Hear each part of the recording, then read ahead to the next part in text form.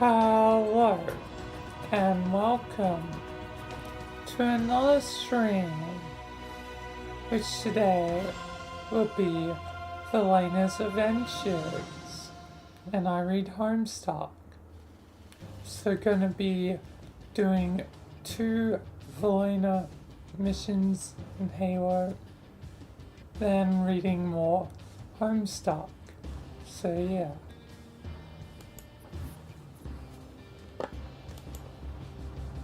More stuff for today. Halo.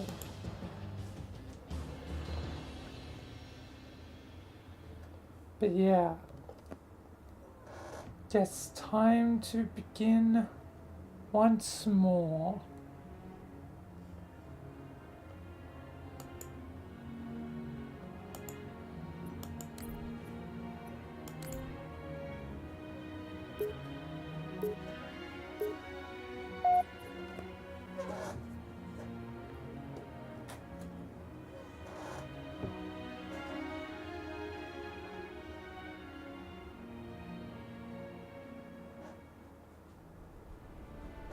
Alright, I'm here.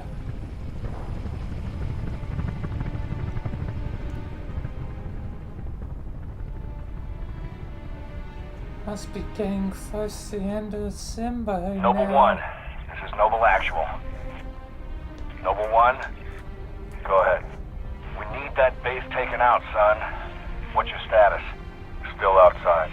Thermal on the interior shows standing room only. We're gonna have to thin them out or we'll be way too popular. Copy that, Noble 1. Holland down. Yes, it's close to the end of the 4 reach. We got a job to do, so let's stay focused and get it done. 6, are you in position? Affirmative. Good. Execute.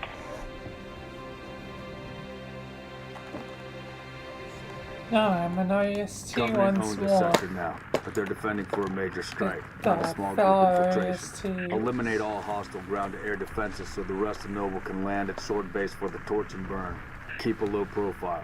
We'll take them by surprise. This will be a hell of a lot easier. And I'll be stealthy.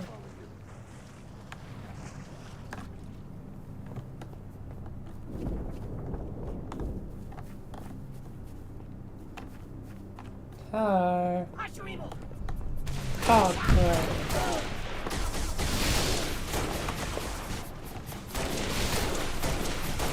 Grand.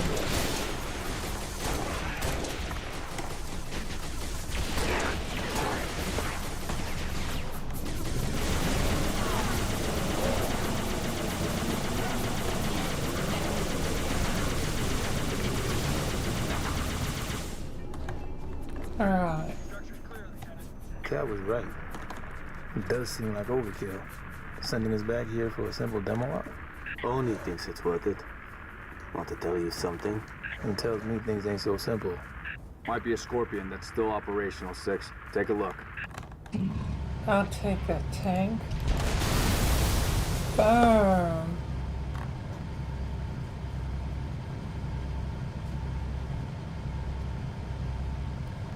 Come on, everyone, hop in.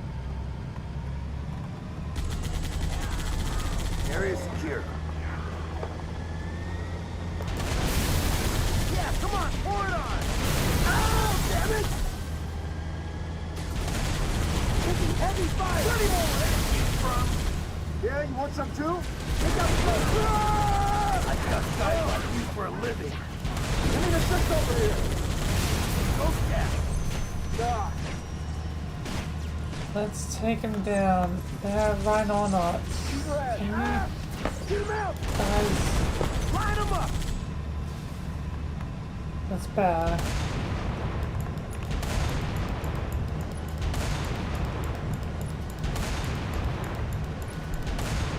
Time to go to work, Noble 6. Take out those guns. Alright.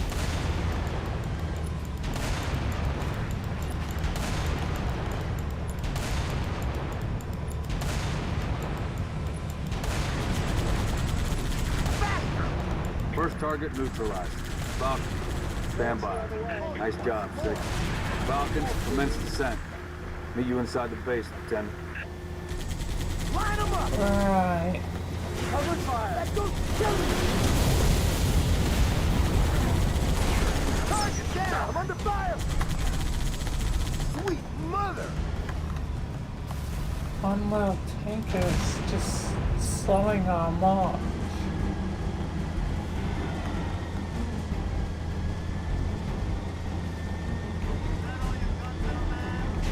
Take that banshee down! Ah! God damn it. Deal with that gunfire! They're right behind us.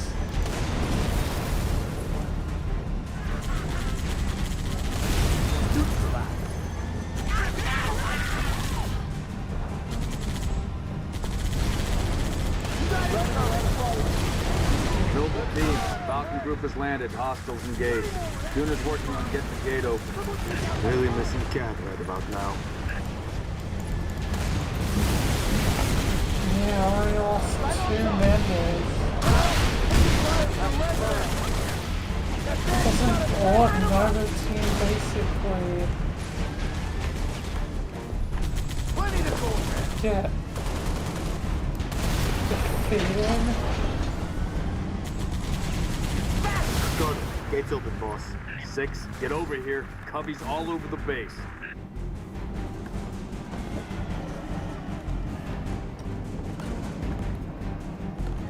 Tango, coming from the pad. And the garage. Double time at 6, come on. I'm moving as fast as I can.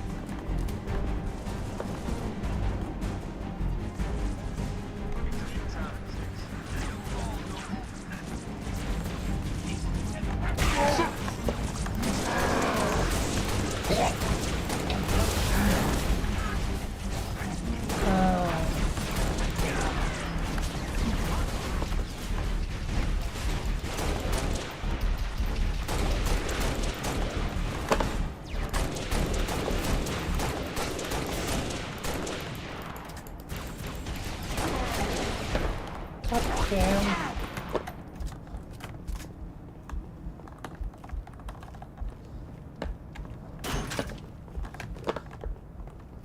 What? Oh, I can't take that one, apparently. Go through maintenance. Elevators No out. sliding Way this along place this been done. time. We're lucky anything still works.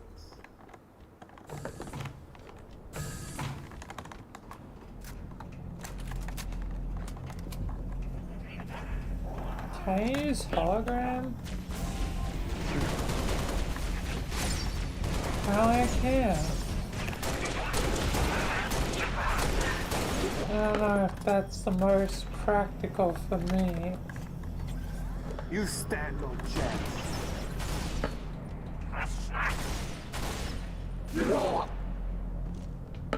What the hell is this wrong? Come face me! Face me!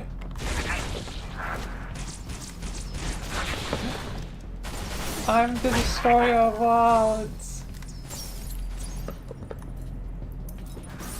Vilayna hers. Champion of melee.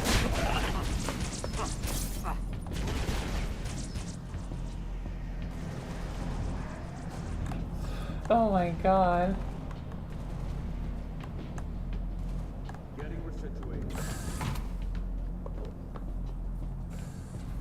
Okay, that was silly.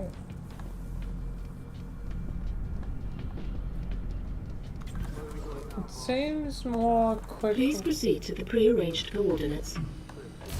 You know as much as I do, Level 4. More fast at first, but then kind of fade. Coordinates nearby, Commander.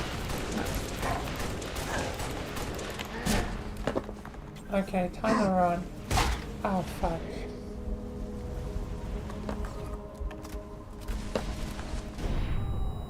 This is it. In here. Run!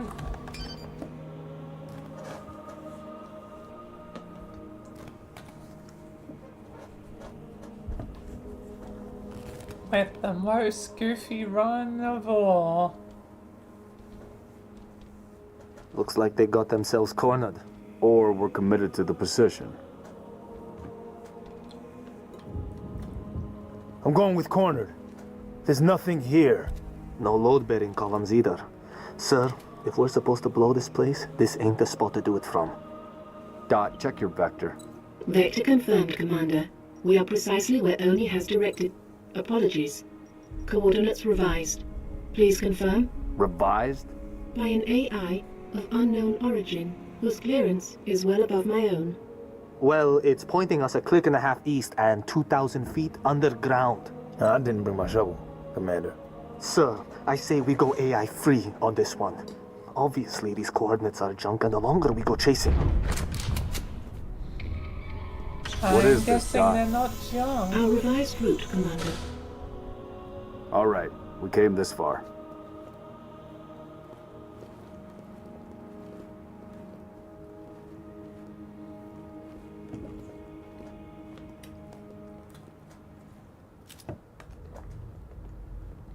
Now this is eerie. Kinda creepy. What haunted house are we entering?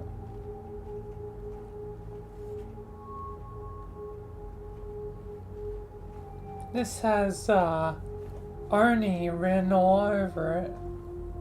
Oh, quite literally, yeah.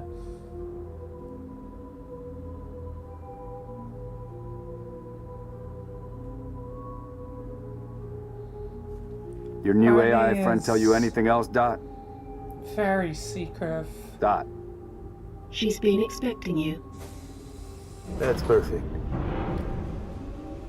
Apologies for the unusual security measures, At Commander, but the least stakes now demanded. Sumi should Dr. be Halsey, running Arnie. Casualty reports have you listed as... After Yes, the well, as they little say, news of my death has been greatly betrayal. exaggerated. I only wish the same could be said of the rest of Noble Team. We all do, ma'am. It may please you to learn that the data module Noble 2 procured from Visegrad Station Goddamn contained precisely Malcolm. what my scientist promised. A latchkey discovery that has unlocked at But then I last the guess secrets of this excavation. Harker is never Not sure I understand. goodbye. Your orders were a pretext to bring you to me and have been overridden. You are here, Team Noble, to ensure the delivery of this vital data to a secure location. Doctor, our orders are to destroy all sensitive material. Others will handle the demolition. I'll need to confirm this new directive with command. Colonel Holland will be briefed. You belong to Oni now.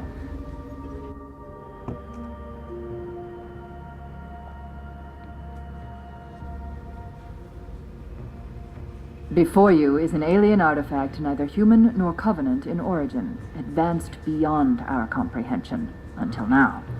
Thanks to Noble Forerunner. 2, the decrypting of its data is nearly complete. Whatever we're doing down here, we better do it quick. Have your data ready, ma'am. We're coming to you. The decrypting process is still underway. I don't think you understand. We're out of time. If it isn't portable when we reach you, it's gonna get buried. Bury any of it, and you bury mankind's best chance for survival. Commander, you've been wondering what your Spartans died for? They died for this. Please, buy me all the time you can.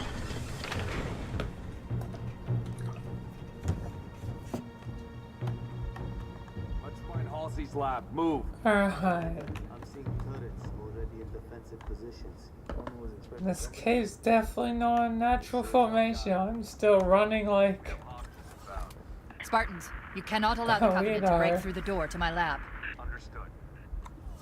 Let's give the doctor the time she needs. Noble Team, there are 4 defense turrets to assist you in defending Oh, the lab. defense Get them turrets. online, and quick. When the turrets take too much damage, they'll shut down to recharge. You'll need to reactivate them when they come back online. Activate the turret to set up a perimeter. Alright.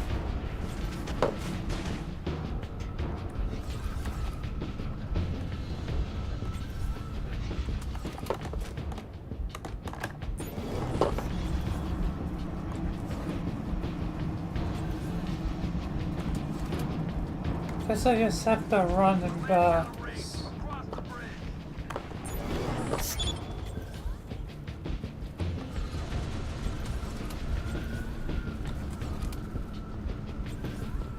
I need more time. Whatever you have to do, do it. I need to also get healed up.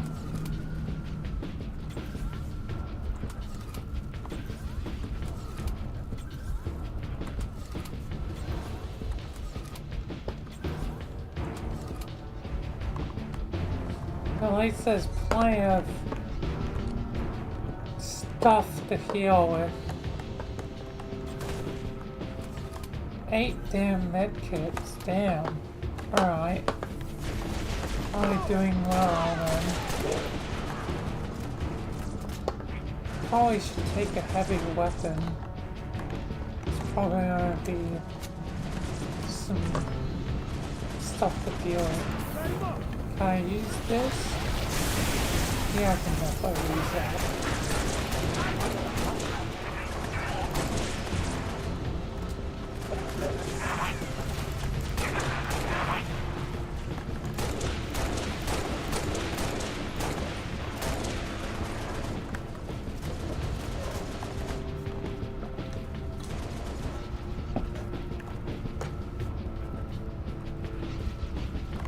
Alright. Time for the big guns. Well, big guns shortly since there's quite a few hostiles. I can't exactly take them all.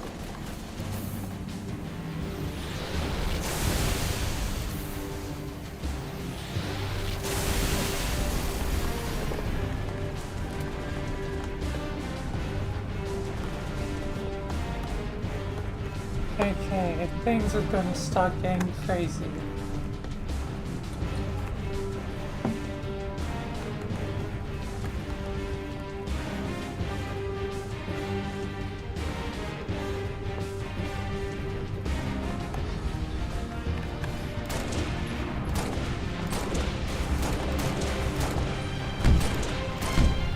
Ah.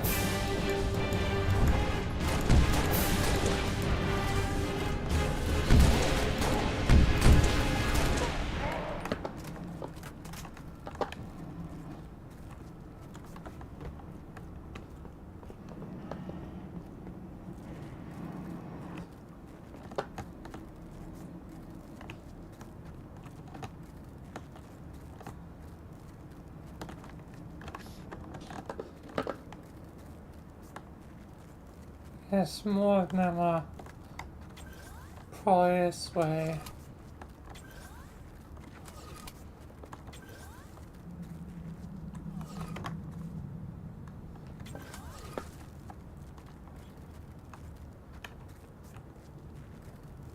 It's rather quiet.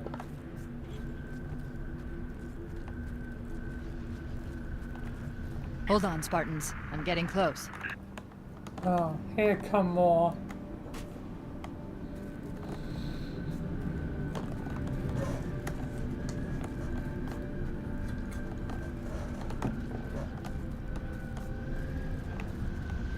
Another phantom dropping troops to flank us. Maybe we could grab a Banshee and bring the fight to them. I don't think we're gonna get Banshee. I don't think Michael nor Jimmy have ever managed. So I doubt I'll be the one to beat them both.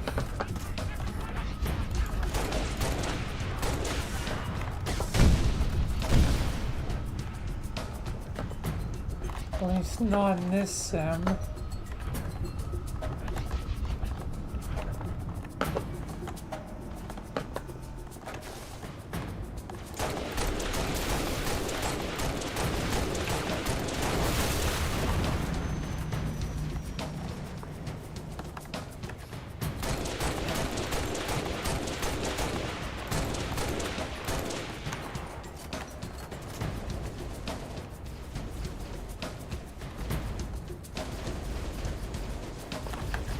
Alright.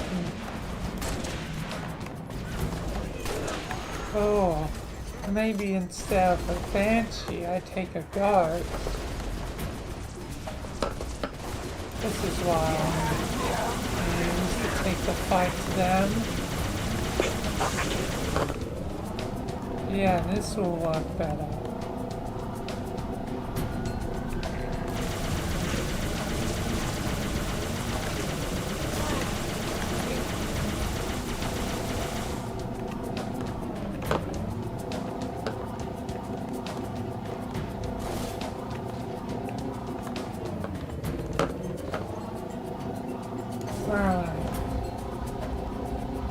guess I can boost around. This is much more suitable.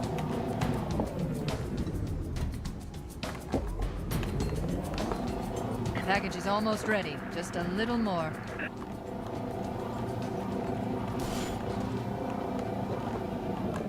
Alright. Guessing final push.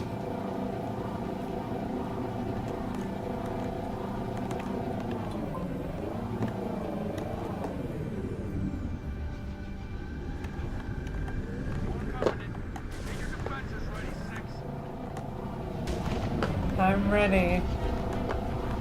How about you?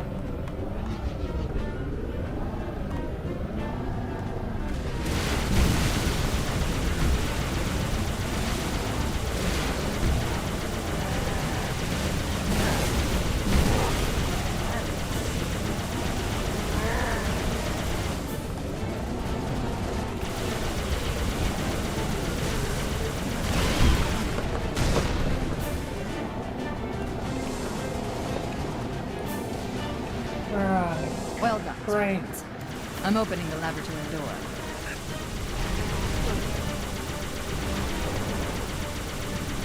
Okay. I'll get that in a sec.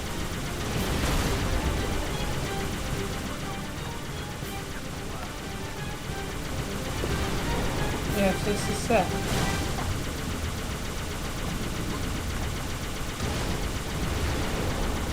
Damn, this thing takes a lot of firepower.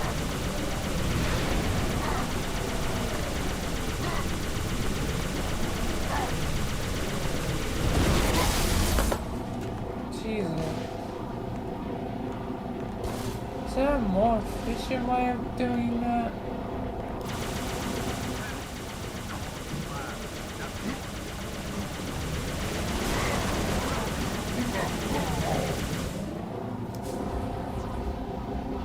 Wait, they have a weak spot, don't they?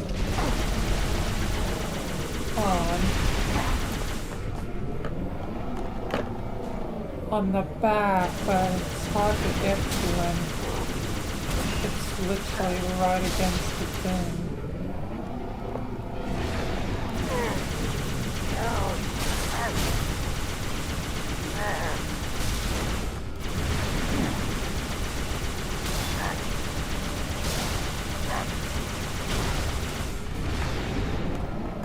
But I thought these bits are particularly weak part.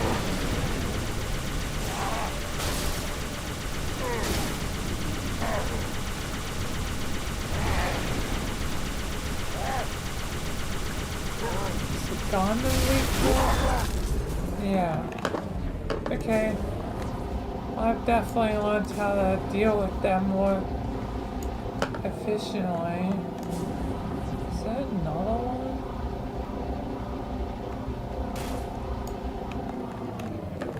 But that's the lost fire of that one. Oh, it's the lost fire of it. I'm here.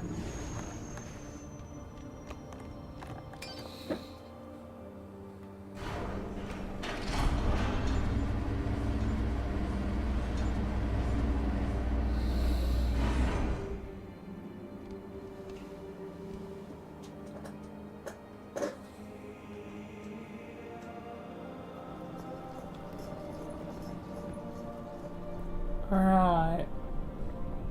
Wow. That's interesting. What is this stuff?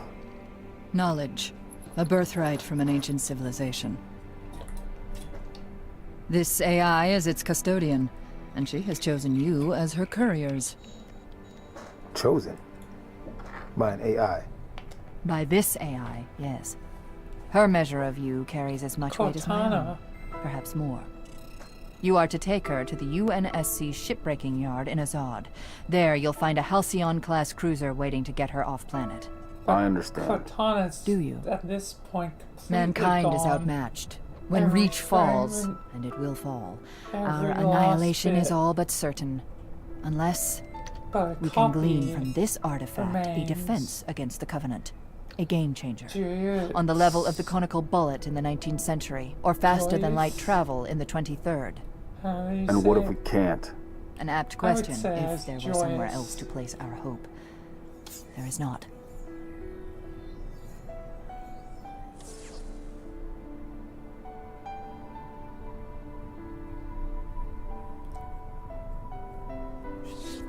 And I feel like Michael would have something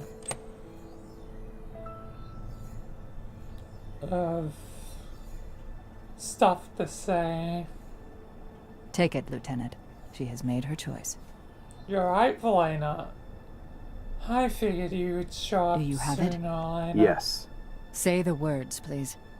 I have it. Vilayna, just saying, name Joyous is quite fitting, because Cortana, Dr. Halsey, Joyous, Noble 3 will escort you to Castle Durandal Base. were made I require from no the escort, same Commander. June, make sure nothing material falls into enemy hands. I'll do what's necessary, sir. in an old Good luck. story, You too, Rifleman. except there's be no Durandal. Why are you babbling about, Michael? Just something of an old story then. I need a heading dot. At 3 kilometers north, turn right, heading 050. Which leads to? The shipbreaking yards in Azod, the only off-planet marathon. extraction point left on this continent. Small-scale air attacks have decimated many convoys en route. An armada of Covenant cruisers is hastening to the site as well. UNSC cruiser Pillar of Autumn is awaiting your arrival. Wouldn't be a noble mission if it were easy. Yes, indeed. Anyway, good luck moving forward. Alright. Goddamn.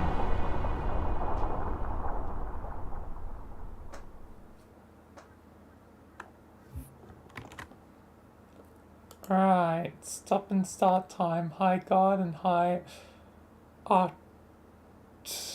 at Raw. Welcome.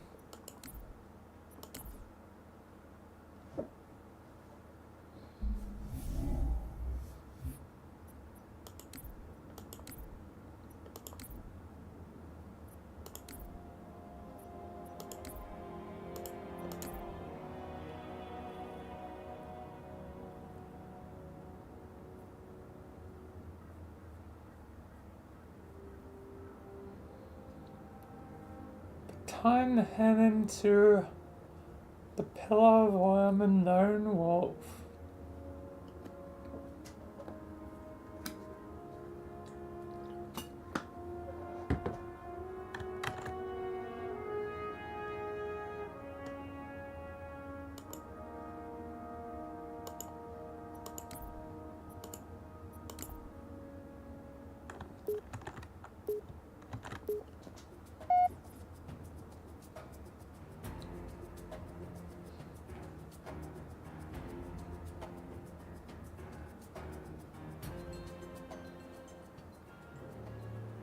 Alright. Noble leader, seek immediate medical attention. Noble leader, Time please to respond. continue along.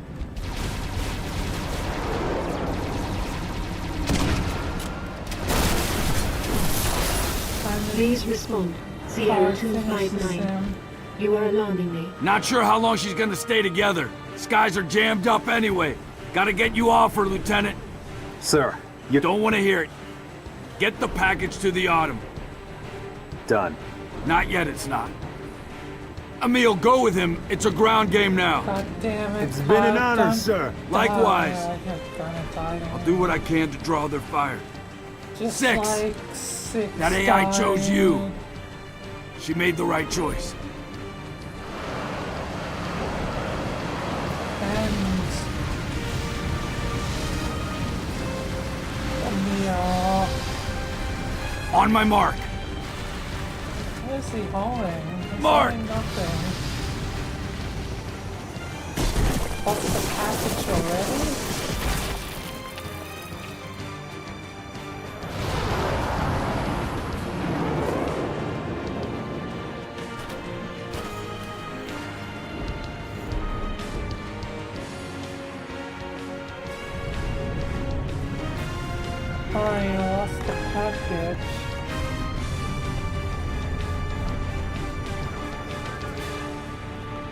Stay alert.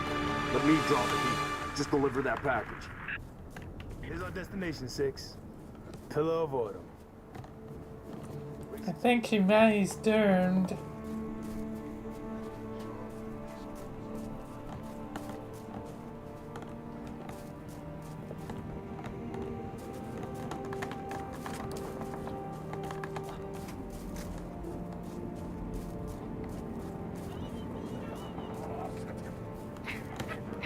Alright.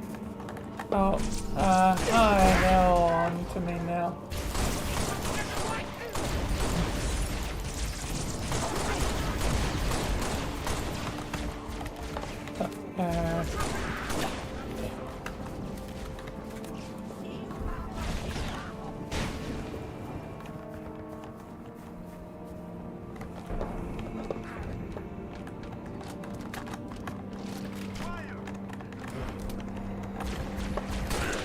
Okay, time to get on a mongoose and go.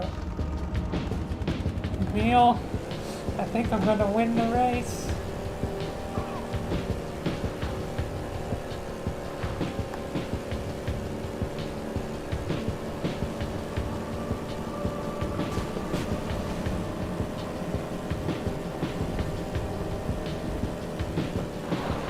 What was Michael going on about the other time? I didn't get really any time to hear what I was babbling about. Guess I'm somewhat curious. Get the package out of there. Remember your I'm gonna objective. contact him.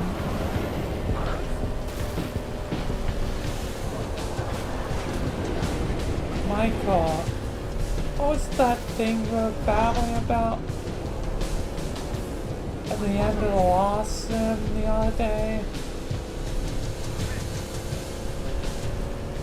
Ah yes, Vilayna. I was babbling about an old tale, I forget what it's called, the Song of something. It inspired Halo Marathon, and quite fittingly the new Cortana model ended up being called, well, I guess, you know, Nope. joyous. Enemy forces blocking the road ahead. Because the sort of Cortana and the sort of joyous and the sort of Durandal was said to be made of the same material. So translate to that Halo, or it be Noble, you've got technically a made by situation. holes Mother! We can get past this, sir. No, you in can't. some way. Not without help. Commander, you don't have the firepower. I've got the math. Solid copy. Because I've seen Hit them hard, boys. You're on your own, Noble. obviously Carter out. Cortana. She's gone now, completely. Even a part of her that was in me is gone and dead. I'm pretty certain. Crevice to the east. Let's go.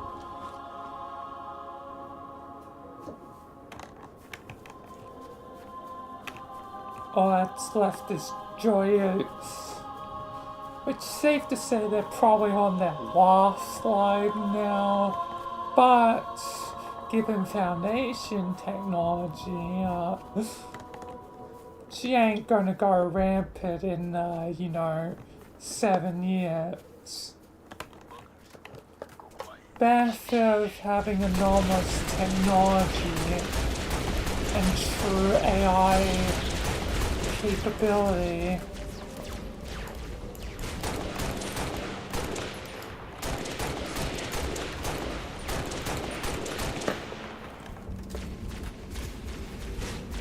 Safe to say,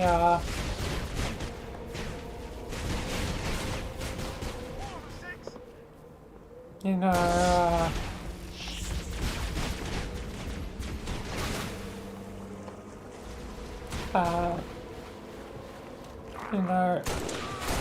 Yes, Foundation did AIs better.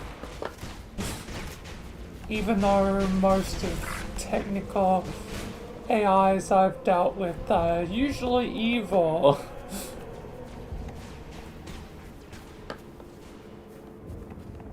This is Captain Keyes of the Pillar of Autumn. We are tracking you, Noble, and we've begun our launch sequence. Proceed to dry dock, platform D. I'll be on it myself to receive the package. / the R. Better be, soldier, because my countdown is no abort. Spartan, over here!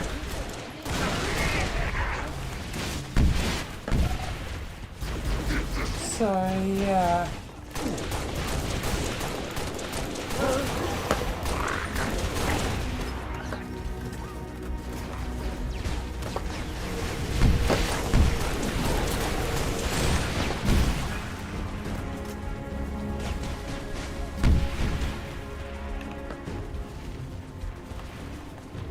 Safe to say, man, Foundation has good AI. And obviously we can naturally integrate that into, you know, make that part, joyous.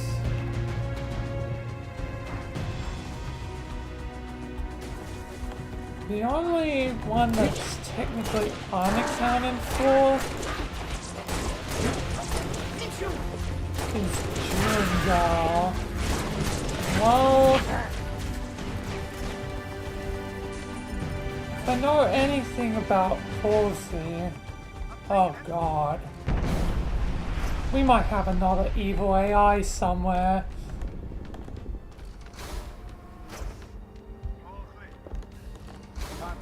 Yeah, I'm starting to get that feeling, Michael.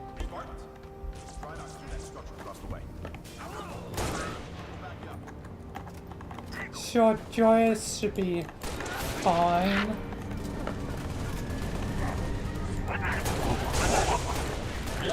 And even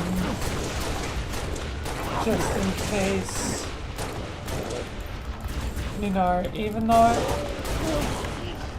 was, hard to convince Joyous.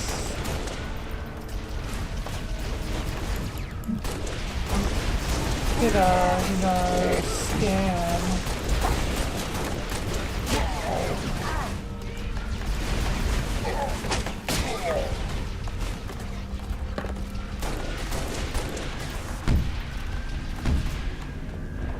To make certain, no some routines or anything.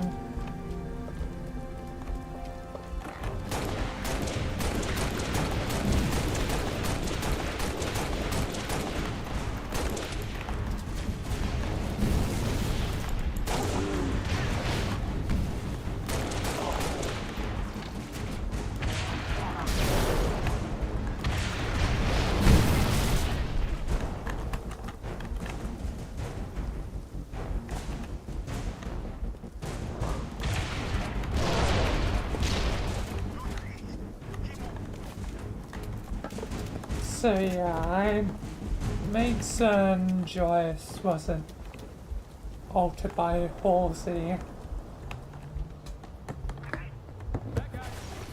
But it means most likely,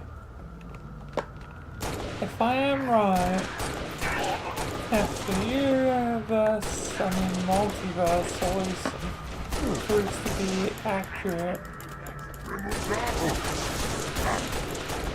usually does, there's an AI probably called Jurandal that was made by Halsey. Given the name, the male AI, so not directly from Dr. Halsey's DNA, but nonetheless an AI made by Halsey, probably just in case. that's probably out there, and given, well, Halsey would end up being a problem to us, Durandal probably is a problem as well.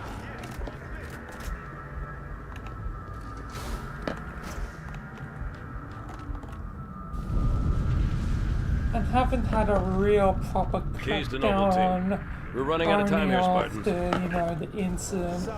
Kind of been busy with, you know, a lot of other things. So, yeah. You might want to inquire an Arnie facility when you have the time. And see if they have an AI called Durandal and get that thing deleted and destroyed as soon as you possibly can. Vilayna. Copy, Noble. My Pelican's ready. Clear an Alright, LZ. Michael. I'll meet you there.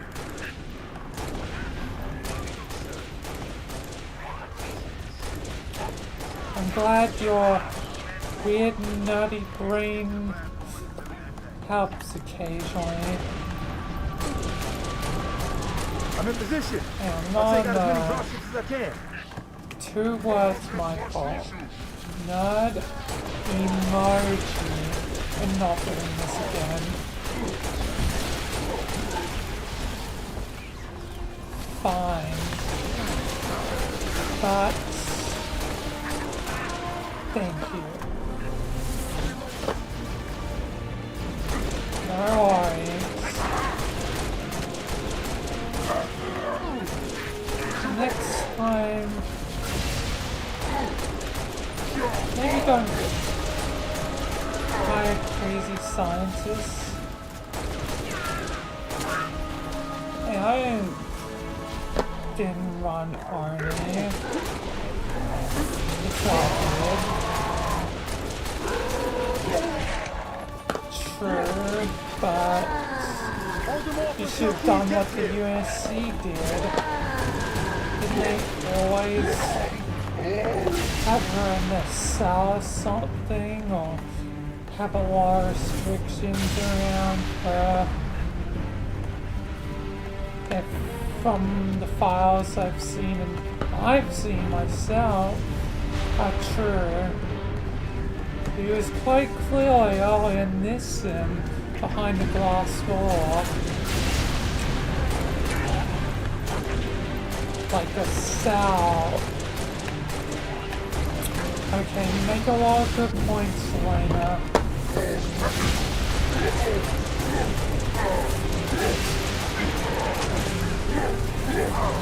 You make a lot of good points.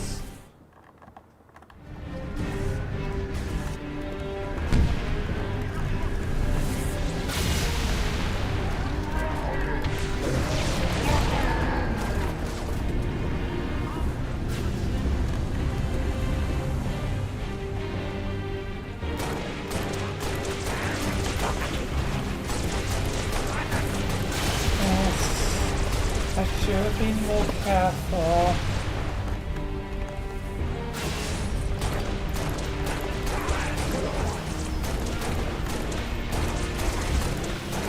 I clearly did not take the proper precautions. Just, I'm used to working with crazy scientists, right? You know, goddamn. Kind of flip, not as much. Tower, but not as much. Robert, but not as much. Actually, I think it was just purely Dr. Bright.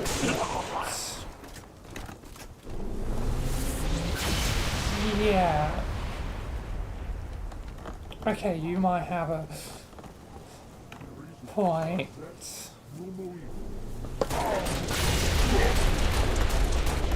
Just I thought she could be like, you know,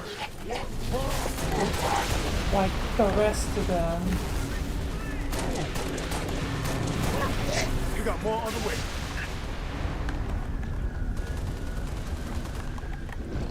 But you see, all those scientists you could actually trust.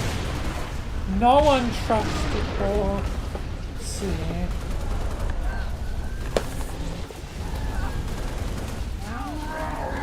Even you.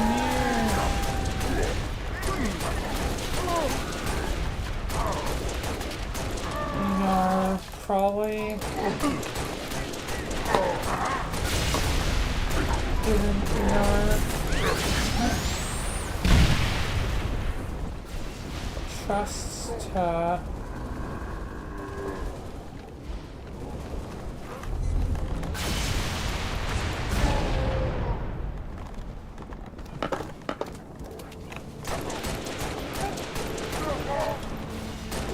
So you should just kept to what the UNSC did. Because clearly the pad is clear. They did it on my way. Best.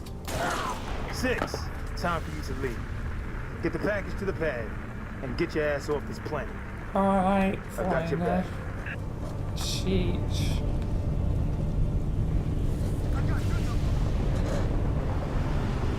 I can definitely tell in this moment I've definitely chosen a worthy successor. Good to see you, Spartan. Halsey assured me I could count on you. My Not just me, sir. They'll be remembered. Yes, may have blinded me a bit. Cruiser, adjusting heading for the Autumn. Noble 4, I need fire on that cruiser or we're not getting out of here. Do you copy? Strange scientists I have met. Halsey Rich, just this is the captain. We have the package. Returning to the Autumn, over. Copy that. Oh, super smart scientists.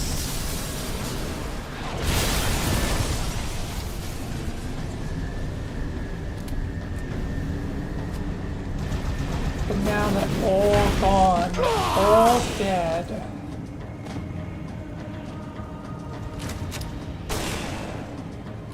Who's next? So, how about you? No, you haven't had your vision tainted. Lieutenant, get aboard! We gotta get the hell out of here! Negative.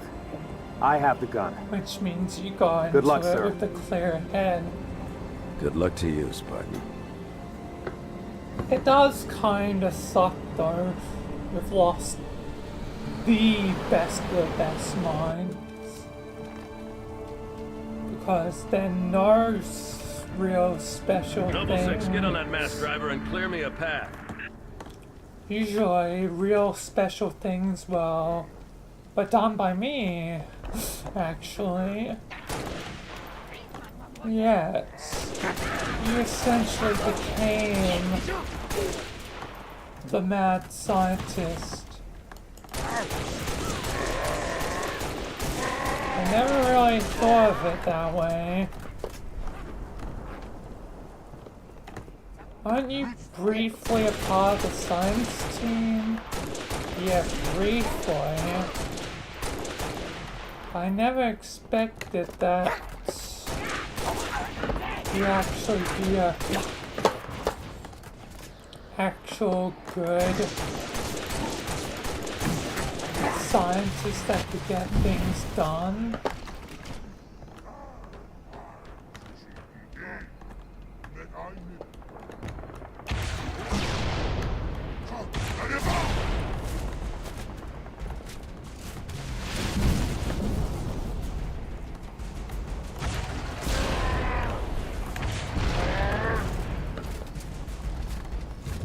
But I think you were in the end.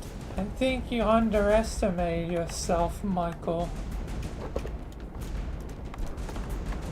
Cruiser Maybe moving you into could position. have got I need more it dead. done.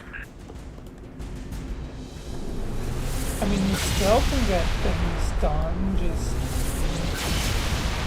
now less directly. I think you're worthy inheritor of your grandfather's company,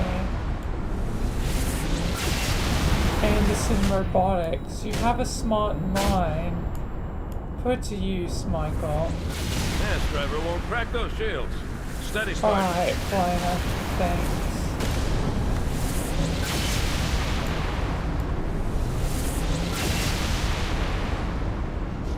Yes, we're both in, yes, the right places. Even if it took time to reach. Yes, Michael.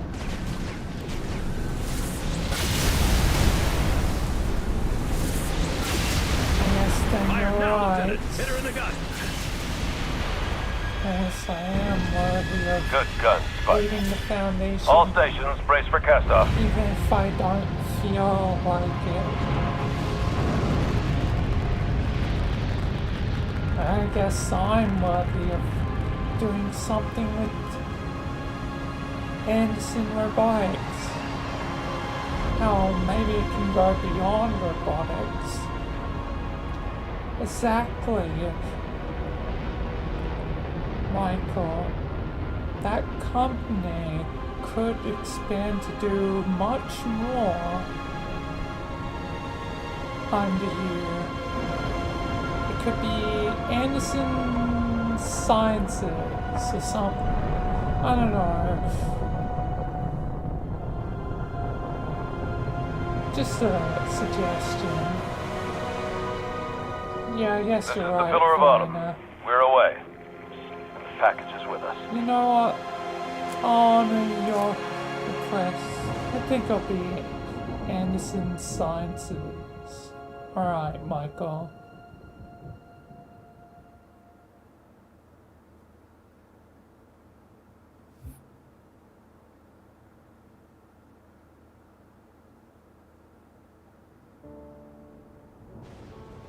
Alright.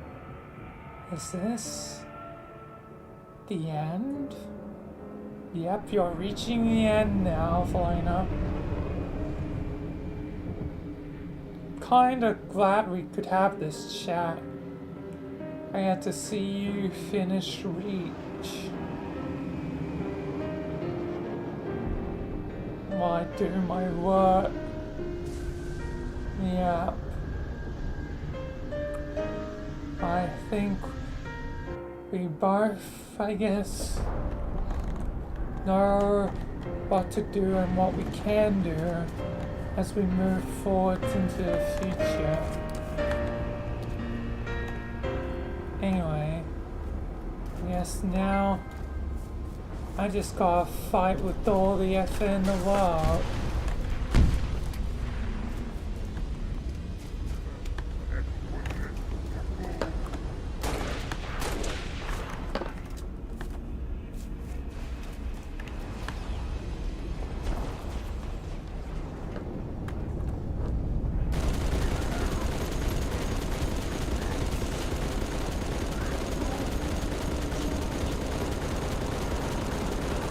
Up there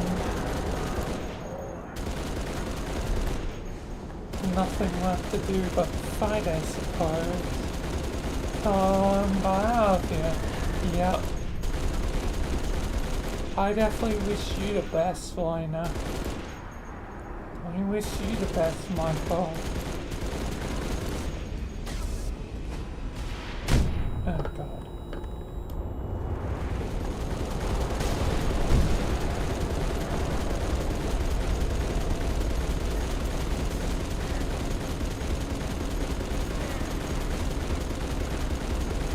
Guessing eventually it's gonna become a nightmare. Yeah, you might want to watch your back.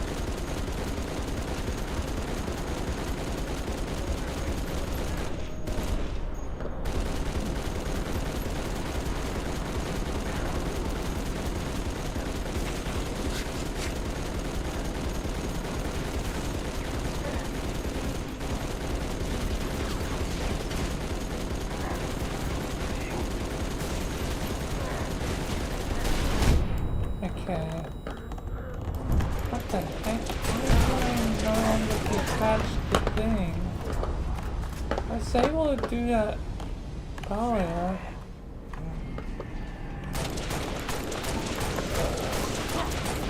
Fly out of things and like slide along, but now I can't.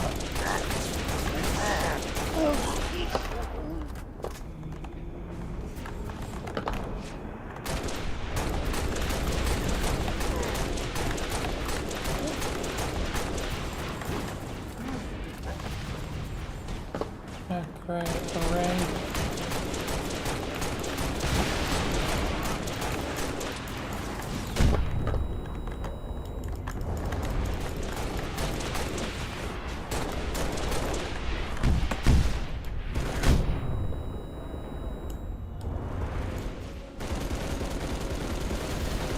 Oh god, yeah, that's like directly on course.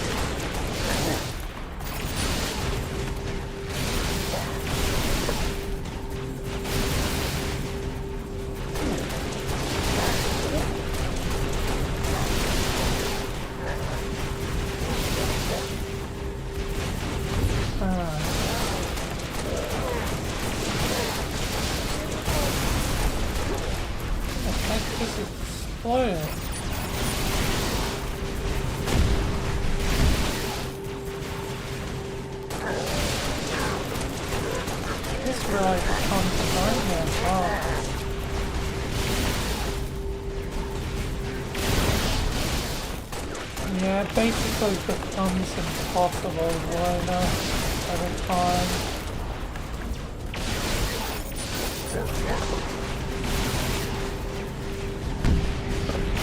Because eventually you have all the odds against you.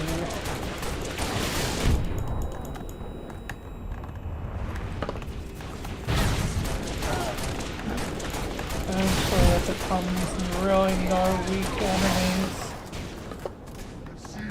Only like ultras and like goddamn, you know, generals and stuff. Let's see a good general at it. You'll know when you see the general. Yes, this is your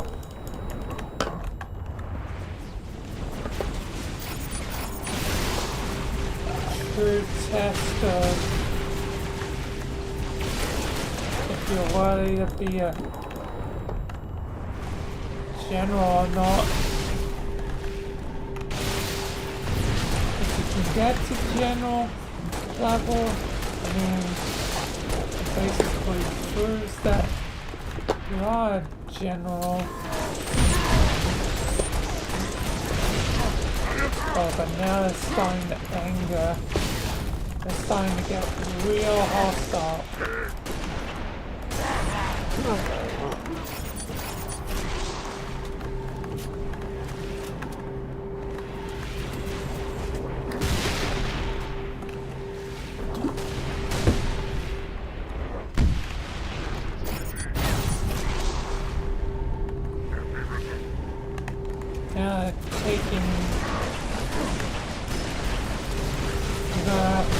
Using a good weapon to even have a chance.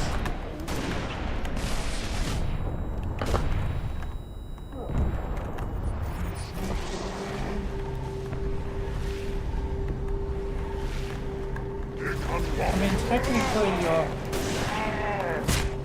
Grand General.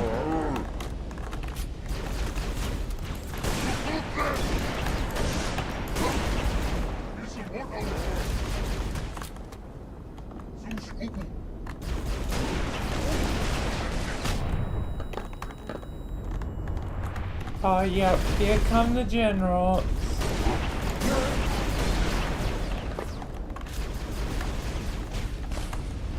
But we definitely proved it, Vilayna. Good general. for the grand, you know?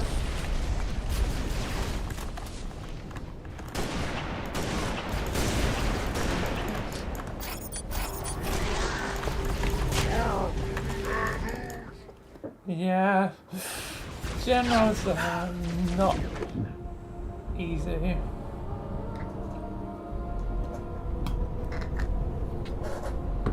God damn.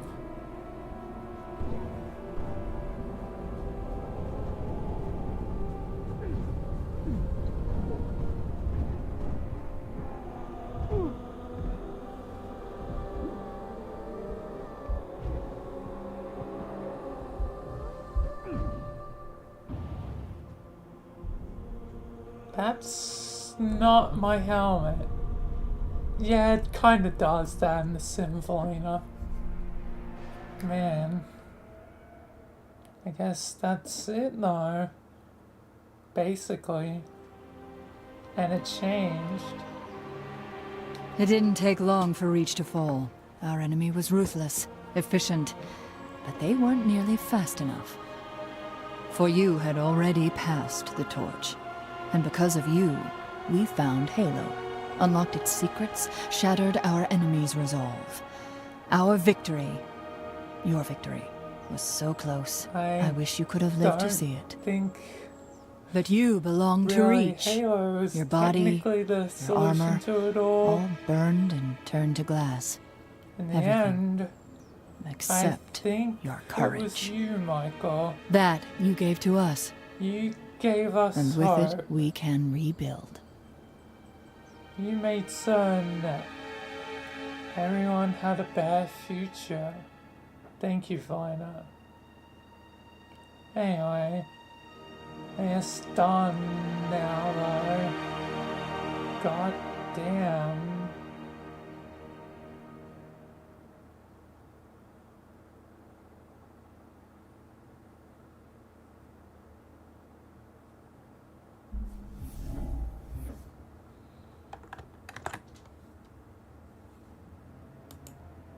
Alright.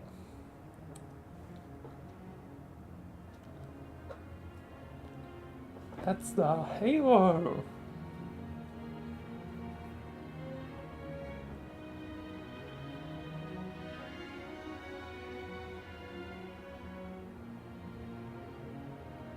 And what do you have to say about Mr. Assassin?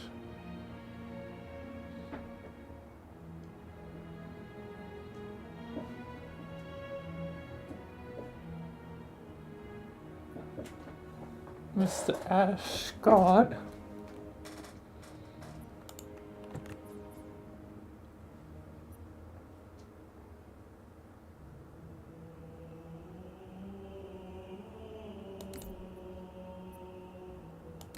I'm gonna be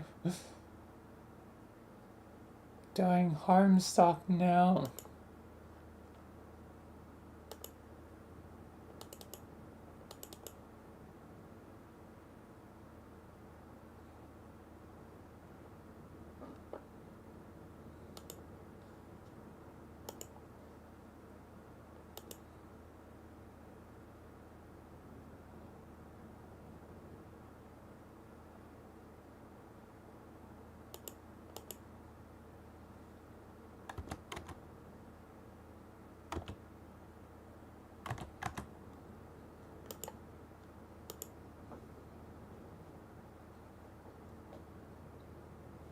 So I guess you'll probably have to tell me later.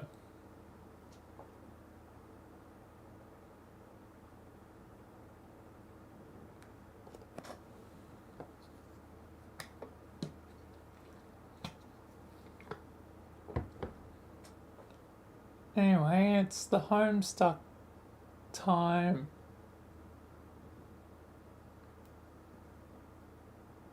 Yep, I guess you're gonna be feeding your animals. Anyway, mature content ahead. Again, epilepsy warning. try not to go on too many tangents. Going to be going for 200 pages.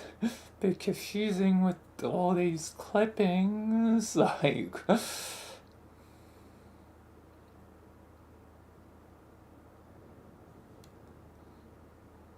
all I know is eventually I'll get to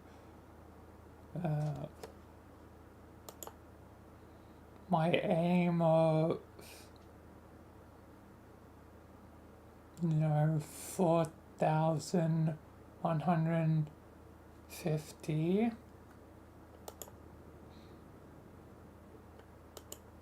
Hopefully it won't be too complicated, because that's 200 from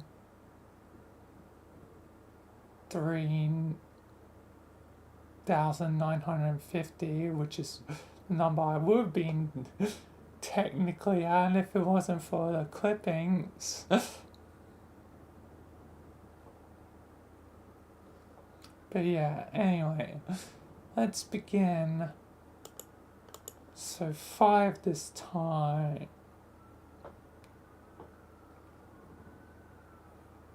Yes, I will start with Gamzean Tarots.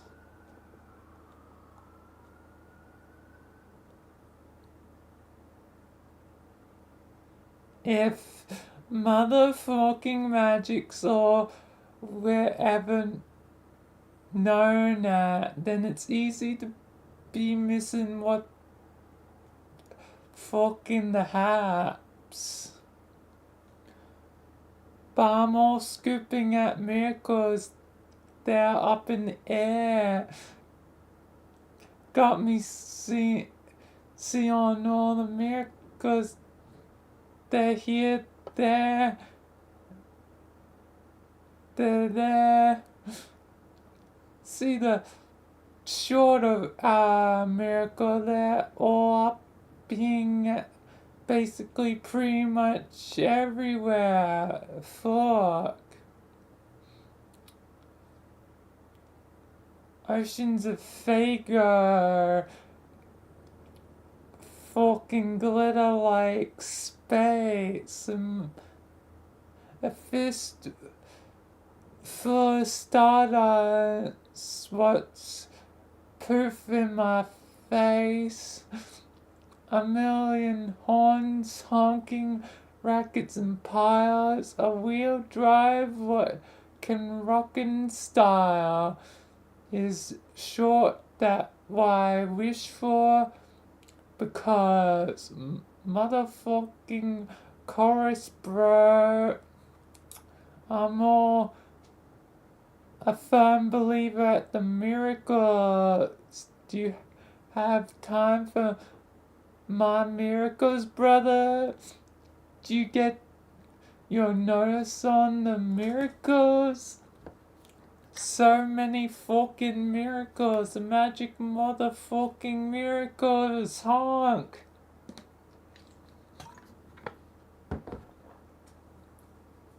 Yeah, that was so strict. Yeah, bro. Most definitely, your rhymes, they're ruthless, discipline, and my hair dogs have been naughty, I think. They're naughty for more. Motherfuck, dude, you best understand I got more slams than me. They be as forever as my limitless faith in my believings in short. Oh. But what I motherfucking need my brother's side of plowing nose fucking first into a beaching pan of Tankerus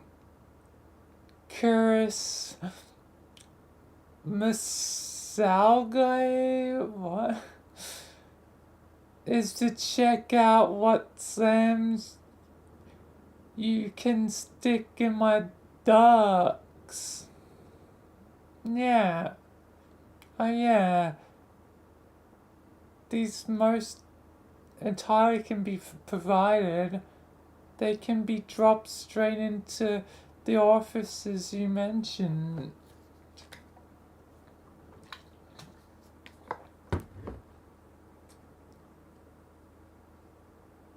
Haha, fucking drop it, bro. Drop it like you spaced out and forgot you were holding in the first motherfucking place.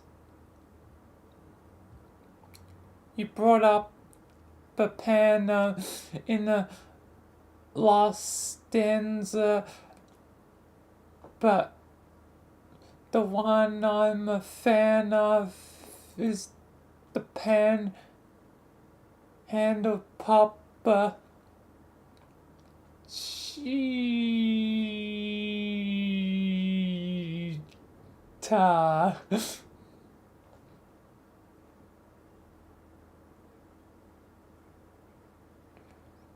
Yes, she is a legit thing to say about it. About the pen with the Margaret on whom I now slam it. Slam it like a fucking door by accident on something that hurts. Honk honk honk.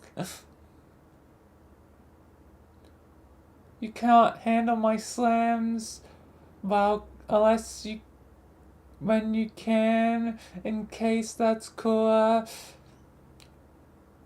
I'll just serve up the hoopla to go noises that are hopeless about the pen, who's called Pooper. In the case you were clueless about the pen, who can man up and is able to stand up on leg unlike mine, which are functionally useless. God damn! You are dealing some hearty reproach tonight. Fly fucking high, man. Higher than a laugh assassin up on the motherfucking grief trapeze. Higher than a subjugator getting his weapon for the vast honk, I believe, into calm. Haha, I wish. No, bro, I'm serious. Your rhymes are fly at the most wicked piece of short a miracle could took in the sky.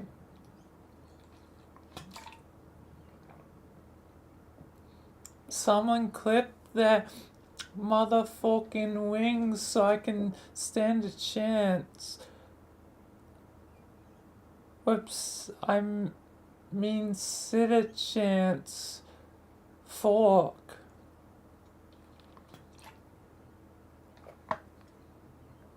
The only thing more fly than the rhymes I'm saying to express all my mouses is the ability he had I wish was mine. Instead I guess this excessive paralysis.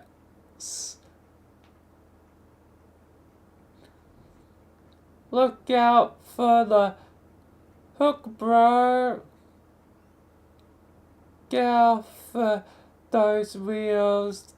Get out for those wheels. If miracles aren't fake, he'll get off those wheels.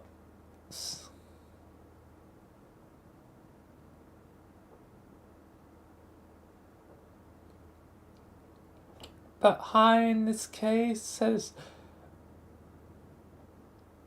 double the meaning. It means he can fly, plus does high self-esteeming. That's two things he has that I rather were mine. His two flappy wings and his big, healthy spine. Oops. That was three things. Get off those wheels, get off those wheels. If miracles are fake, aren't fake, he'll get off those wheels.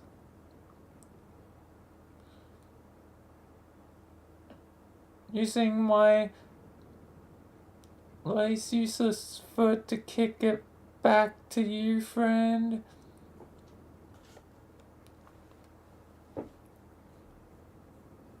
Shoot.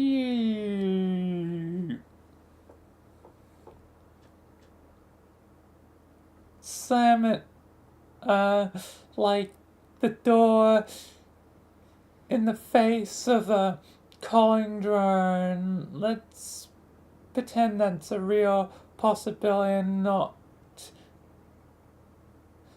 invitation to an even more painful death just for the sake of that expression. Motherfucker. Pure magic is all when there be hatching of grubs. I've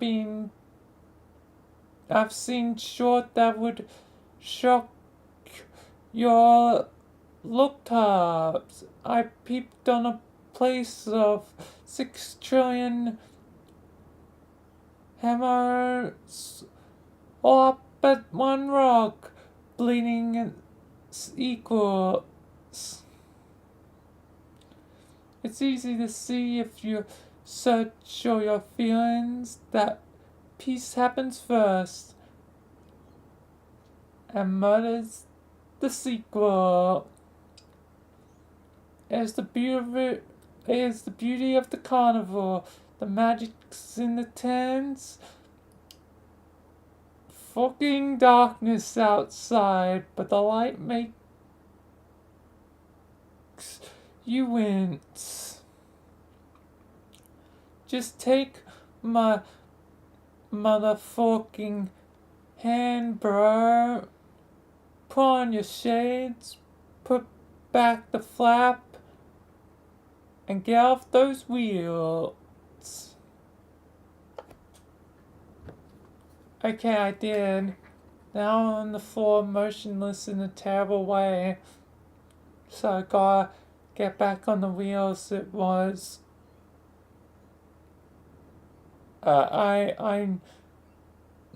Nice thought though.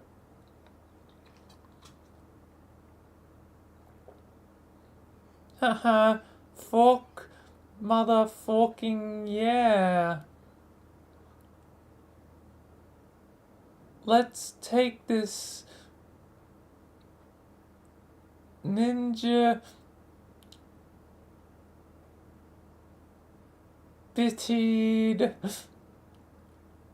beach back to the hive with the chorus.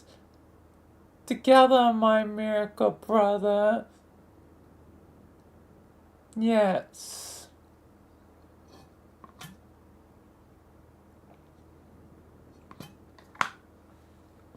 All of them believe that the miracles.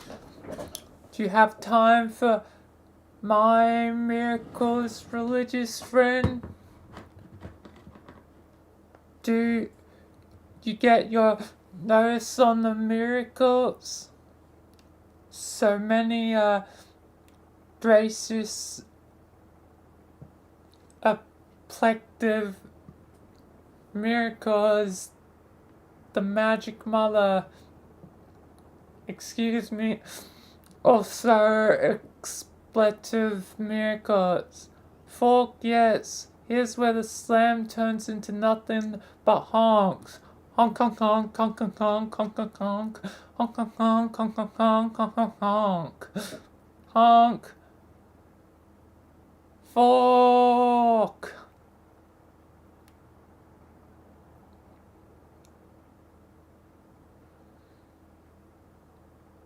It's less appropriate for me to do the honks than you, but that was still great. Yeah, bro, yeah.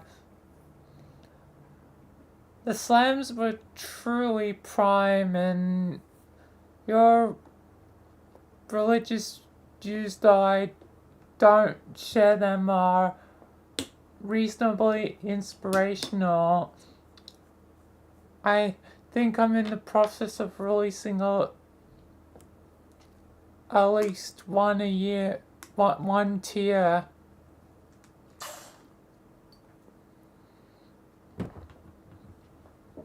Me too, bro. You motherfucking know there be some of my eyes royal jelly to go with your emotional peanut butter. Wow. This is beautiful, dude. I feel so at chill with you. Yeah, friendliness with you is pretty much nice and fun to have. Hey, when we're up and start to kick at this red team noise, you should make your way to get your hang on at my hive. Ah, yes, totally. We could split a tin of the Pimpus knee icon hand. Baked double special for you. And then make our, well, wink.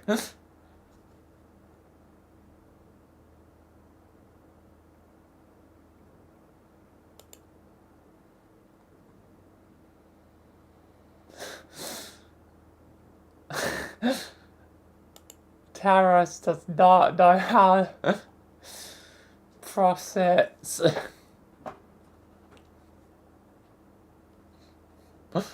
Like, Gamsey kissing me?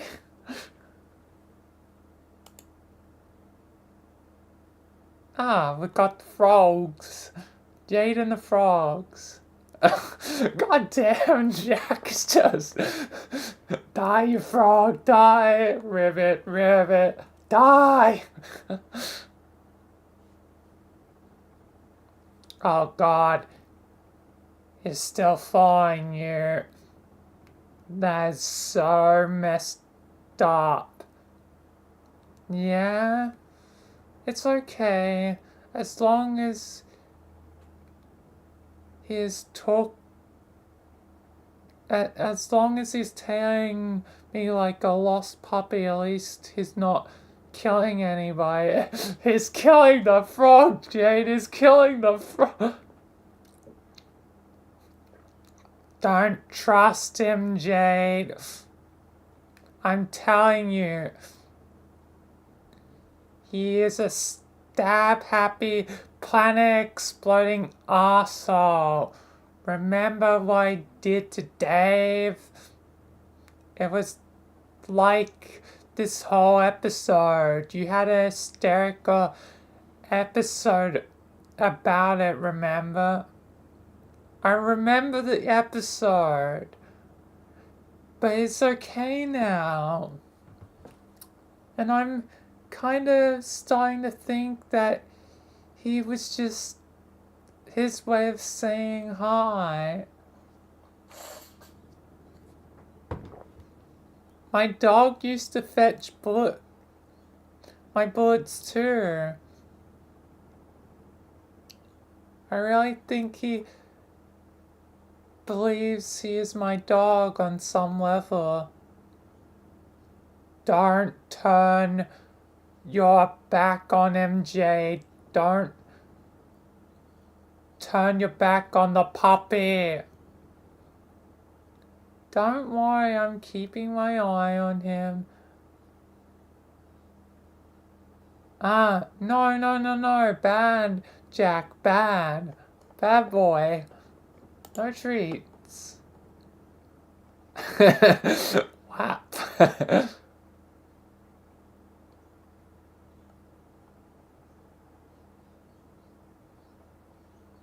He really seems to hate frogs. Yeah, the poor froggies.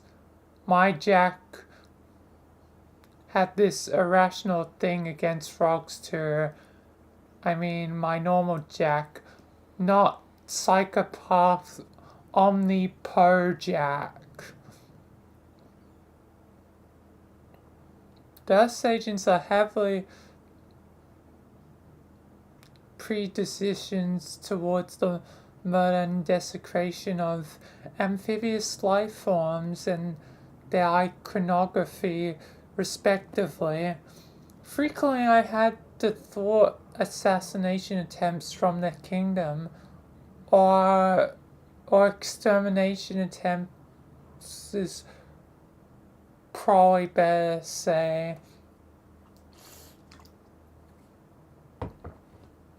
You're probably right. They really seem to drive him crazy. This is not the first time I have had to reprimand him. Wait, did he follow you into the palace too just now? Is that who you are yelling at? He was growling at Echidna and I had to tell him he was being very bad. He destroyed some of her really nice statues too. Keeping him in line really makes me miss Beck. He was such a good dog, not to mention a best friend. Jack is just bad dog, worst enemy. Exactly.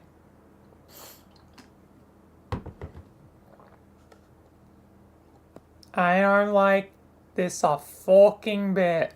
It makes me really nervous.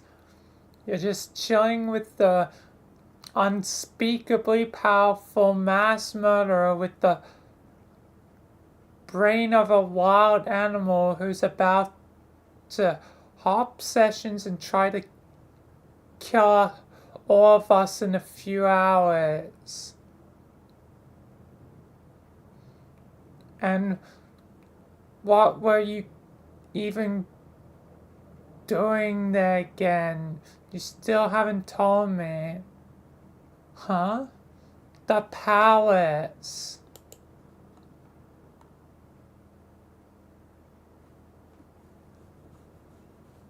I recommended she return to her denizen for advice. About what?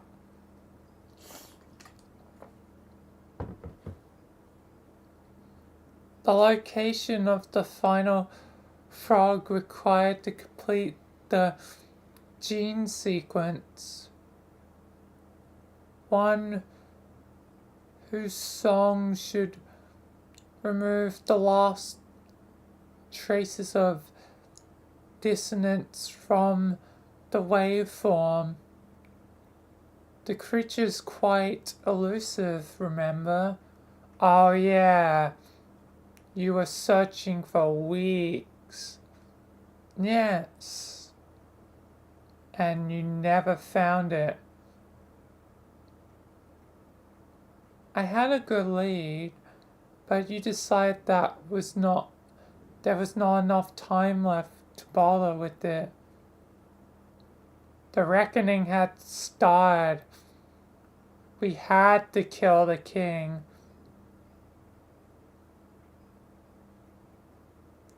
Understood, but this was a matter that really did require your attention. Yeah, I know, but maybe I was sick to fucking death of mulling around with frogs and their cacophonous goddamn ribbits and mixing their slime and short. I'm not an ecto-scientist, no matter how many grubs who turned out to be us. The game made me accidentally make. But you are a programmer, aren't you? This is at least kind of like being a scientist, having some technical savvy. I was a shorty programmer. And anyway, I only program viruses. Shorty viruses. I shouldn't have to be able be a slime technician or a frog farmer or a mystical fucking croak decoder. I am a warrior and a leader and a cold-blooded killer.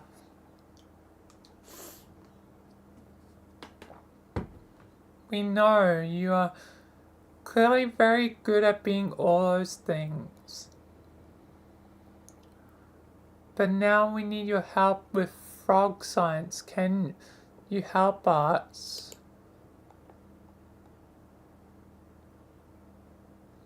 How long will this take? I don't mind helping out, but I have major leadership duties to attend to here. Yes, I know the team is falling apart and everything, but doing this was your duty too. And after a point of critical complication, there's only so much responsibility you can take for the actions of your team. Kanaya, what are you saying? What happened in the future? Are you giving me some assurance that things will work out? Because right now I don't know where the hell anybody is. The future, okay, I'm a vampire now apparently, if that helps. What the fuck is a vampire? Shh, shush, no future talk, let's stay on topic. Oh my god, why can't I have a straight fucking answer to a thing. It's a simple question.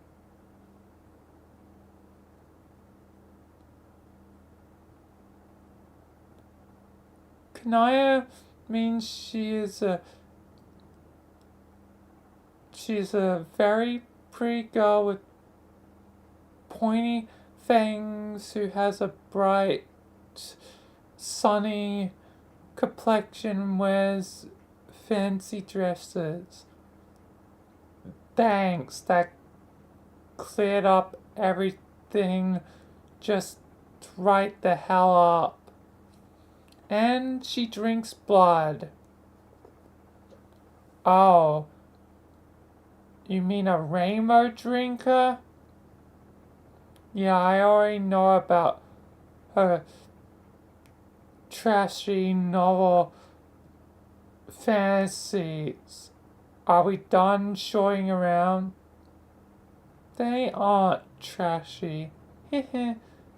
Yes, hilarious. I guess I have no choice but to believe you because skepticism in this situation is for idiots, right? If I said, yeah, right, if there's a drink in the hive, I'll eat my cocoon. I'd be like the dumb Lucius in the movie who doesn't believe the kid when he tells it there's a rainbow drinker in the closet. Kaka is very much like John. So I guess by reverse psychology I should not be that dumbass. Yell our fork and tell everyone again the scuttle buggy before it's too late.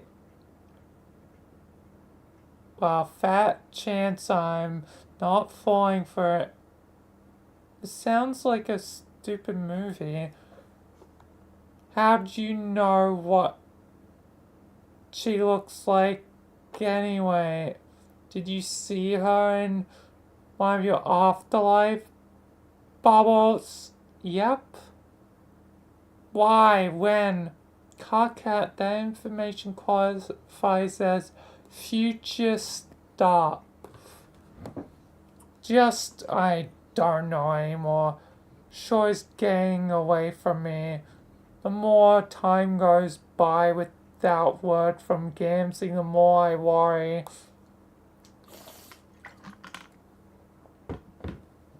And the more I feel like something terrible has happened or will happen, I should go.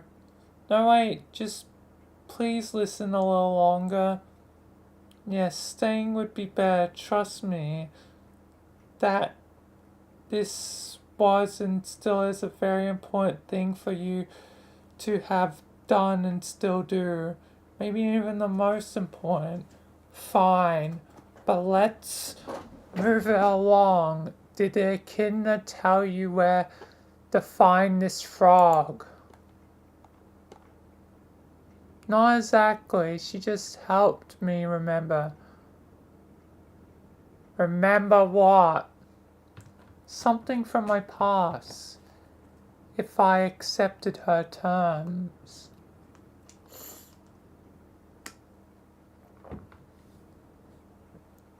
What were her terms? You never did tell me. Yeah, because you never told me yours. Oh. I just thought it wasn't that important or interesting. Since Carcat thought the battle was more pressing than to wait for me to locate another frog. Also, what she asked me to do was impossible. So yeah.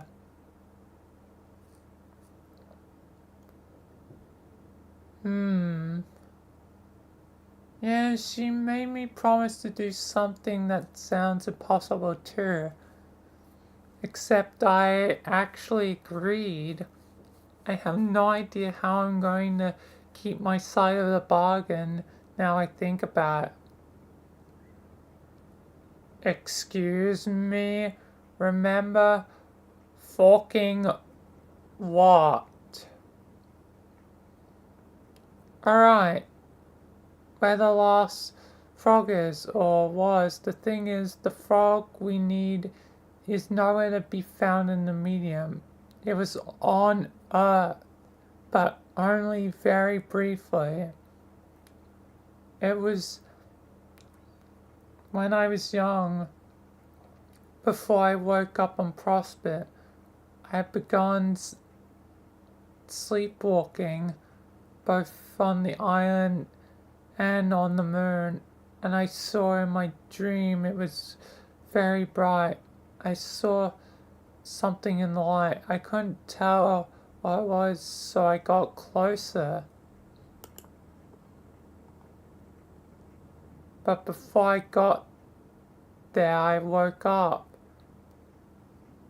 and found myself by the lagoon surrounding the ruins. If Kate, she does get it. I was about to walk home when I saw something appear on a lily pad. It was a frog.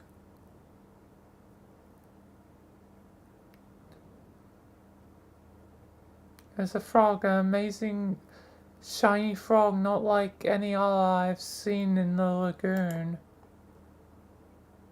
It hopped to me and I picked it up, but then just like that, it died.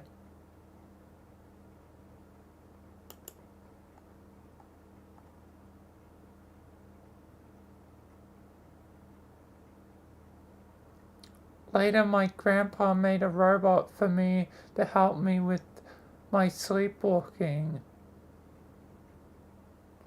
It could do all the walking while I stayed safe in bed. It also record my dreams. I'm sure he always knew my dreams were going to be special.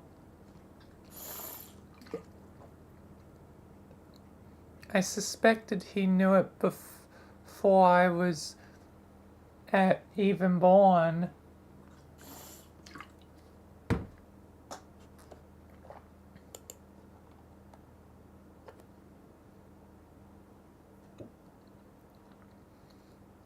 Oh, great. So it's down the monitor, problem solved. You just said purified its ghost imprint, mix it with your current evolution's paradox slime, smooth out the genetic waveform, tadpolify, delicious slick, and you're done. Hopefully. So you didn't remember seeing this frog when you were a kid at all? No, it completely slipped my mind.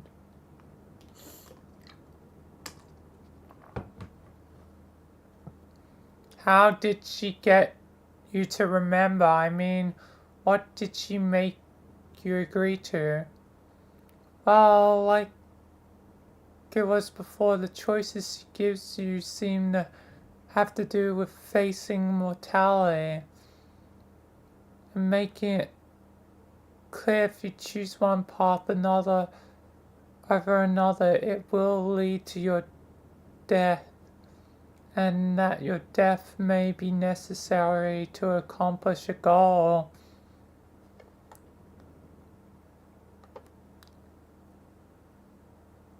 Yes, I've inferred their automata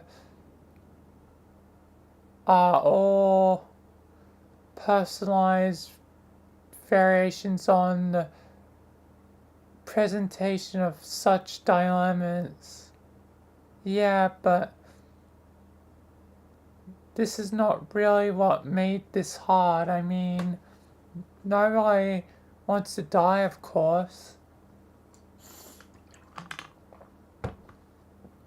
But at least there's a clear thing. You either do or you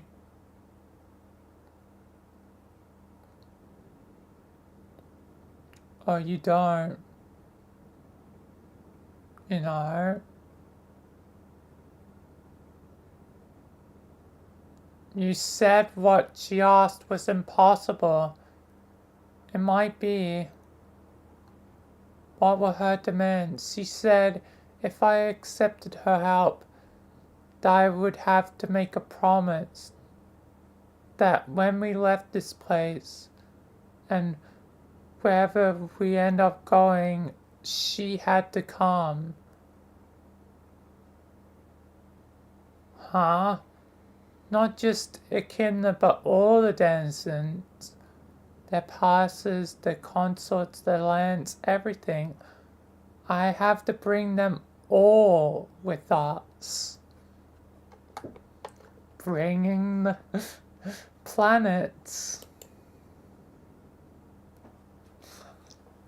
Jade's ultimate promise.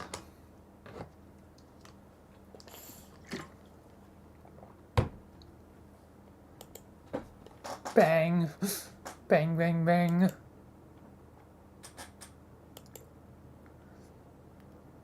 Oh, shut up.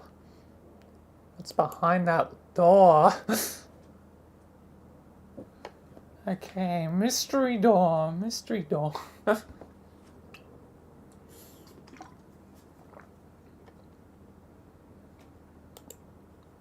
didn't mean to click on that. I meant to click on the one below it. There we are. But I might also quickly go AFK before I continue along, so I'll be right back. Then I'll continue.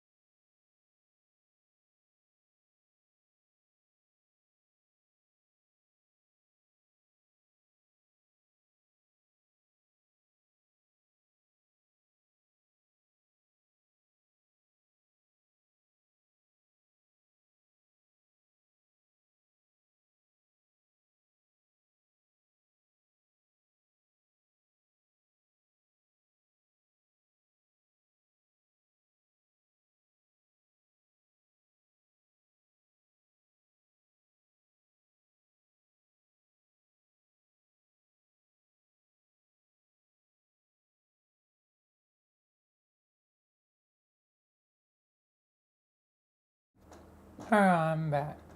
And with chips. So, it's time for music break since Jan with chips can't really read. Or is there much reading for this clipping? It's more of the gang.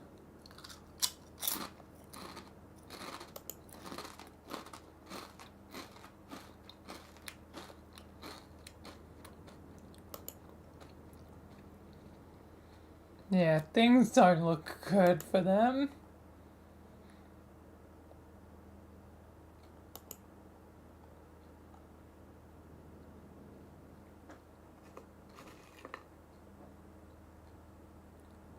Is that the mendicant? Yeah. Alright. Mysterious. Okay, I'll be reading for this clipping though, so.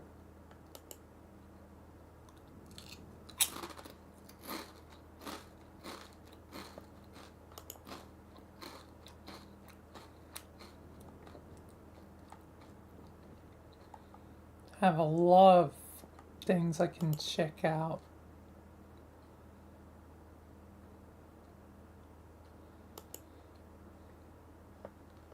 And better turn things down.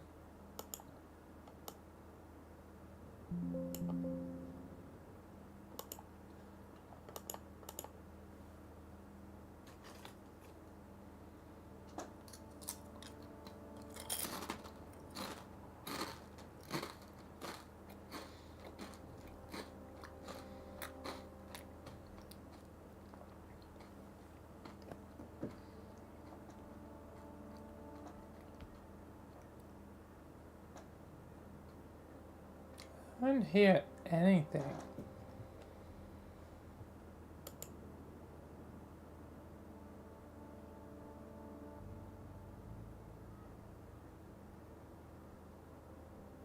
Songs actually now,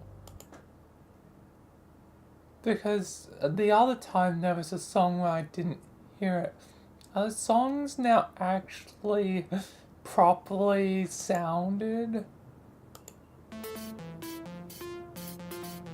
Nope, it's just that one particular song is quiet or something, I don't know.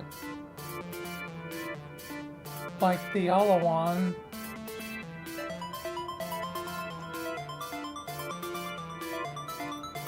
Strange.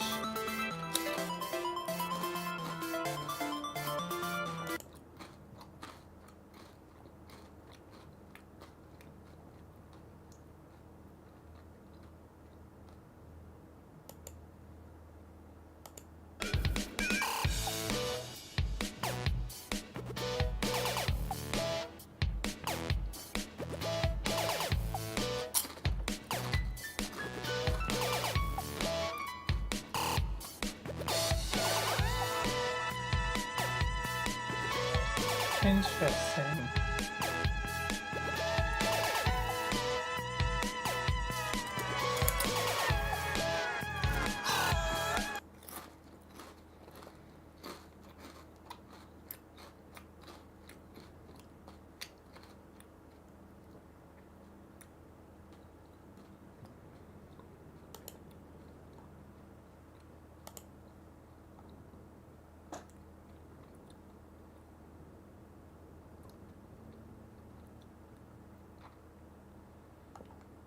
Right.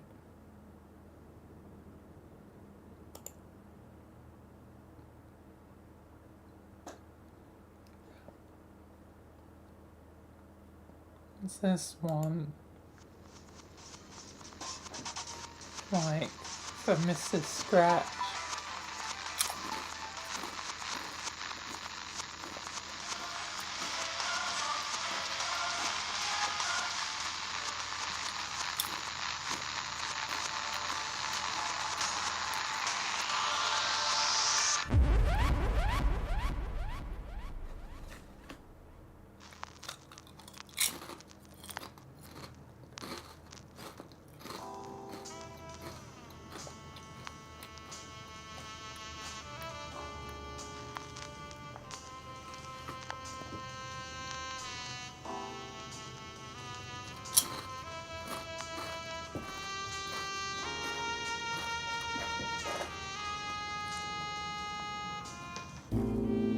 Oh, going jazzy.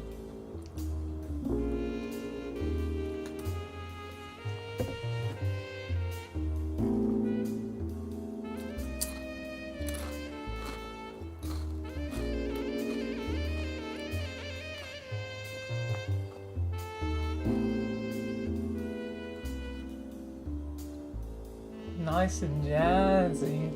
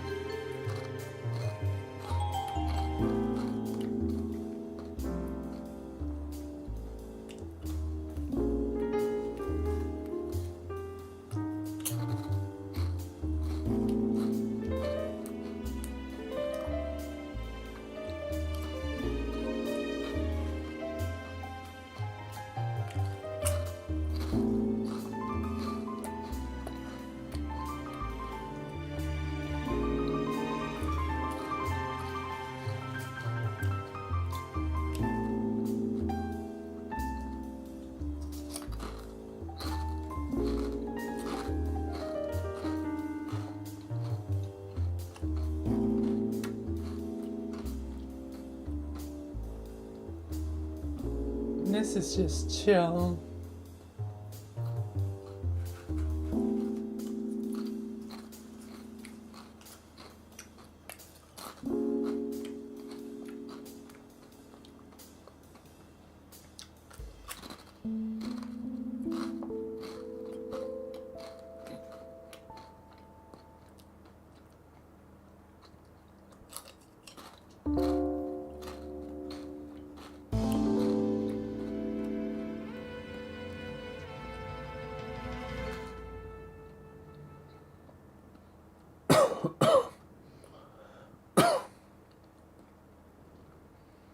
Always with the chili chips, they're gonna kill me.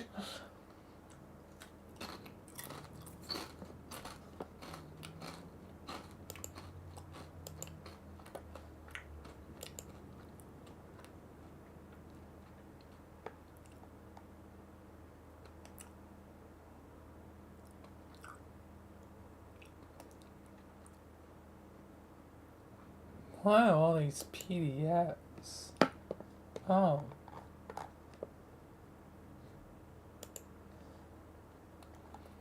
Like, takes me to another site.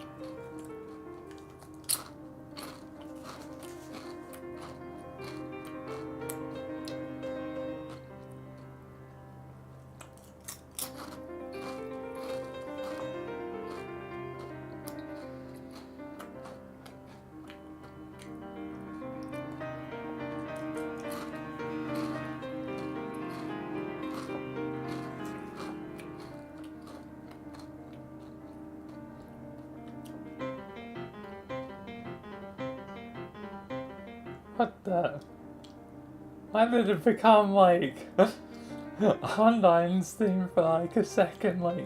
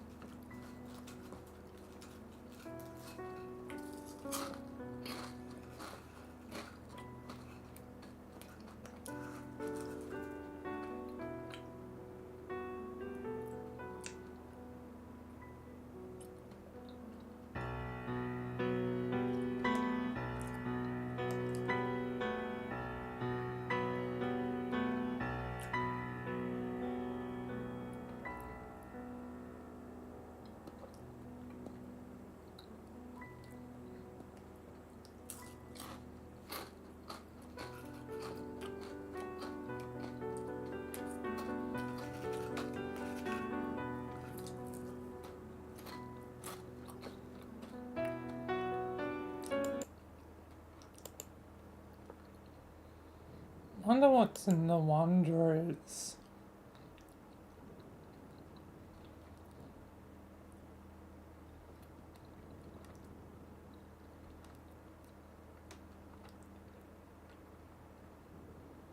Years in the future, but not that many.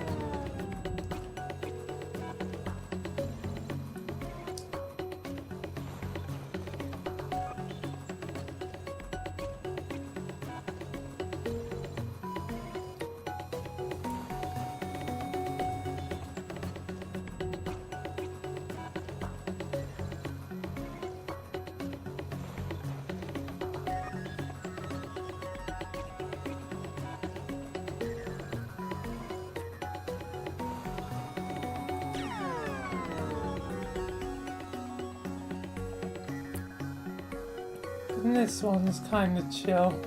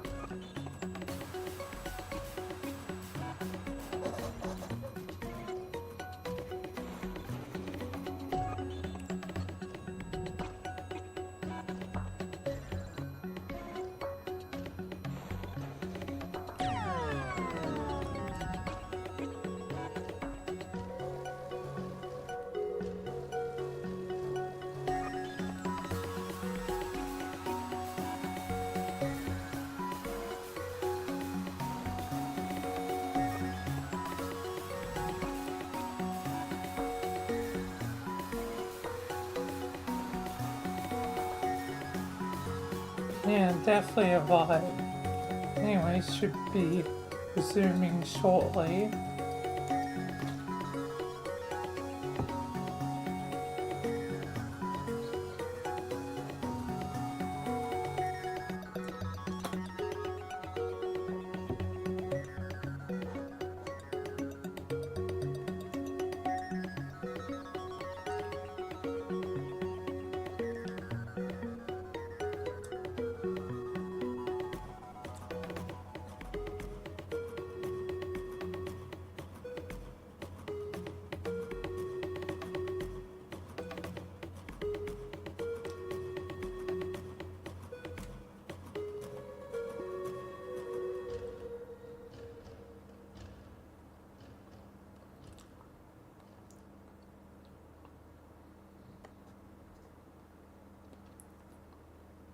Right.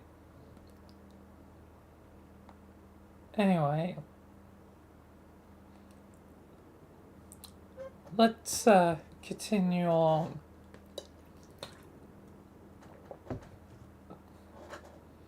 Hey, what are they doing out here?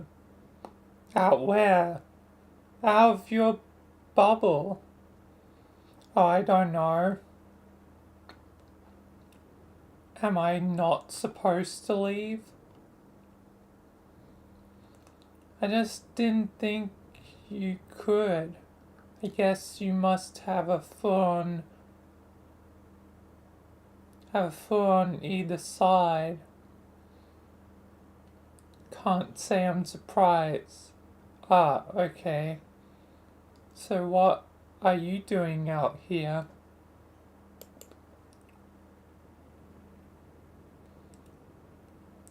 I'm waiting for friends to arrive. They'll need my help. What friends? More ghosts? No, they're alive. First, there'll be 2 humans.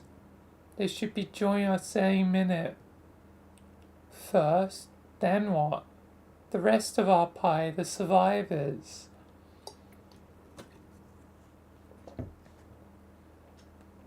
Oh, so then we made it out here, alright? Yes, well, they made it. Your body will arrive with them, along with the others. Hey, maybe we can have a funeral. What's a funeral? Kinda like a big corpse pie. The humans could probably explain it better than me. Okay, cool. What the heck? Is that the green sun?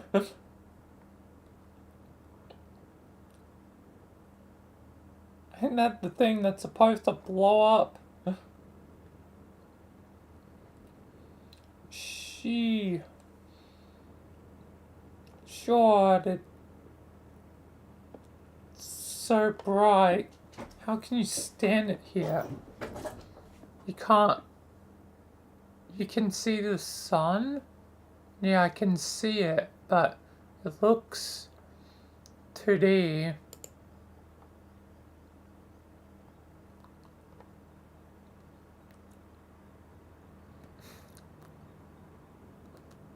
A ghost iron.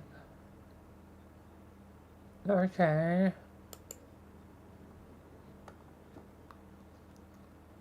How many more clippings are there going to be?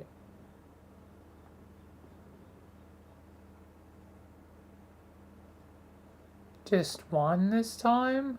One big one?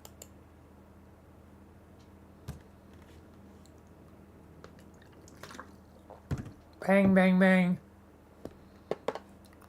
And the thing that I read before, Bird Sloppy makeup's now on the roof, hee.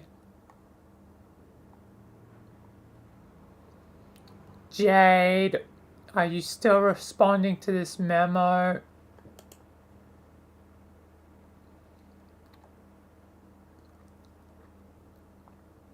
Yes, I don't have enough energy left to argue about passwords. I didn't even get the password last time. I had to leave abruptly because Solix and Eridan started dueling again. And then Fefri and Kanaya, it all happened so fast.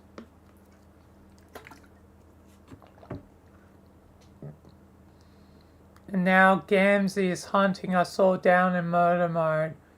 He's been taunting me through other people's messaging devices and leaving me disturbing notes. I'm sure others must be dead by now. And now Solix is blind and I lost track of him somehow.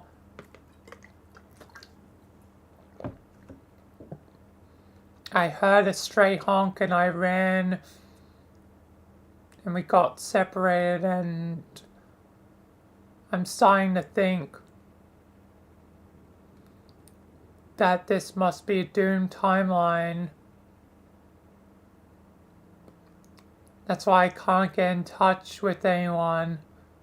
That we must be dropping like behemoth leavings out there.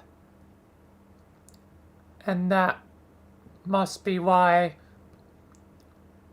future Kanaya was talking in the memo. This memo, but she's dead, which makes that impossible. It wasn't supposed to happen this way. Gamzee isn't supposed to go crazy. I think if he does, it means we fucked something up.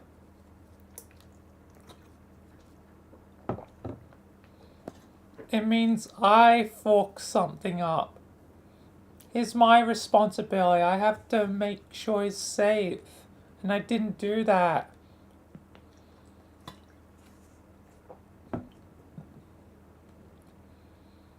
One time, one of the Doom Rays told me she came from a time where he flipped out and killed everyone because of my failure. I didn't take her seriously, but I should have. She was constantly fixing my fuck-ups.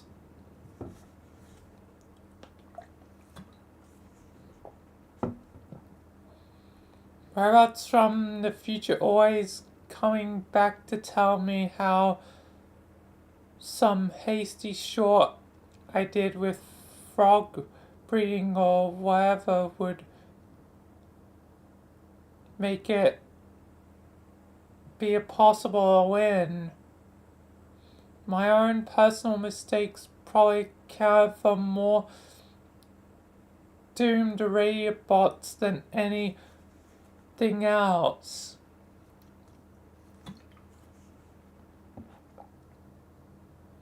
Which was a sort of silver lining, I guess. I don't think we would have been in the King without her army. Not that it matters anymore.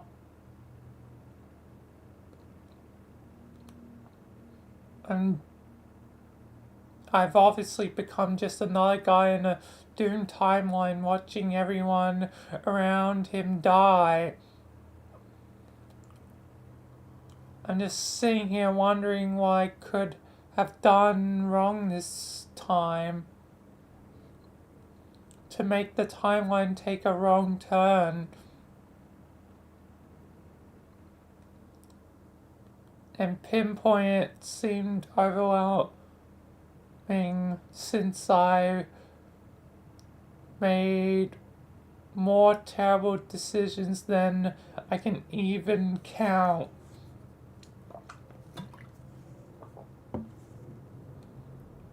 But I think looking back, I know what it is now.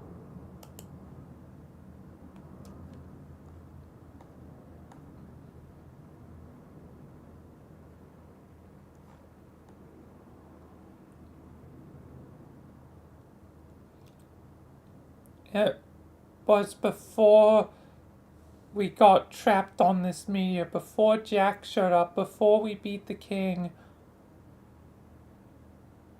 I wanted to let you know, Jade, that no matter what I said, I think the final frog must be important. And Kanaya, if you're reading this in the past, maybe, I'm sorry, you were right. I was always in such a hurry to win, I didn't take the time to do what was necessary.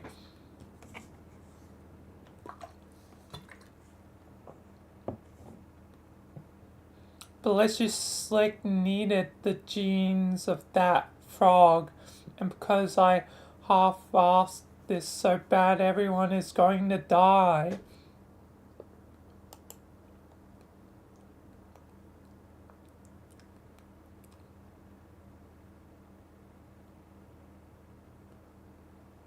See, I was thinking about Jack and how he can't stand frogs, and I think I finally understand what's going on. I think I know what's about to happen at the end of our timelines. I think I know what the critical moment is, and it's completely my fault. Ectobiology is a touchy thing.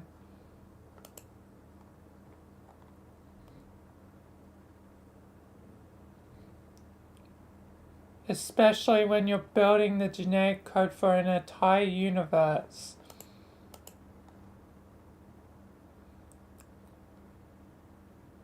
Our Genesis frog needed the genes from that final frog.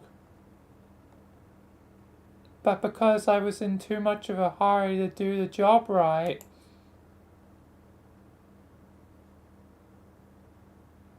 is missing a critical sequence in his DNA.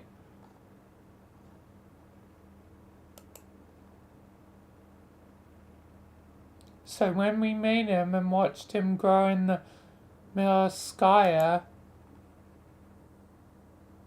after all the fireworks and fanfare from the fast croquet subsided,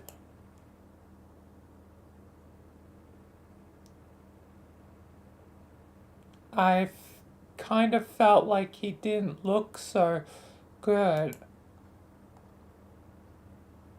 Like he was sick.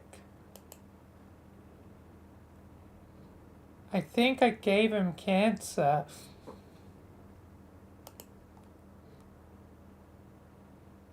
I gave your whole universe cancer, Jade.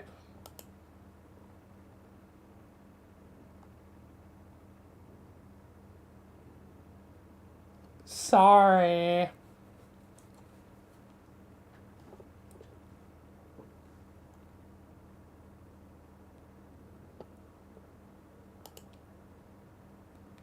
Taka actually apologizes, damn. He must felt bad.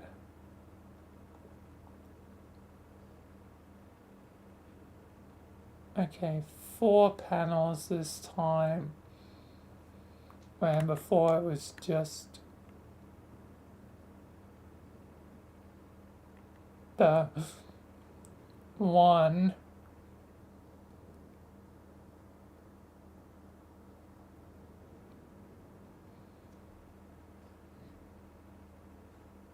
I guess I'll start with this one in the corner.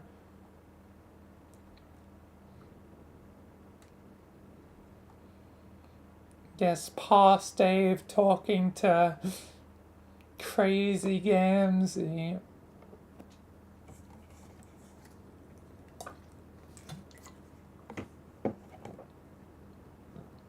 It's all your fault. It's all your motherfucking fault, honk. Okay.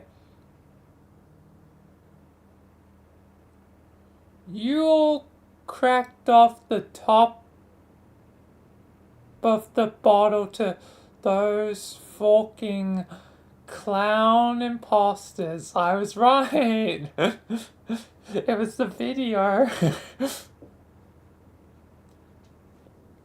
That's all. We're spraying out the fragrant motherfucking heresies at me. The flagrant motherfucking heresies, motherfucker, is what came out of their mouths. It made me get my sadness on to see it. And my rage on fucking harder.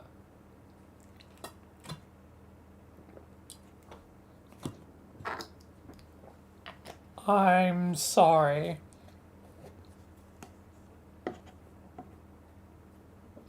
All my life I believed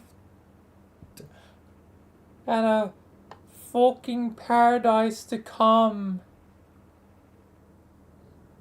What held me the most baller, darkest of carnivals to join, and a prophecy.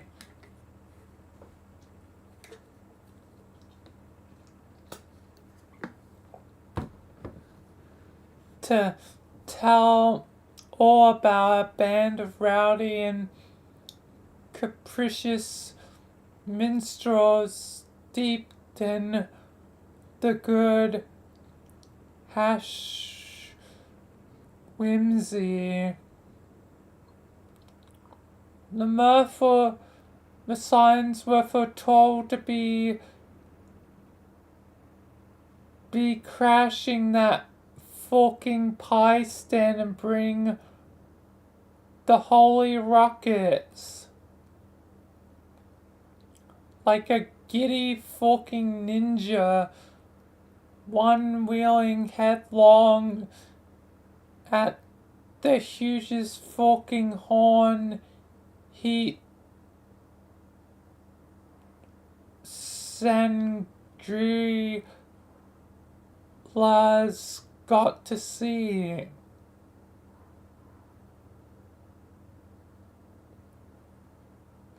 I'm talking about the vast honk, you blasphemous motherfucker.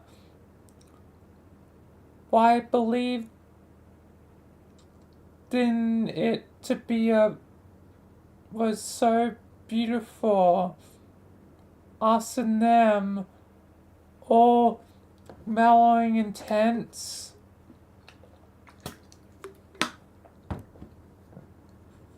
Bumping sounds. Tossing back the Fago and soaking the miracles up face spuns while the special stardust rained down at our Alex's sticky faces like a bunch of fucking fairy powder from religion space. It was going to be us and motherfucking them. Them and motherfucking us. This is like some trolling stick, right? This imp is imp? Is imp? Why?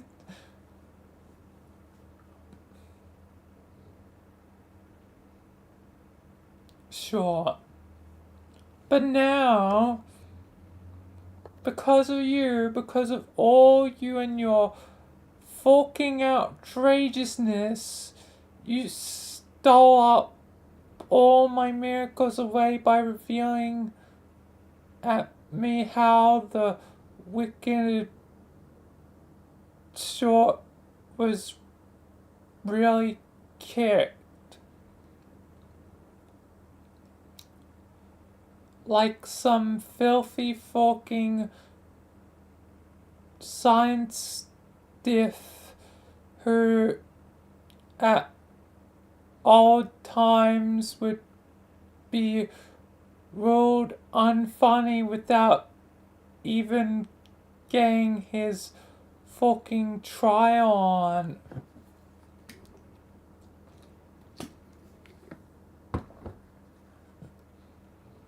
And now I don't know what to think about the spiritual fantasies I had, honk.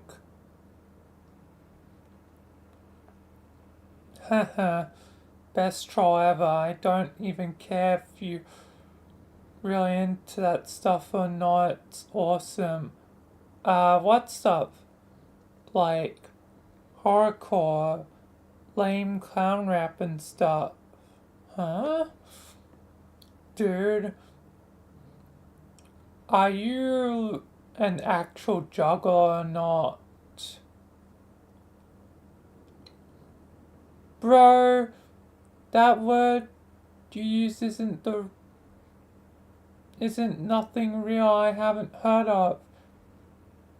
It strikes me as another heretical fucking bastardization of some sacred short. I'm seriously in my pump biscuit. I mean, I guess took seriously. Do you really not know what I'm talking about? I have the idea that you put in my pan to sit there, that the paradise planet is a fucking joke, and the miracles are fake, pure fiction, false, fakey, fraudy con jobs from a bunch of unfunny ninja harlequin bullshit artists. I can't even tell if you're trying to troll me with this or if you actually are having some weird emotional problem. Can't it be motherfucking both things?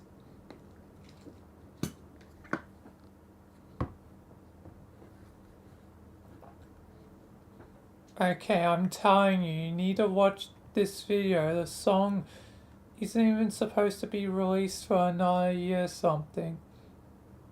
But I've got it from an inside source. This is as high as it gets. Hang on, let me dig it up. Dave, don't do it again.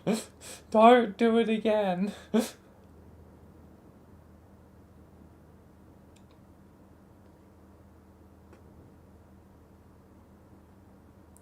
No. Motherfuck, no, bro. I'm not looking on any more of your blasphemies.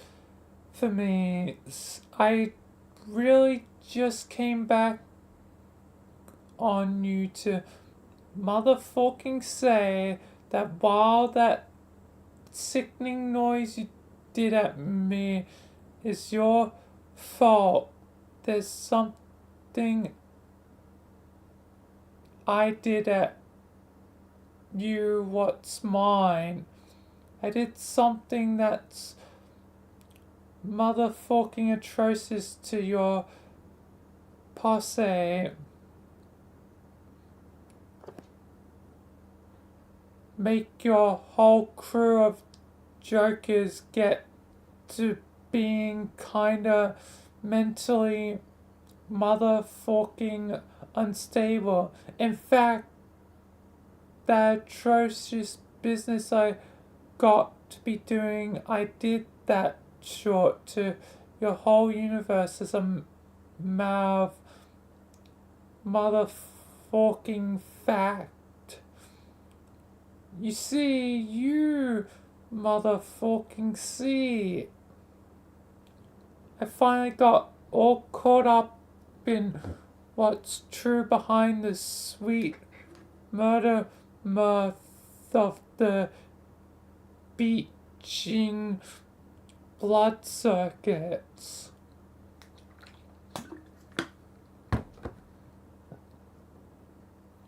I reached down deep and got where all the real hash whimsies were hiding inside me.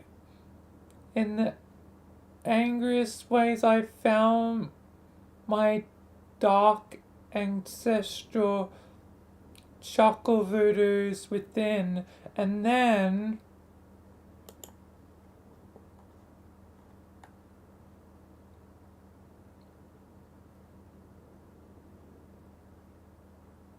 I focused on them through the rage you made me have, and I went and made your universe. Terminal.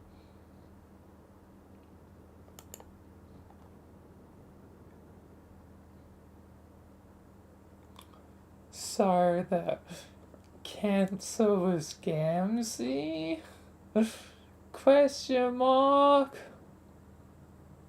Well, at least Gamzee was responsible for the Harlequins and all that.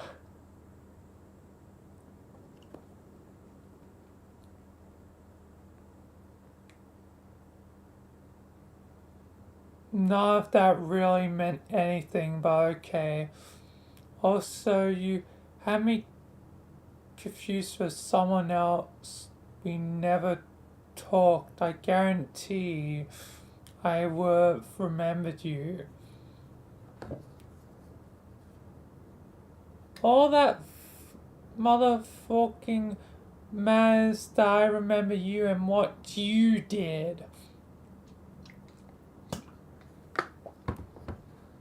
I'm just all laying you in on the ways I set the high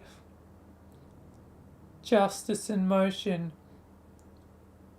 Make us motherfucking square, you and me. Me and you. That's cool, Joggo guy. Who I still can't quite tell is ironic about this or not.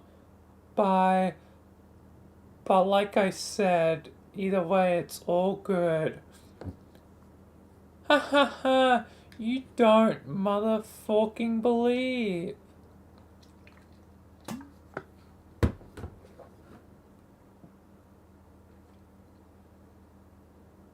You need to get more spiritually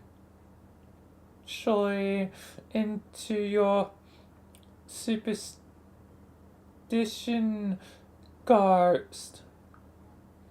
Like the motherfucking faith jump that what I was. As if I forget to do my chocolate voodoos to you too, to fuck up your dreams, make your worst fears come alive and get up on their haunts in your nap happy pan.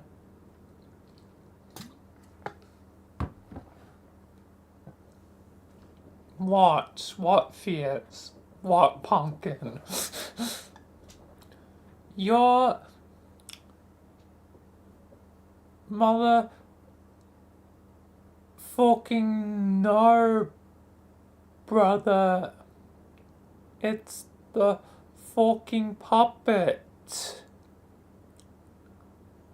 The one that's all got to be my best fucking friend I got now.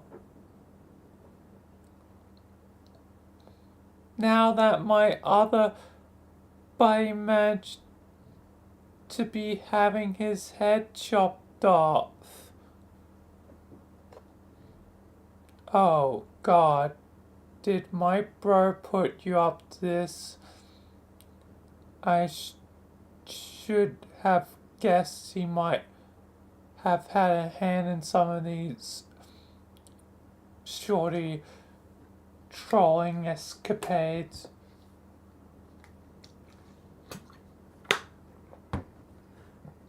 Your bro's dead, bro. Can't keep my new friend captive no more. Release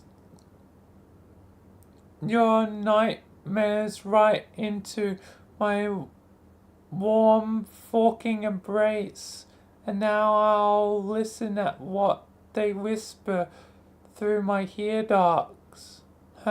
Jesus, you are fucking insane. I am all hearing these amazing motherfucking things. I think he'll help me refigure out what's the real reality about the miracles.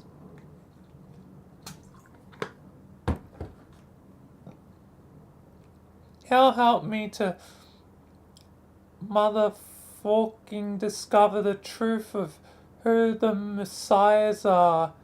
The real messiahs, not the false mess allies. Ha ha ha, honk.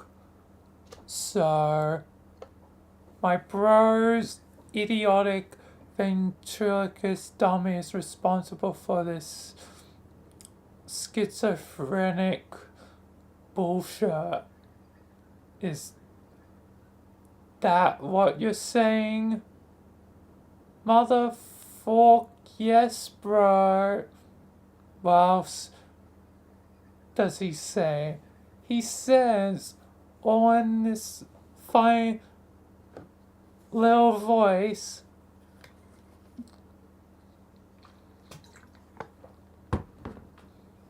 that's so very, very, very, very quiet. That's time to go motherfucking kill them all.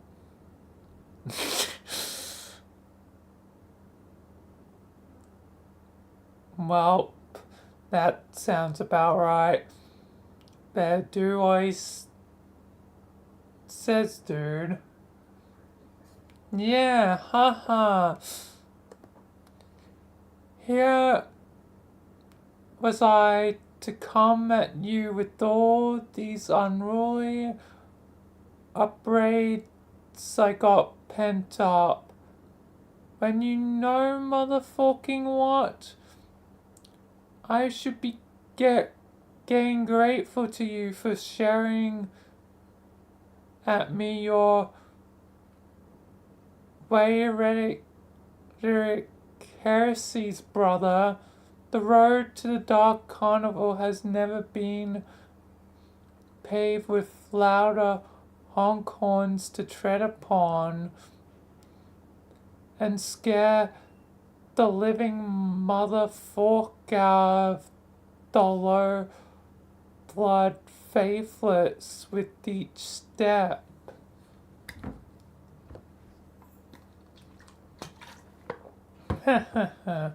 You are either literally an insane psychopathic murderer or some kind of trolling savant. Time to block you now, but let's do this again, okay? You fucking know it, bro. I like you. Wouldn't mind taking that pale marshmallow you got as a nudge bone off your shoulders. For this collection I got started on. Add a little strawberry jam to this peanut butter sandwich I'm making between my motherfucking lips. Holy shit. Hey, before you go, how about that we slam a little? They both proceeded to have one of the best rap offs in the history of Paradox Space.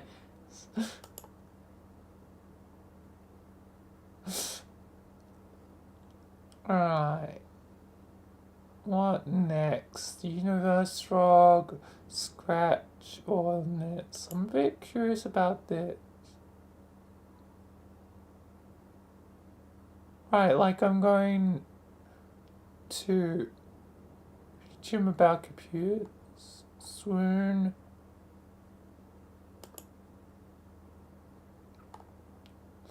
Okay, universe rock.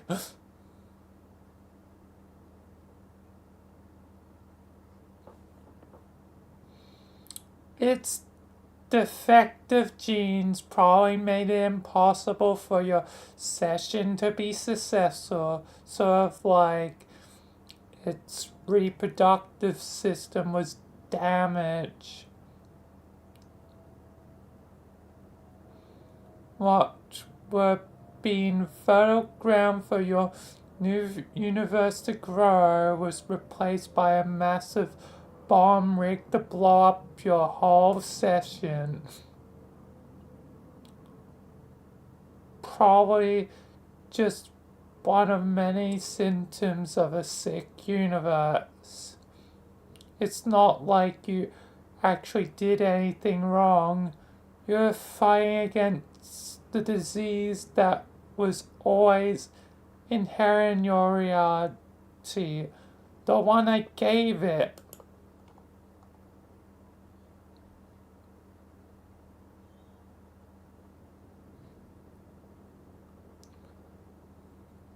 But I don't think it's like a normal disease.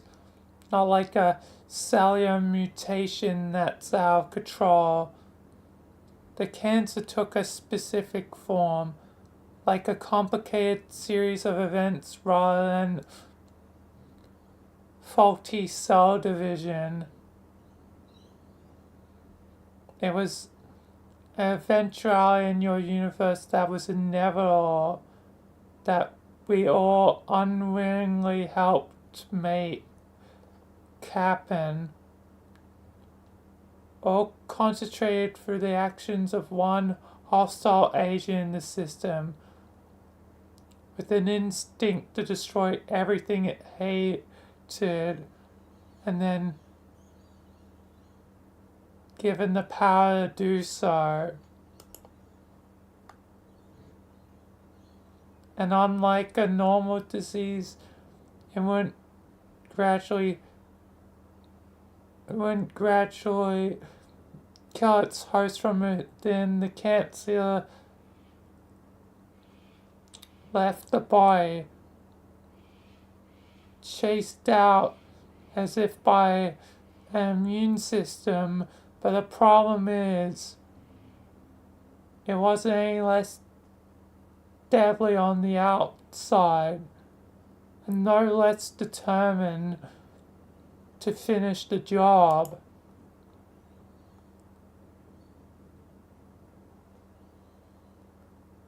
So I don't know what else it could be. What's waiting for us at the end of the countdown? Jack was expelled from your session somehow. He then methodically destroyed all planets, Prosper and Durst, and tried to wipe us all out.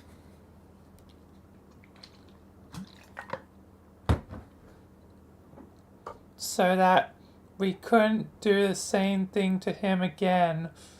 But he has always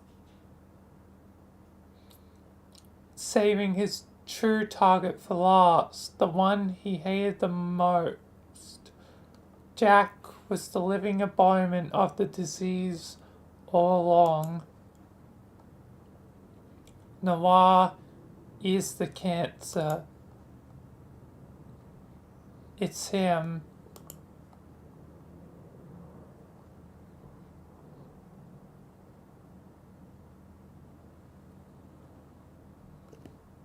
And is there a thing that happens once it reaches zero, or does it just loop?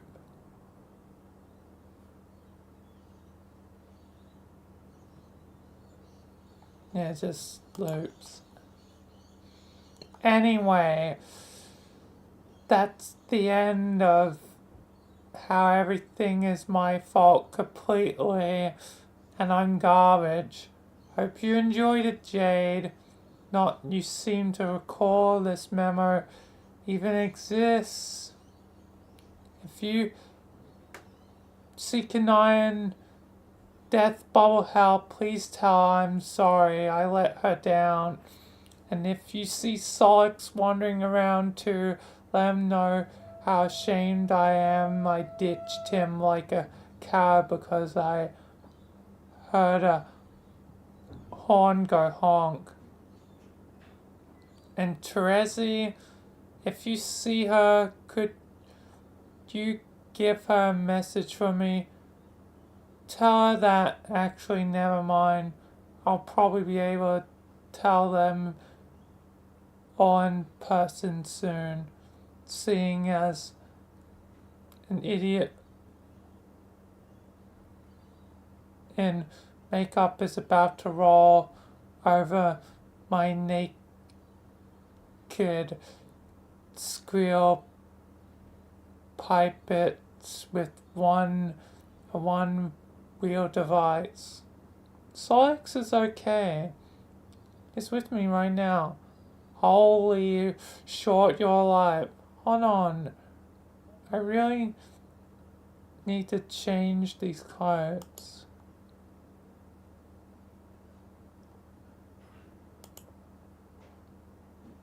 What did I say?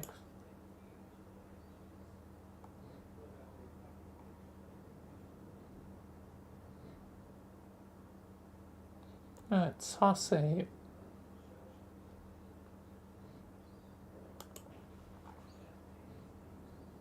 Bang, bang, bang.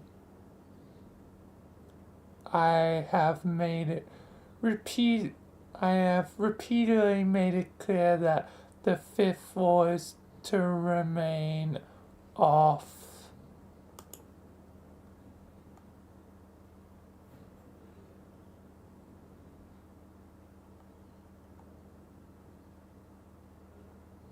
What the hell? Really, huh?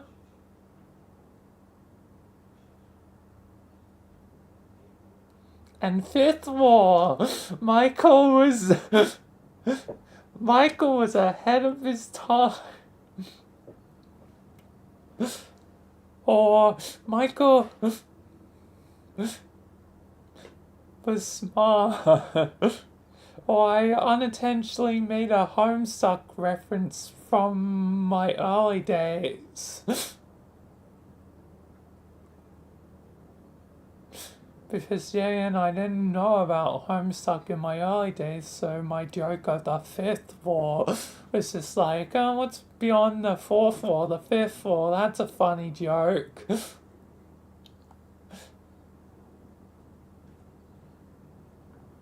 And Andrew Hussey did the same.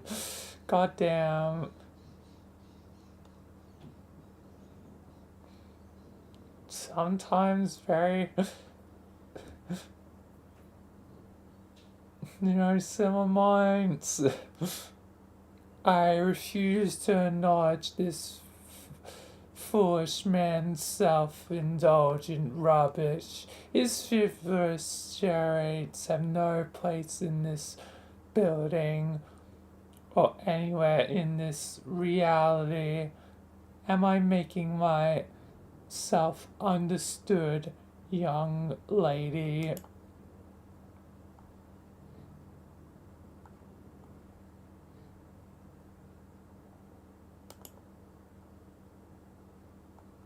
Off.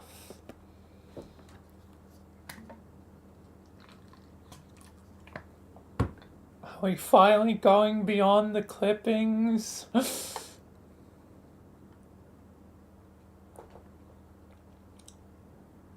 Or will I have to suspend your furniture privileges again? Bonk. Damn! I see. It's another one of your moods. We will have to work on ironing out this behavior before you meet your true master.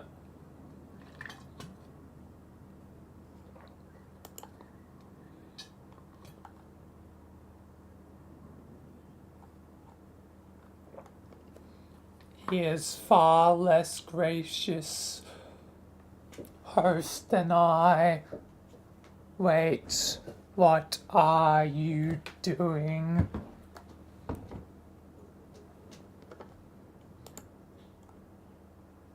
No, stop that.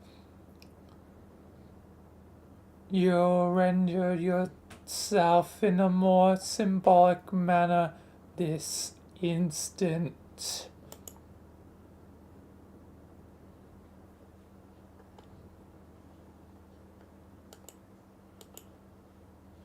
Thank you. And I can't click the things.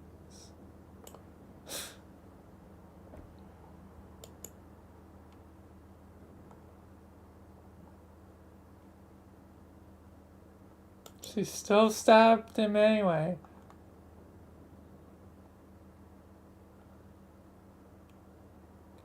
Oh, is that this what we're doing now? Maybe I have not been strict enough with your breathing privileges either. Oh, damn. And damn, going in like hyperspace. This vessel will reach your planet eventually. We can either go home the fast way or the slow way. Your express ticket can only be validated with the display of good manners, miss.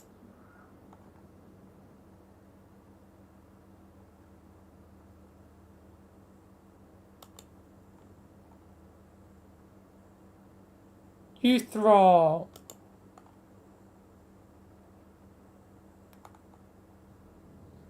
Actual self-die threat.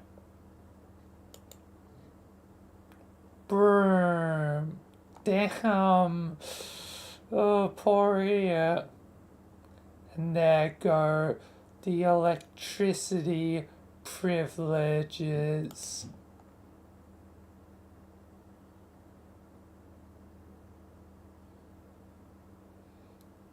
I think now would be a good time for another round of re-education regarding her purpose.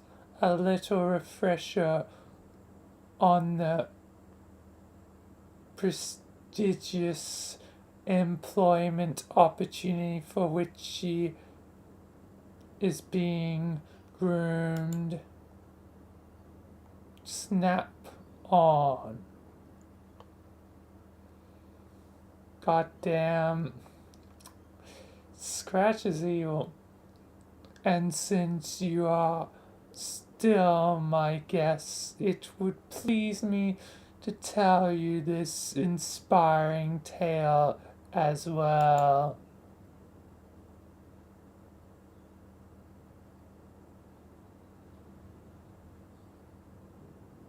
It is a tale to remind her of the sacrifice she must make. One serving to remind all of her people of the sacrifice once made by a long forgotten hero in a discarded reality.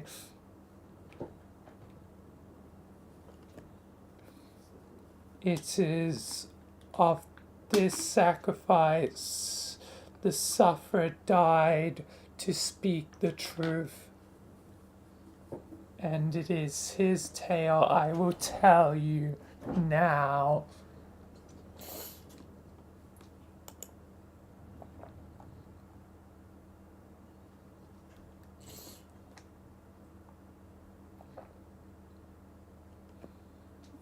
Once, in this very universe, you could say Alternia was home to a peaceful race.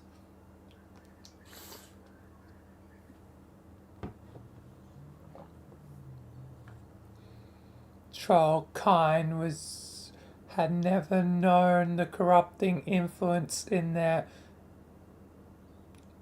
evolution which led them to perpetual war and violence. That is to say, they had never known me.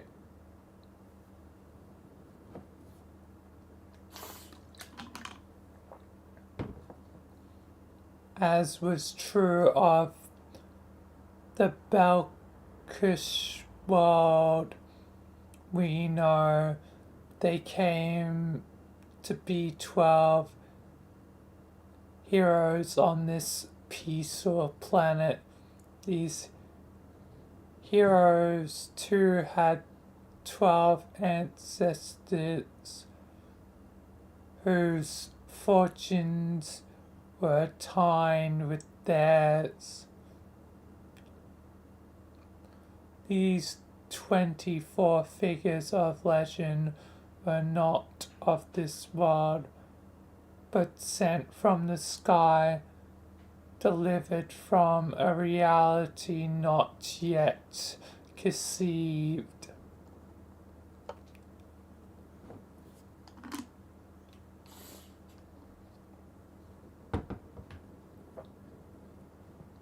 On the eve of their race's extinction, the 12 heroes would begin playing a game. They would make an admirable effort, but they would fail. Their civilization had not prepared them for the rigors of this game, and the ultimate reward would fall shy of their grasp. But their failure was more comprehensive, more systemic than a result of simple inadequacy so common to young players of this game. Though they could not recognize it for the bad omen it was. The session was not the one in which they had been spawned. Such is the symptom of a subtle glitch affecting certain sessions. An error designed to trigger an unfathomable cascade of misfortune throughout paradox space.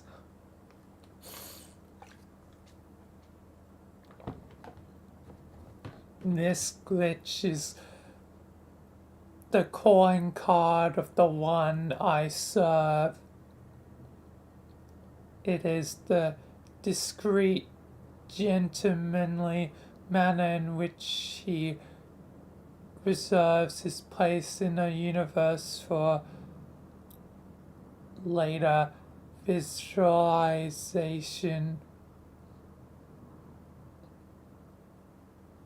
visitation. My bad.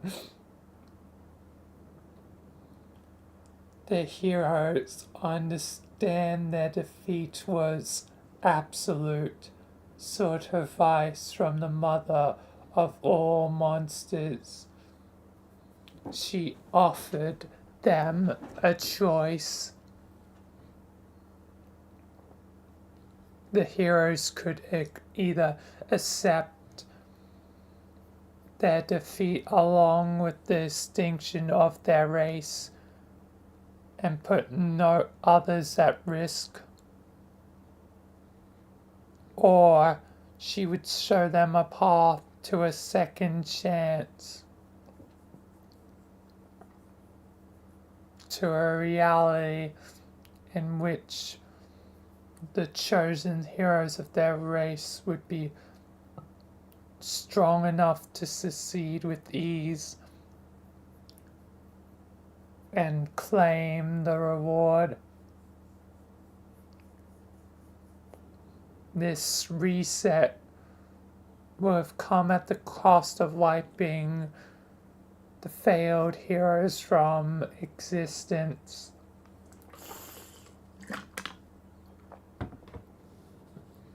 They would live new lives from scratch, playing different roles in the reset reality with no memory of the game they played or the choice they made.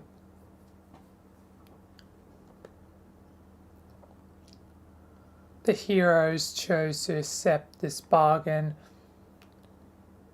and scratched their session. In doing so, they jump-start the reality in which the 24 figures of legend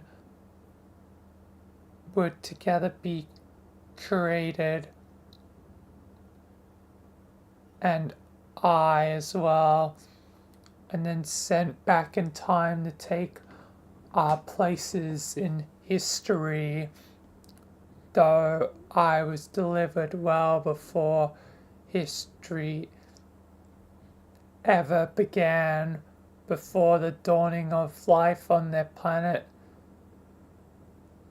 The time around I would oversee its development and thus fulfill the mother's promise of an aggressive, ruthless, prepared group of heroes. One that would not rest until victory was secured.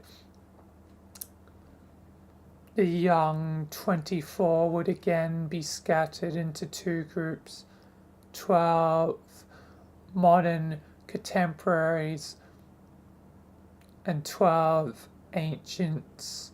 But in addition to losing their memories of everything that happened before the scratch, there was another catch for the failed heroes. In the new reality, they would not serve as the heroes. They would mature to become the ancestors of the 12 they formerly regard as theirs.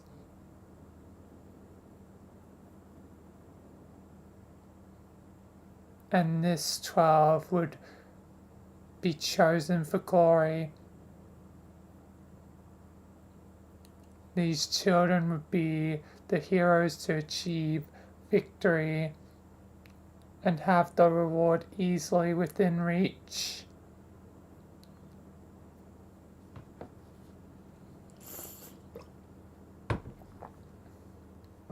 Of course, this promise was fulfilled to the letter, as you have seen. The entire bargain was executed without a single hitch, as those authorized by my master always are. There was, however, one minor anomaly. One of the failed heroes in his new life as an ancient on this now brutal planet began to remember. This is his story. This is the story of the signless. Okay, Troll Jesus or Jesus.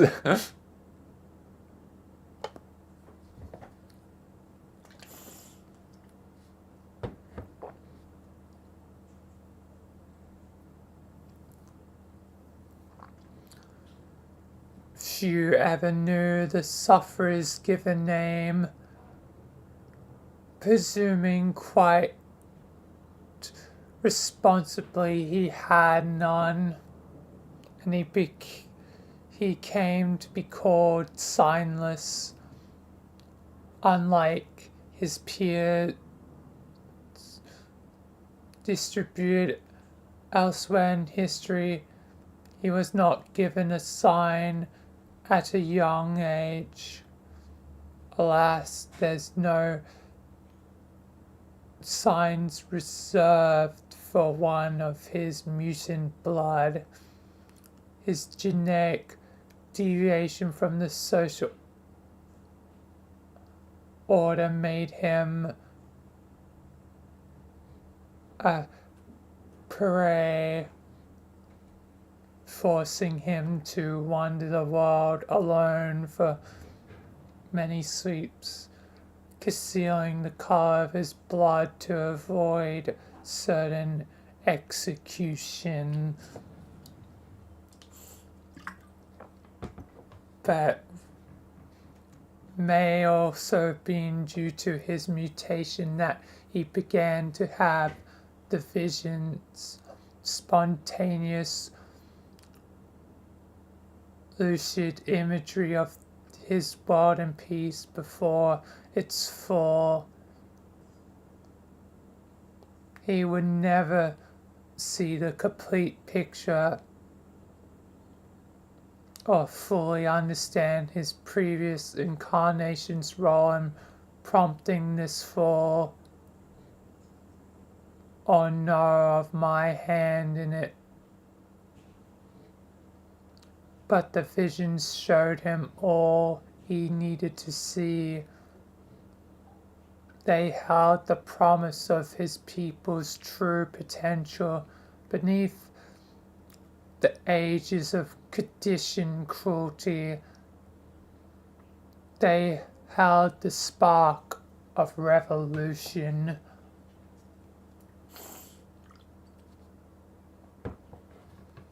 In time, the visions gave purpose to his travels. He would preach heretical ideas no one else had dared to entertain, let alone risk discussing.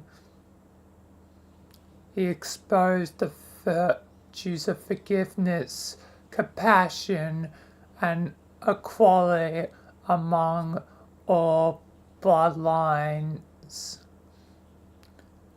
He distributed his message intelligently, careful to preach only to those receptive, never attracting unwelcome attention. But his growing movement could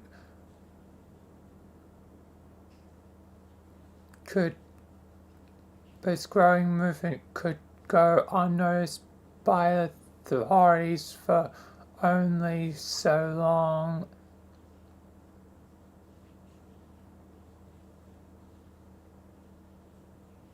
The High Bloods were livid over the unprecedented heresy, and soon a massive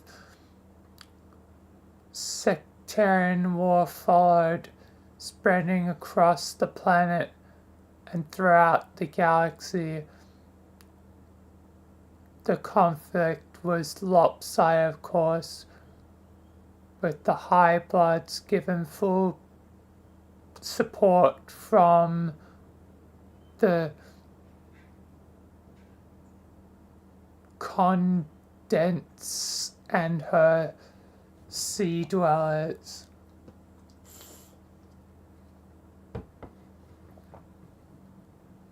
Inevitably, the Signless would be captured, and when he was, it was not a matter of whether he would be put to irons, but how hot they would be if he failed to recant.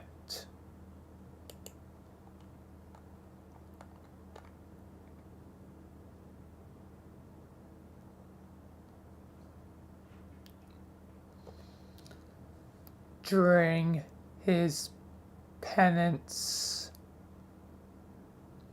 it was said the sufferer's compassion for his people underwent a divine transformation into limitless burning rage. It burnt harder than the irons shackling him to the imperial flogging dropped and rendered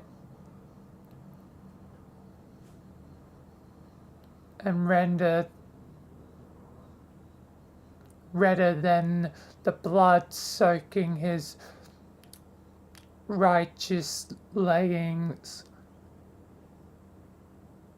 When he was finally killed, his anger rung through the cosmos with his last breaths. This vast expletive was his final sermon, and somewhere coded in its wavelengths was the truth in his teachings, waiting to reveal itself to anyone who would inherit his burden.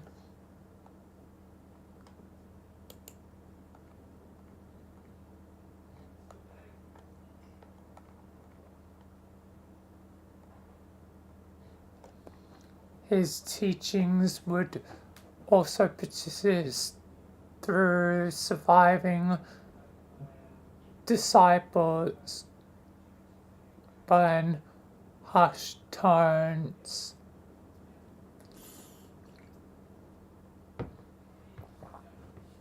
His following would dwindle to an obscure cult facing persecution for centuries after his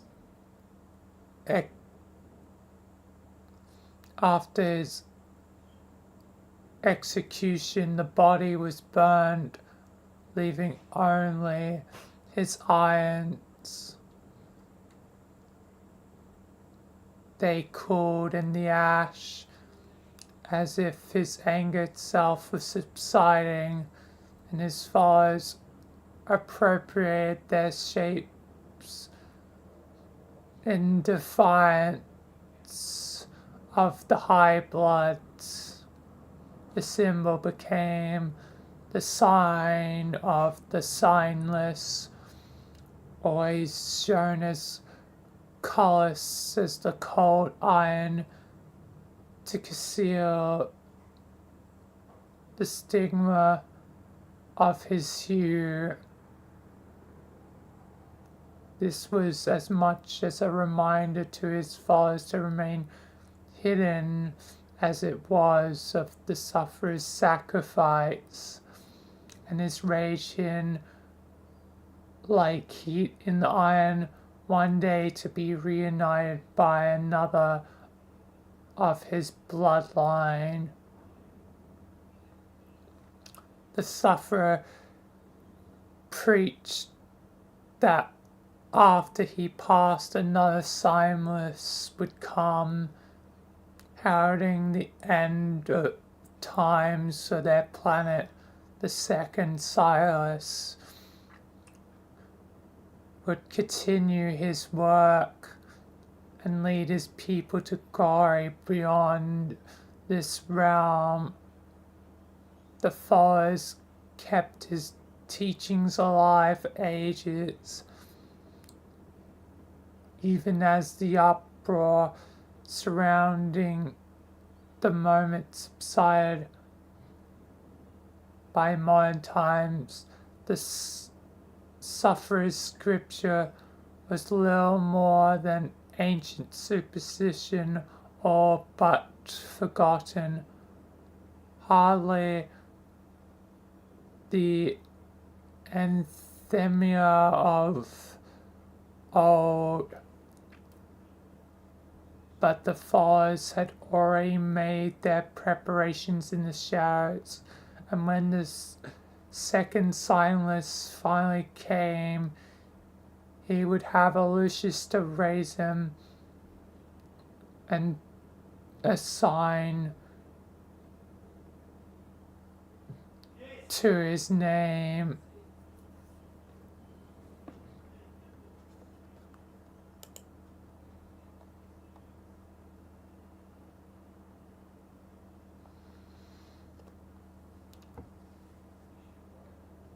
The sufferer required a less conventional upbringing to reach maturity.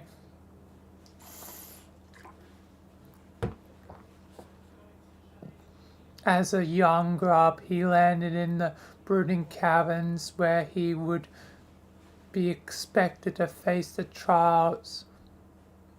But due to his mutation, surely no Lucius would select him. No creature sympathetic to his scent had been bred yet. His odds for survival would have been remote if not for a chance encounter. The Dolorosa belonged to the rare class assigned strictly to serving the mother grub in the caverns. Forbidden from visiting the surface. While on an errand, she found the young sufferer in his crater and immediately recognized the child as special, as well as in great danger.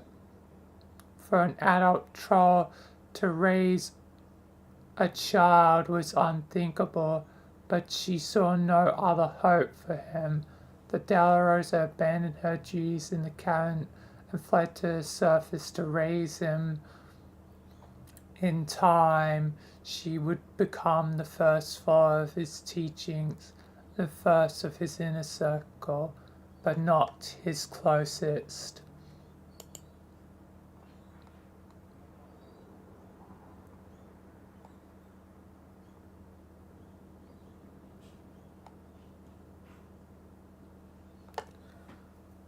Surrounding him on his rise to infamy and throughout the rebellion were the most trusted elites among his devoted.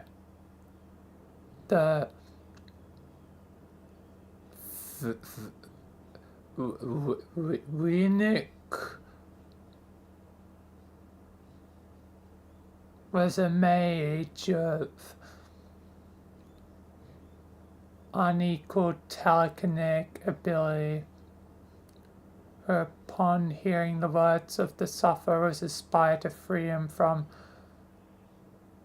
the sort of slavery typical of his mentally gifted class.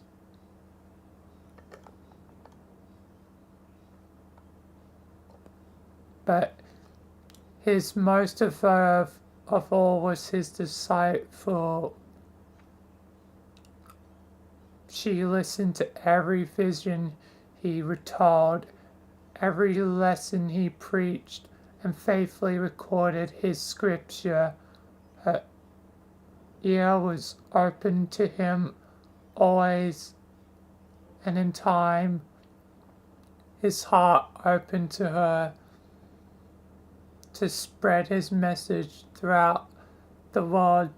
They took to season the vessel legend known as the first ship.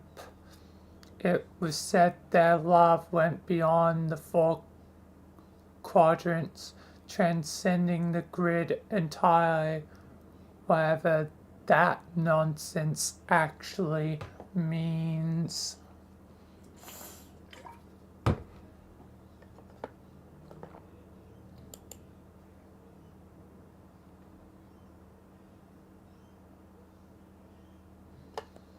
the disciple was to be killed along with him, but at the last moment the executor inexplicably took pity on her and allowed her to escape.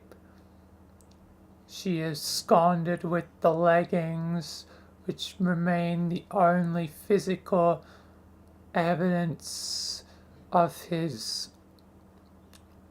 holy suffering.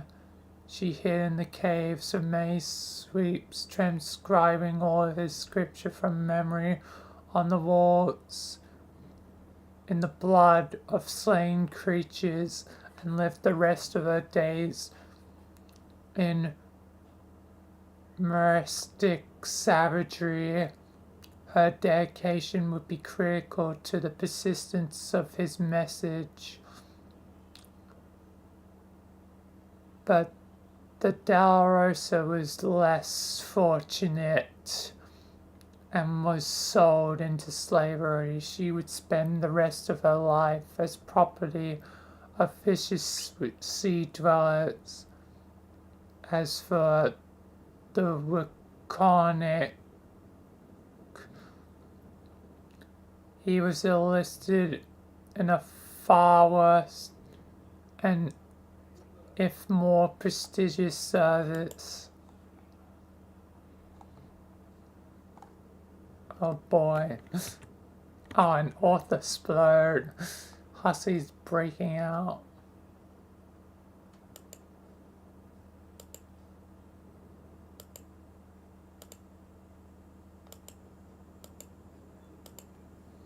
Wait, what did it say?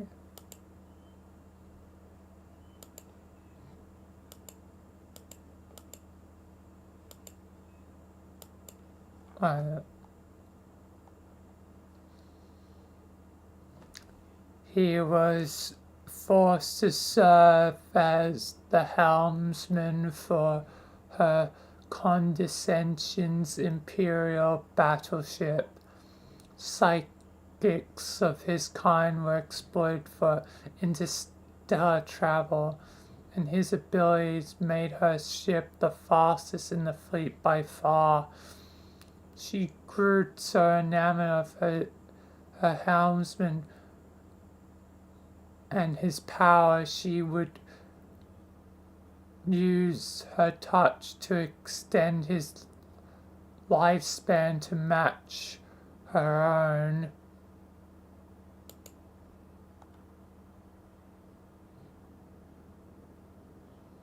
Together they explored the stars for thousands of years. Due to the speed of her ship, she would personally expand the boundaries of her empire, typically being the first to greet new races before conquering them.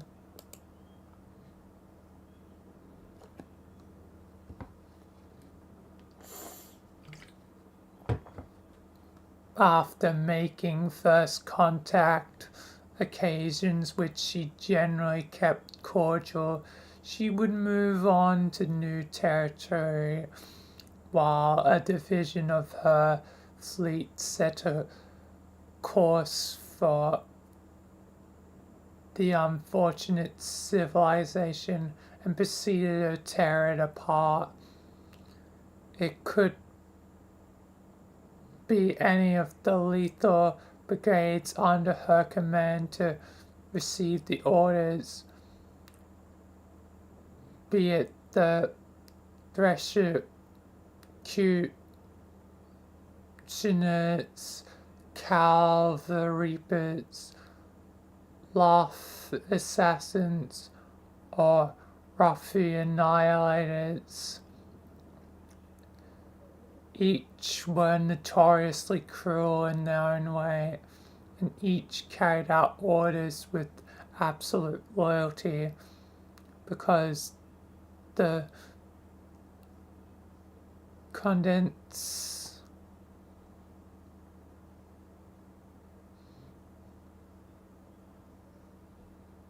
could extend a single life to her whim.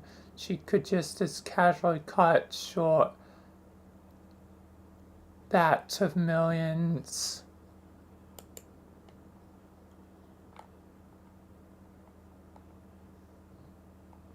If angered, she could simply express her grievance through communion with her ancient Lucis of the deep.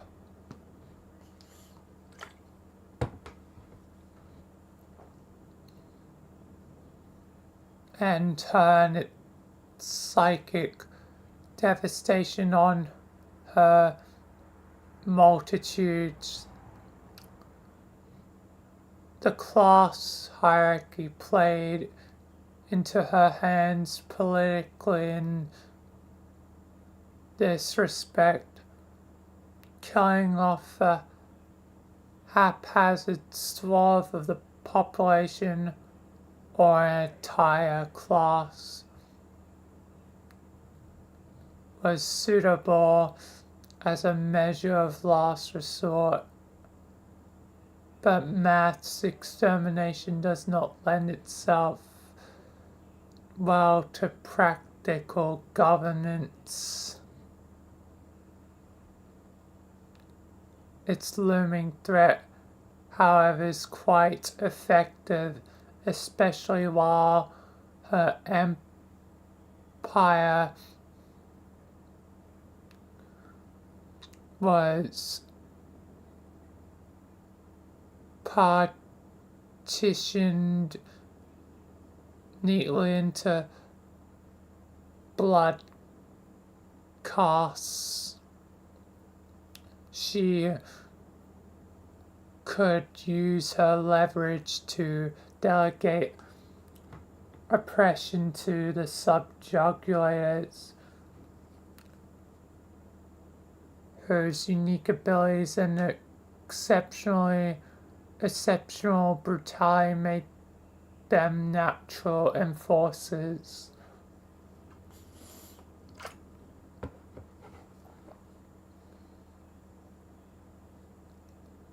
They too would delegate in their governance, exploiting the pride and loyalty of the dangerous blue bloods beneath them, and so on down the hemo spectrum until the enslavement of the common caste was inescapable. And despite of their genetic gift and strength, the numbers, as a self-governing body, the land dwelling portion of their empire, of her empire, was formidable by a force of sleepers, was equally familiar, and the two were kept in check, not only with the threat of psychic annihilation, but their mutual hatred and distrust. The only threat to her power was unification through uprising, a possibility made remote once she fully decentralized the race from the home world.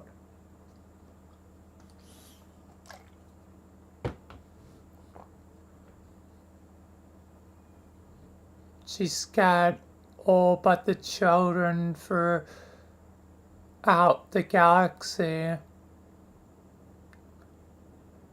After the most recent rebellion led by the Summoner,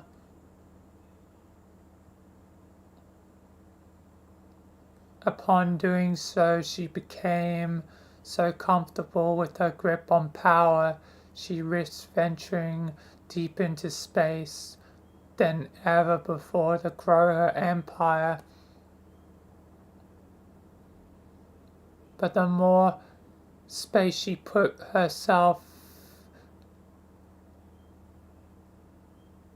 between herself and Glibio, the more she risked weakening her bond with the monster. The bond she and her successors shared with the exclusively could sway and strengthen, could sway and become strengthened with the younger. Perhaps she grew complacent with the threat. The threat successors pose after such a long history of killing them with ease. Heiresses, upon reaching maturity, were expected to challenge the condensates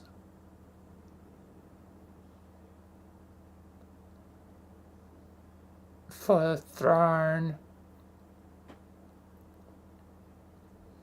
It was not merely expected of them by the people, but demanded by their shared losers.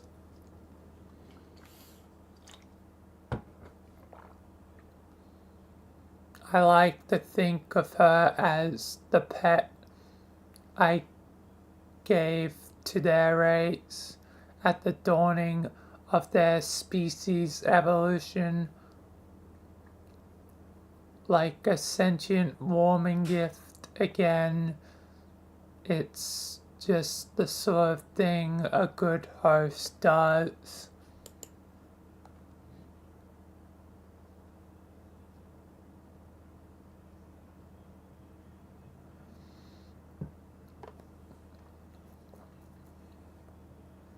And the lapse in her custodial bond,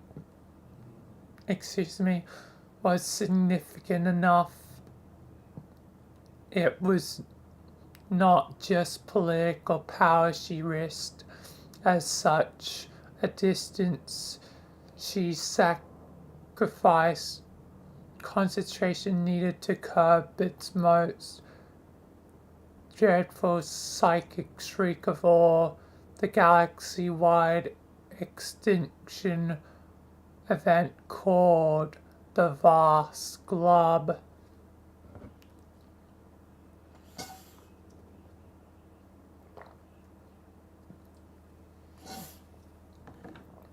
Of course, this eventually proved to be a fitting for reward for such reckless expansion of her territory. She chose the worst time possible to explore further from the home world than she'd ever been. She was scoring the edge of the galaxy for systems to plunder when she received word of her planet's devastation by meteors. The young was being slaughtered, the mother grub was dead, the end times were upon her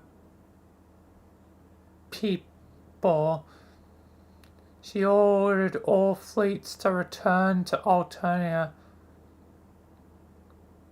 but such was her empire's expansion and interplanetary occupation, few could make it in time to provide any meaningful defense. She instructed her helmsman to pilot the ship faster than he ever had, and he did it so through extreme physical duress. He was able to leap across thousands of light years in a matter of hours. The exertion likely would have killed him if the glove didn't get to him first. Her touch could extend life, but never restore it to her lament. In that instance, her empire was gone. Glibler's swan song wiped out her entire race. Save the Condens and her lone heirs, leaving the entire empire nothing more than a galactic necropolis of floating tombs.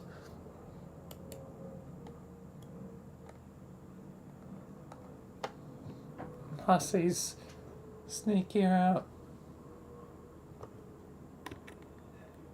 Oh wait, it highlights something whenever I mouse over him. Now in my fucking comic, I've been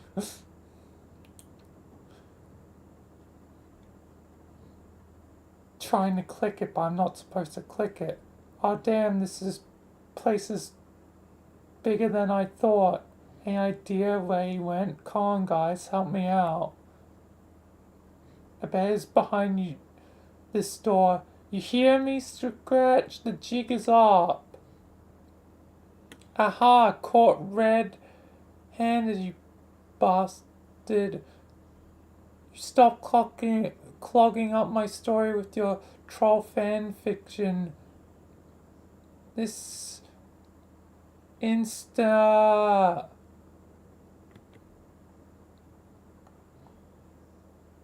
This was not the right door.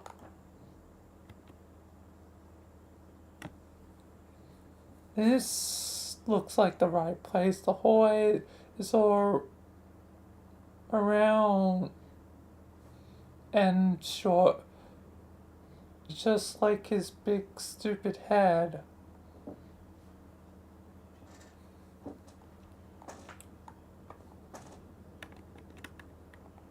But yeah, just checking, yeah, but I'm up to this because I might quickly go AFK before I fully continue. So yeah, anyway, I'll be right back.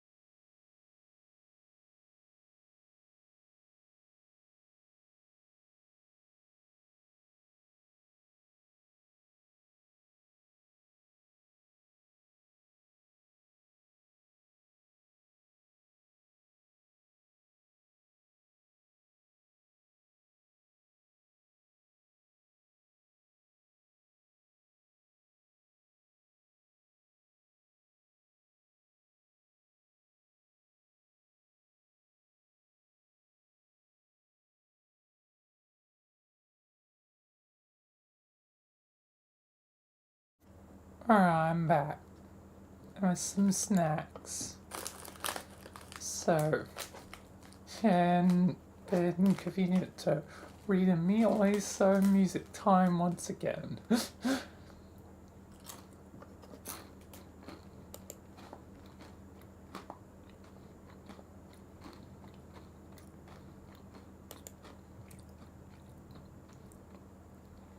Oh yeah, not I technically at the exact halfway point because 120 and yeah, exact halfway point, cool.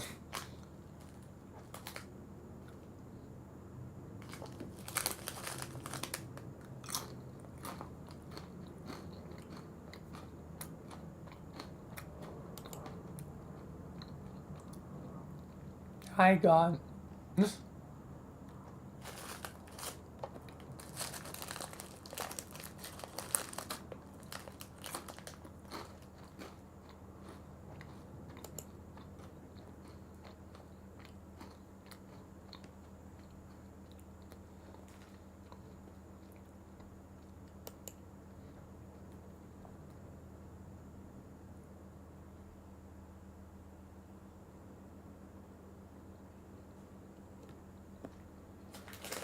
I mean shapes, not chips.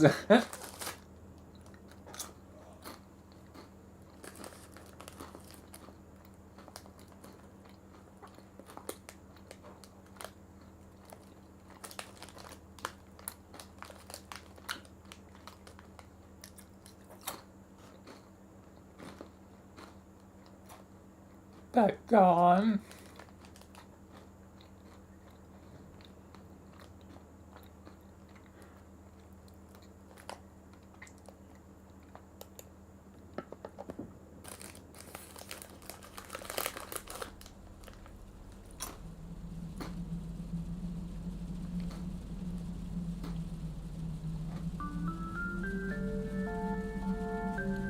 Shapes. I'm probably gonna have to explain what shapes are to you. Since America doesn't have shapes, I'm pretty certain.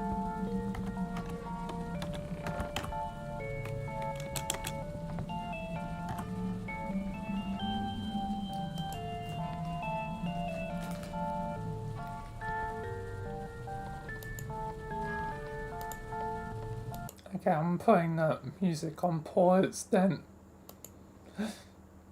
Time for a detour.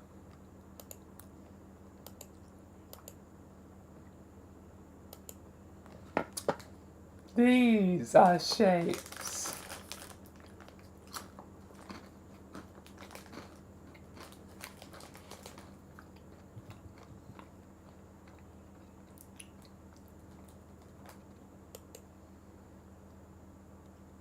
They come in like a bunch of different flavors.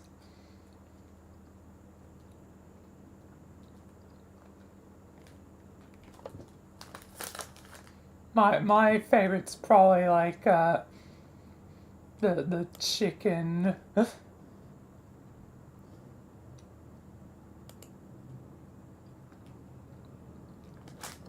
So basically they're biscuits.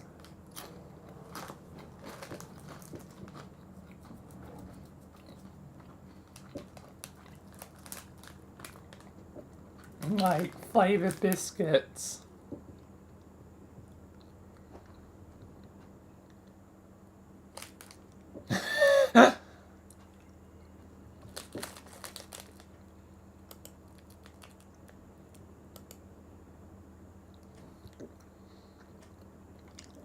They're not dog food.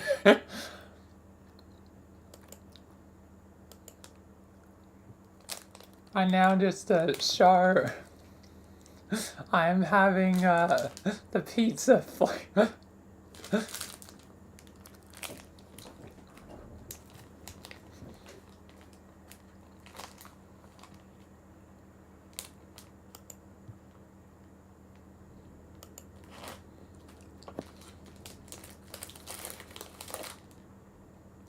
And Pizza flavor, personally, like, the ones I've had, chicken at the top, barbecue is then, like, the next best, and then pizza's kinda bottom of the barrel.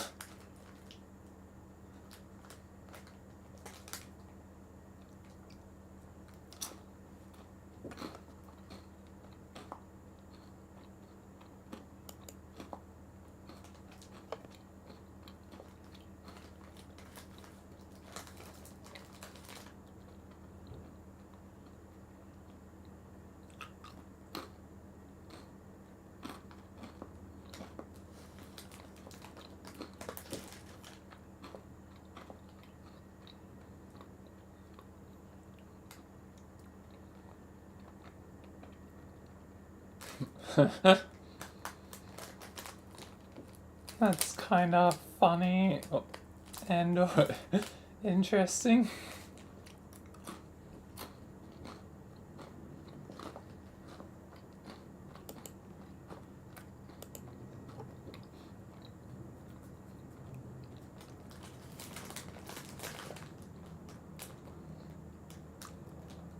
Either way, what's the thing you wanted to say?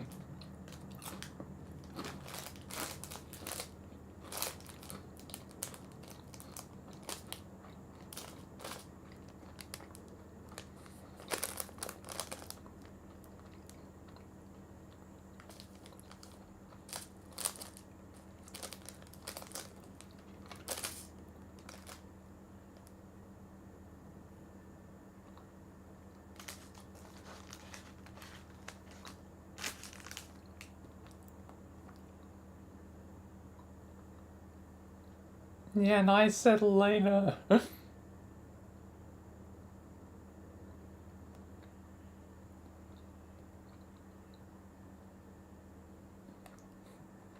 Which now I'm finished with shapes.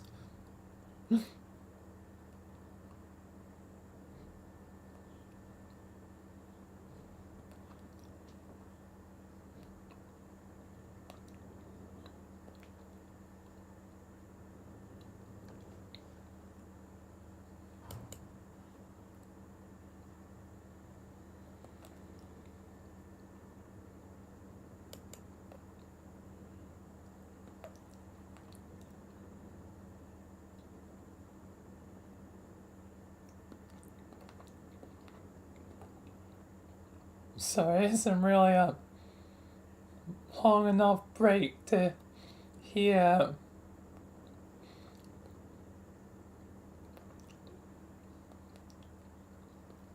It would have been more ideal earlier when I actually had chips.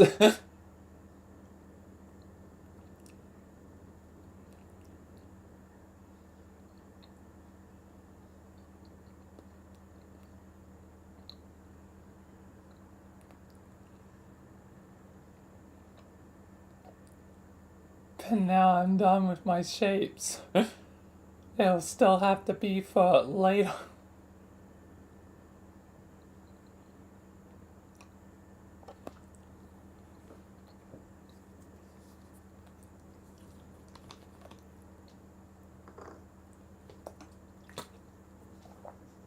Anyway, I'm gonna resume.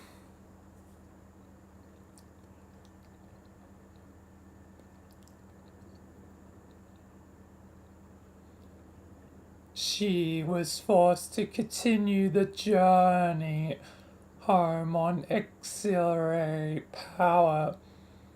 Her ship now travels the speed of light,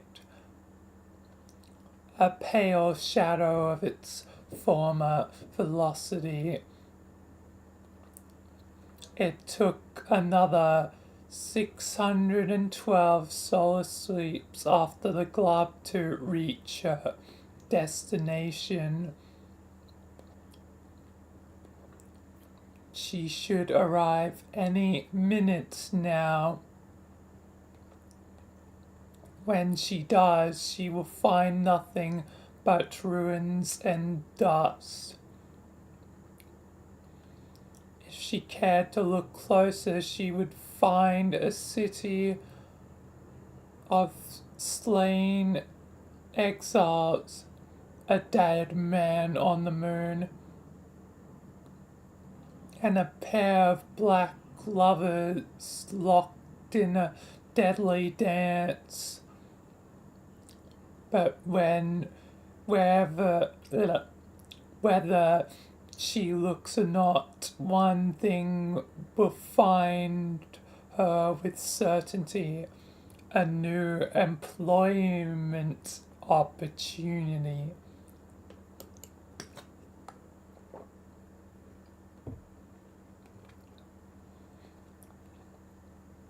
Are you paying attention, Prodigy? This is where your role in the story begins.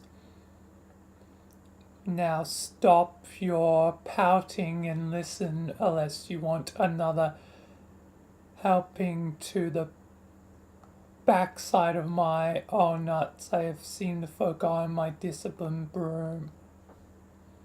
Yeah, it's the broom of him. I need to remember to read what Hussey's also saying.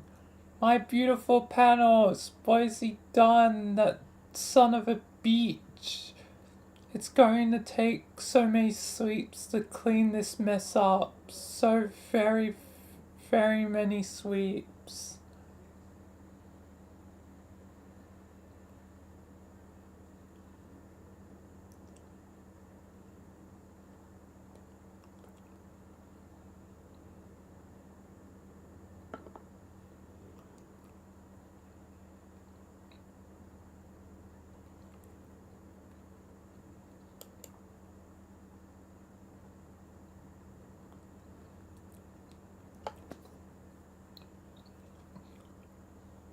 God damn it, he's got a bowl full of these things. He's pulling his snooty horse short candy bowl stunts to mock my little arrows now. Excellent host, my ass. I wonder if the text is displaying off the thing. Oh wait, it is. Not even displaying at all.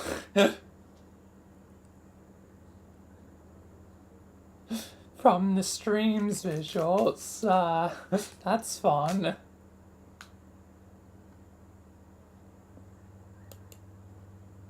Just to show, like, I actually can see the text.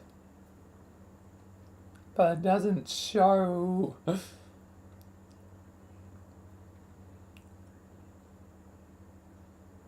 it's otherwise. Oh, wrong monitor. I forgot. The two monitors.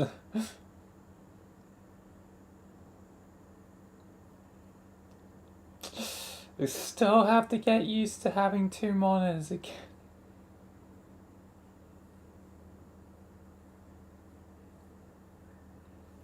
But there we are. Either way, I guess it won't be seen while having the application mode. But the words are written.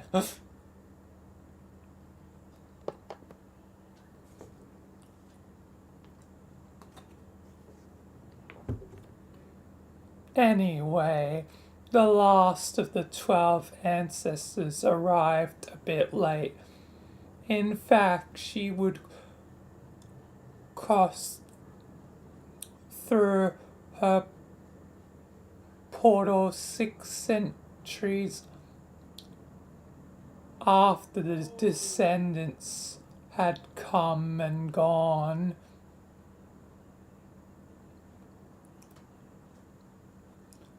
They weren't many left to look after her, so she ended up in foster care. I remember it like it was yesterday. And for one who has much time on his hands as it essentially was.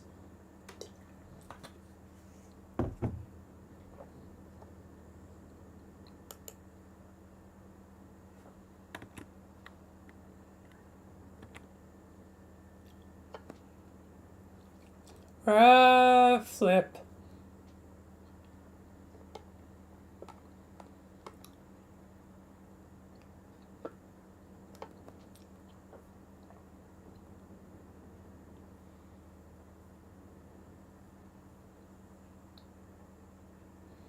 I would raise the girl to be groomed for calling. My lessons would emphasize obedience, mastery of clockwork, magics, and being locked in a room. As you must have gathered, by now my employer will enter this universe quite soon. I will then relinquish my custody to him, and she will serve as his handmaid for eternity to be specified. As you must have also gathered, she has already done so, though her most common of blood should have let her expire in just a dozen or two sweeps. His curse kept her very much alive.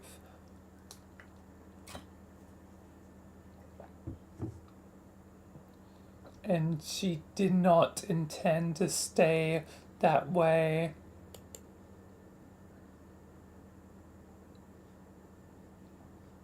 Nom. Oh my god, how can these possibly be so delicious?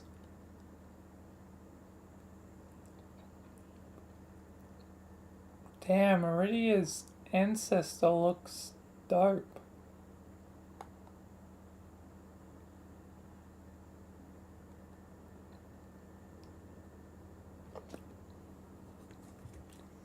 His curse is one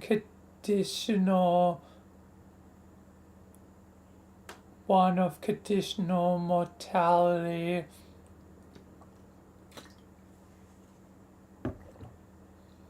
With the desired outcome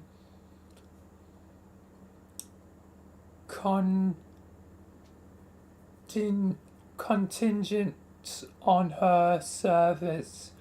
When I release her, she will take her place at his side and travel through time to carry out his orders.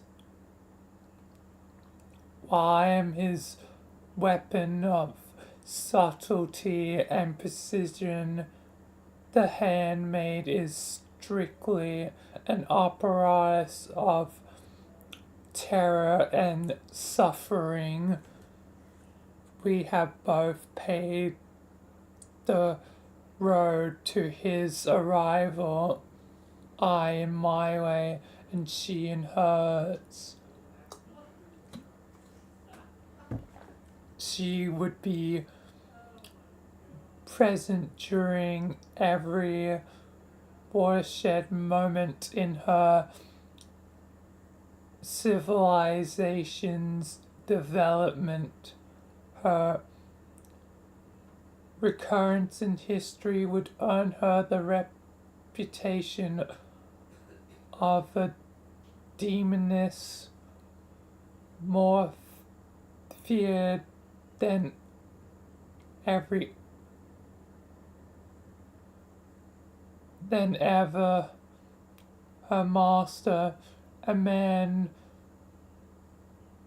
though dreadful, rarely makes himself seen. She stirred up class warfare and intensified bigotry in whatever era she haunted. She made sure the descendants would enter a world which prepared them well for the game and took measures to see they would play as they did.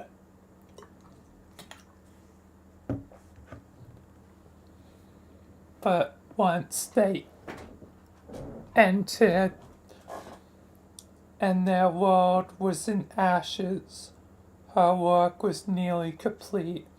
Now, 6 centuries later, she would be given one last order to follow before her curse was lifted. A simple recruitment job.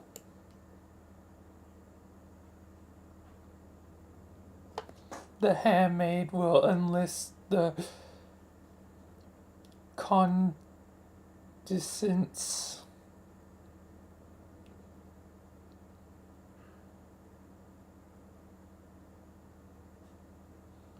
extending the same bargain once offered to her.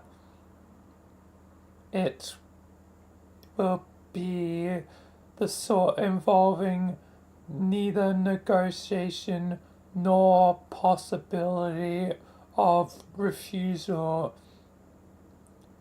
expressed in terms plainly understood by the psychotically genocidal.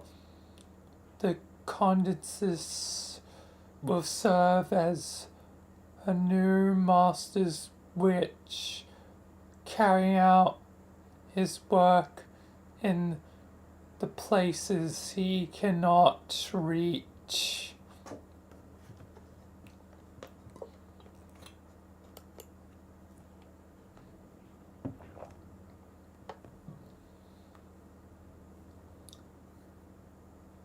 The 2 last trolls alive, blood of rust and royalty,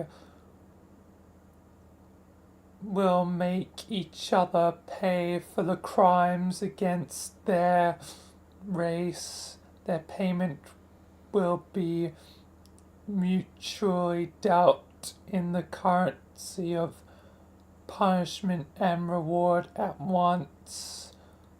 The condescents will be rewarded with the power and immortality her new service entails, and punished by the grueling slavery for which it is synonymous. And you, young lady, are to be punished by death at the hands of your replacement. And so too will this be your reward.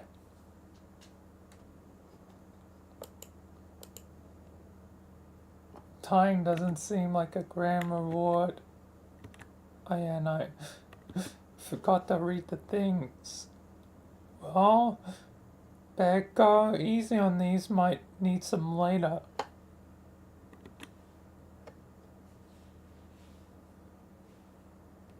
There you go. Go ahead. Keep talking, cute boy. I got you in the crosshairs of my broom bristles. I got you, you pompous motherfucker. While he sneaks along.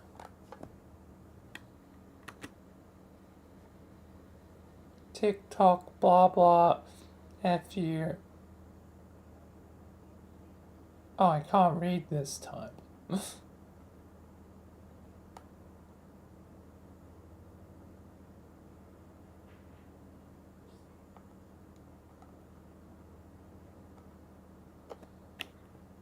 Alright, I can. Just didn't show it first.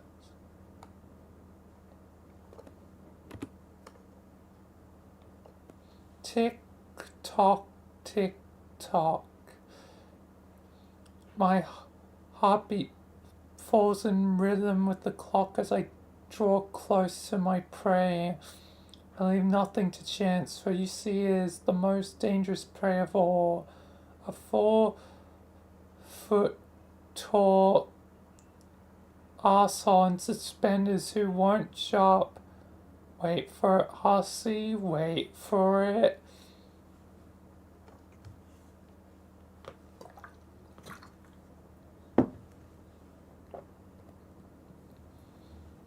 And so, my dear, that is the inspiring tale of your people, and why you should feel rather privileged to be in the position for which I have groomed you meticulously. Are you not grateful? Yes, surely you are. It warms the soft, fluffy material in my chest to know this. What is it? What are you looking at over there?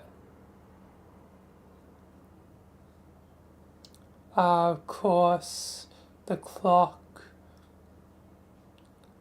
I can see you have a good eye for a fine timepiece. Your exemplary taste is certainly owed to a quality upbringing. Perhaps you wish to know the history of the clock and how I came to possess it. Yes, I can see that the sparkle of curiosity in your eye is a marvelous tale, one almost as long as it is verbosely told. Where do I even begin? Now Hussy's gonna take out Stretch. Take him out. Right. Trip. Dong.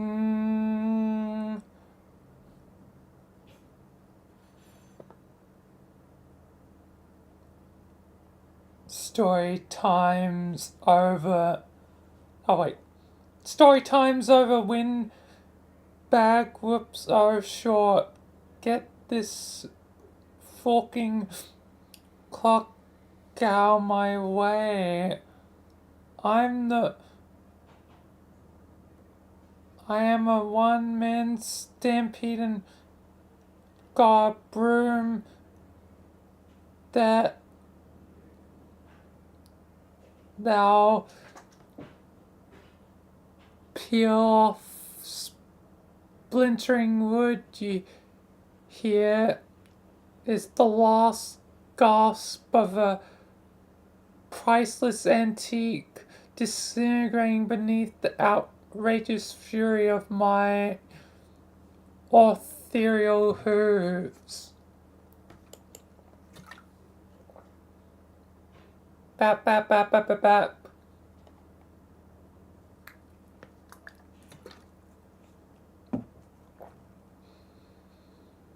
If I have to put up with one more smug, meandering interlude in my own story, I'm gonna crack your head open and serve you a heaping bowl full of your downy, soft puppet arts.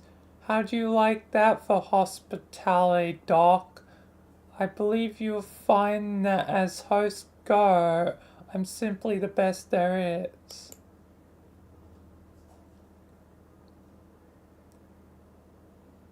Everyone is fed up with your condescending, self-indulgent narrative style. They want it to go back to something less condescending, something slightly more self-indulgent style.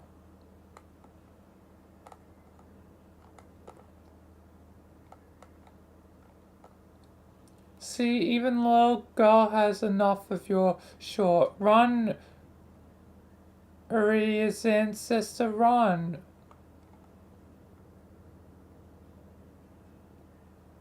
Wait, she's not. Iridia? She's the ancestor?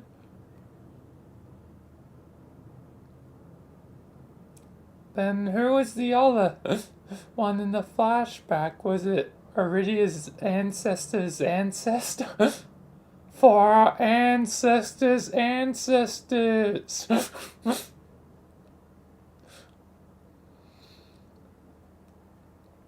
I guess that's... It was the ancestor. You have locked up your lost Asian schoolgirl, you sick fork. Oh, don't you flop around at me like that. Are you listening, little man?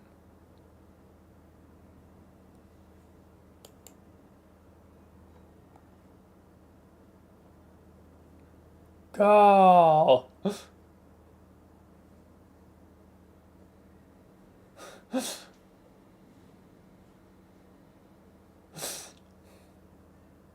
Why is it such big text?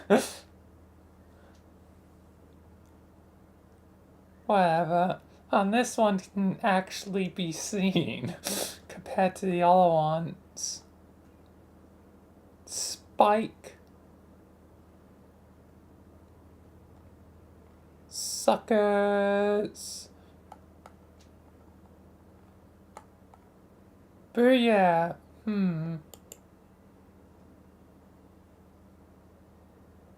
You there, girl.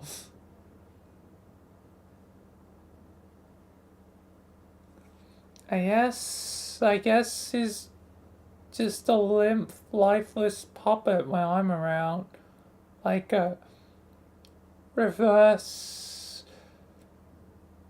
Calvin Harps kind of thing. This is a little disturbing.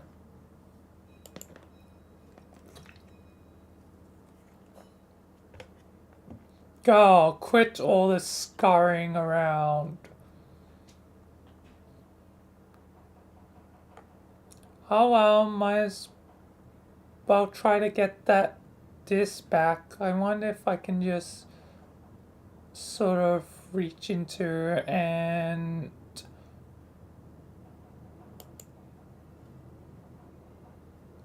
do you believe you can escape me before I arrive?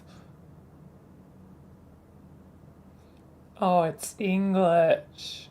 Reach.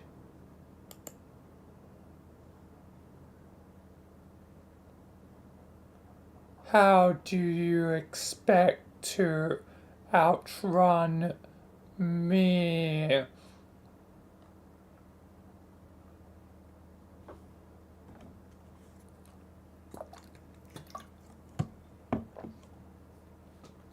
What the hell? Looks like he had the disc repaired for a while already. They didn't tell us. Motherfucker just loves the sound of his own voice.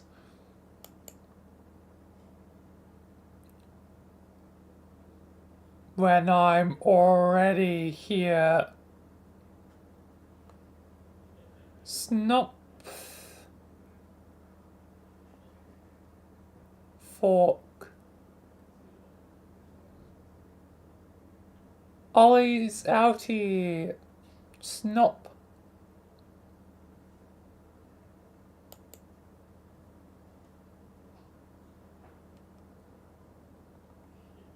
Snop fork. No, you dumb homo tour, goddamn. You're snapping wrong. and heads to Sweetbriar and Helljet. Unsnop. And I love, I just realized now I'm actually paying attention. Even the quality of the thing degrades. But then it goes back to normal. That's interesting. Anyway, unsnop. Insert disk tour.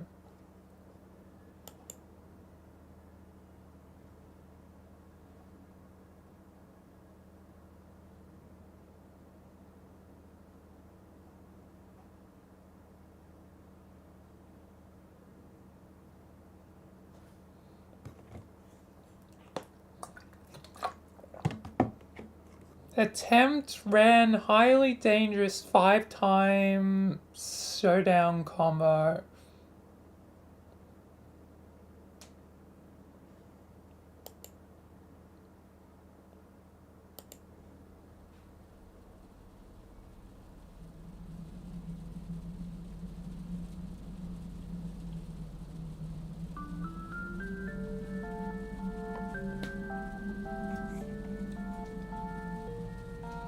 Ah, it's carnival time. Hi, Gamsey.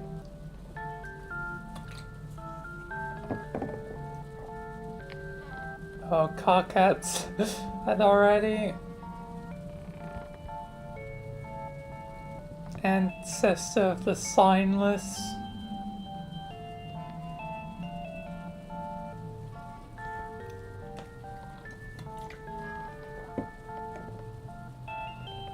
Honestly, ancestor of one of the subjugates.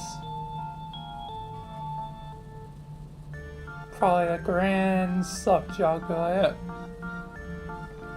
Kanaya and her ancestor.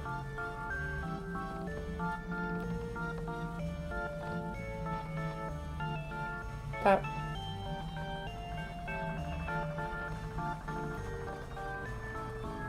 Terezi and her ancestor. Red glare.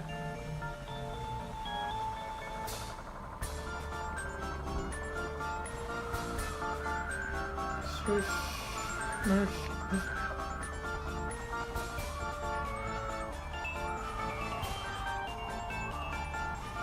And Sykes and his ancestor.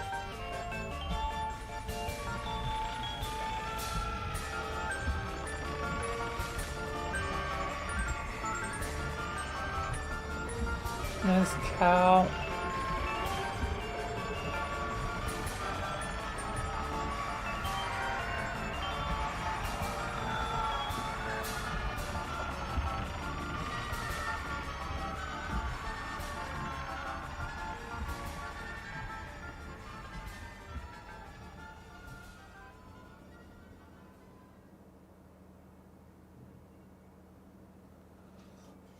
Fades to white. Honk.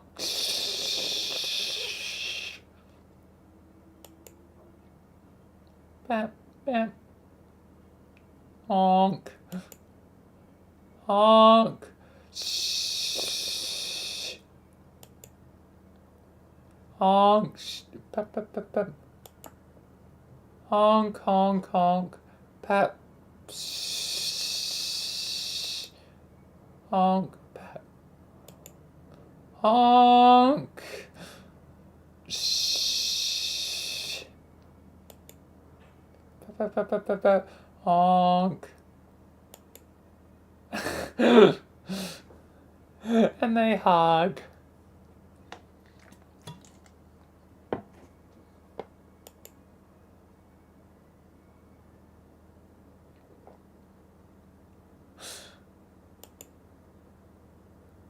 Oh god, no album. Frostband, another thing I can check out later.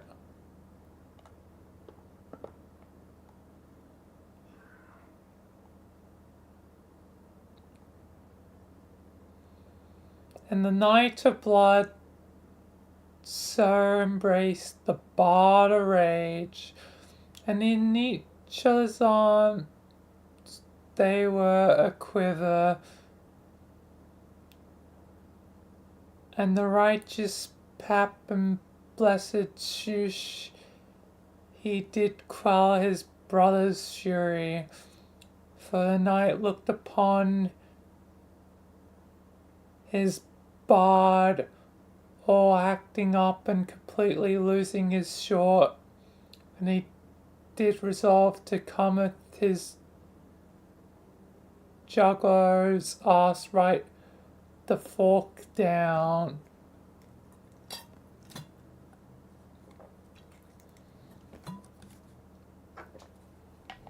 And so calm down.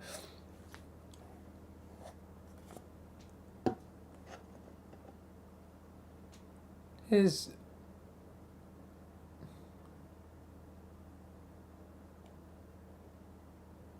juggler asks what and wouldn't continue if to be for all time, and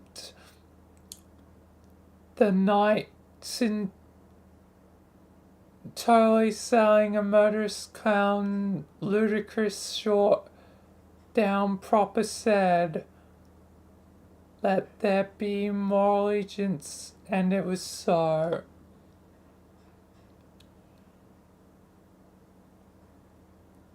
Still like another 50 pages gone. A bit over 50.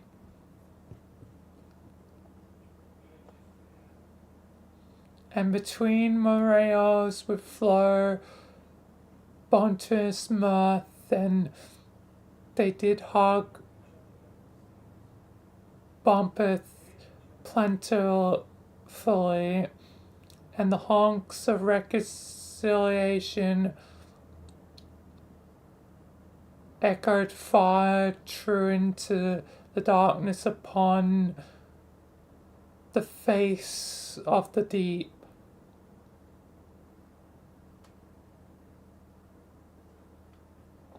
I've reached almost 150. Remember, I'm doing 200 a day.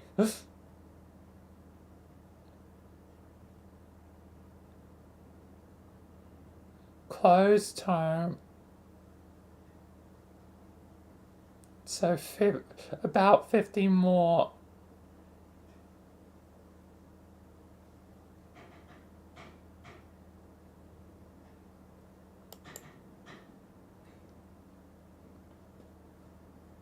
And it was good.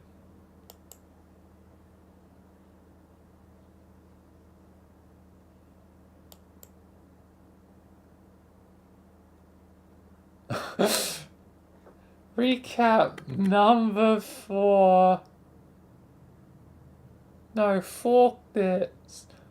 Last recap I wrote was a really big one in the white ink, and Jay just humped her dead dream self into Beck's swipe for prototyping. Then Jay's swipe flipped out and destroyed the column supporting the laboratory, and the big bell fell and bounced off, and she bounced down the hill and oh, and if I click it, I have Hussy. Little Hussy for cursor.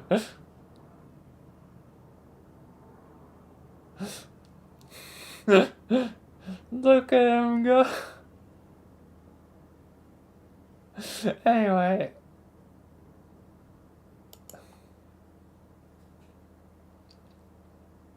Click the panel.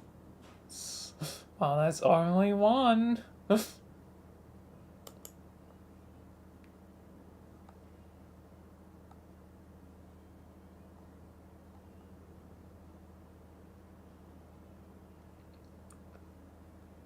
The password is see you soon. Okay, I'm going to take your lack of response as a tacted verification. Also, this pretty much has to be the last conversation we have, right? Your timeline cuts out completely in a minute or two because of the scratch. Why are you looking at up there? Are you hypnotized by the flashy shorts? What the fuck? That's been going on since John started scratching that big goddamn record. Aren't you acclaimed to it, acclimated to it by now? Hello? Holly Gigas, mother of screaming fork. Whatever, I have short to do now.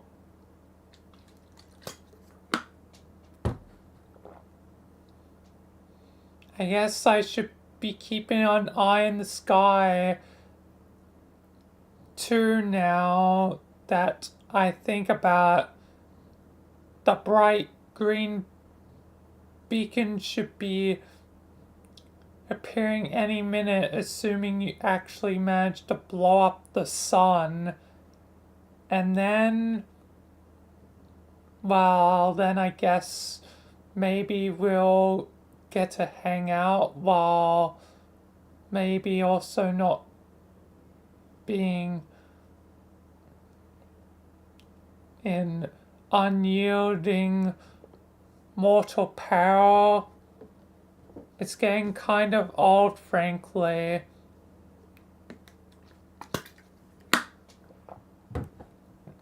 Okay, well, this is a pretty cruddy farewell, but I guess I'll have to do since there's seriously so stopping short transpiring up there in forking outer space. Later, Jade, I'm going to make sure John knows that what the hell is supposed to be doing. And in the case none of this works and we don't actually get to meet, I guess I should say, since apparently my gutless future self can't express himself and never go around to saying, thus leaving it to me as usual to say that, oh sorry, I was distracted. Oh, not by all the scratchy stuff in the sky. There's something coming down. What?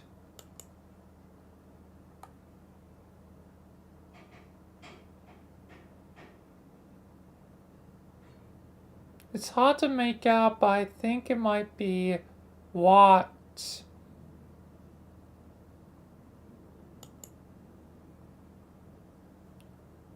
A backwards command?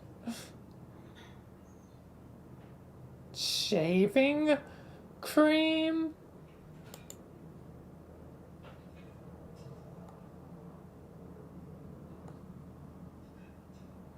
What the hell is shaving cream? It's like, hey, Cockhat?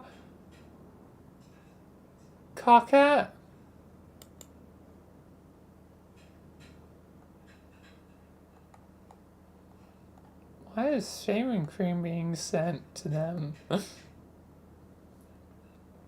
But I have, I'm guessing the Genesis frog, well, the Genesis tadpole. And I guess the commands are completely nonsensical now. Foam. Oh no.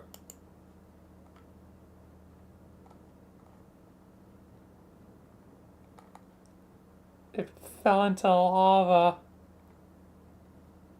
dead. Deuce, this is in the top. Oh. Cascade. The thing that broke the internet back in the day.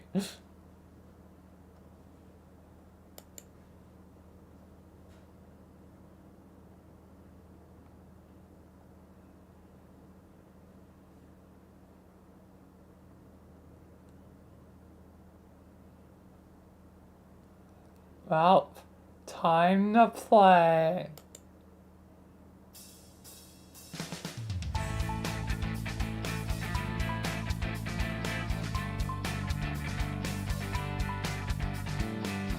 Hi, John.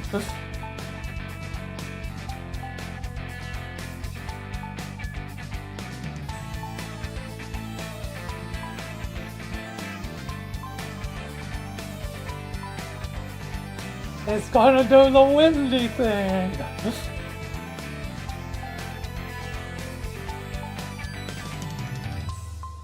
That's a lot of grist.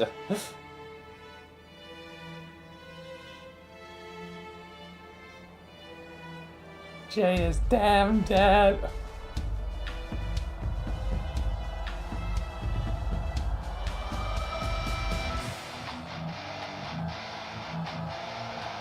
And now Jack is gonna go against him. Red mile, so when it expands.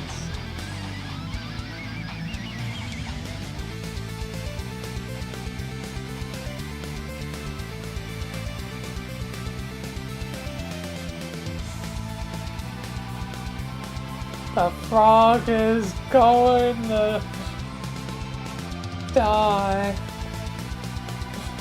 if something doesn't stop Jack.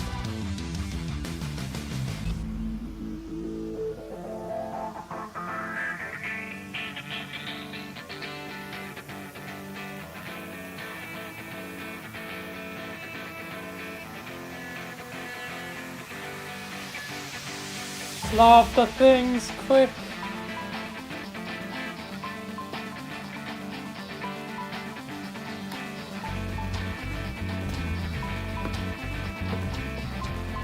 Hi, White King.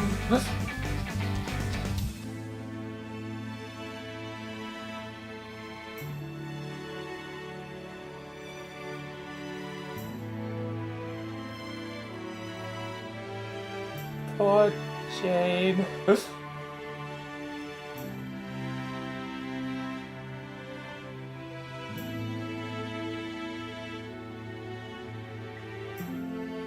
Oh, he took her to the bed.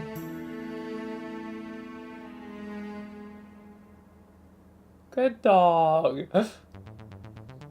But now he's probably gonna blow up something.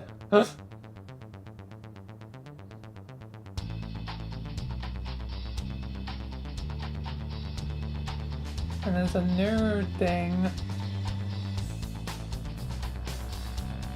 Oh, hey, Jack.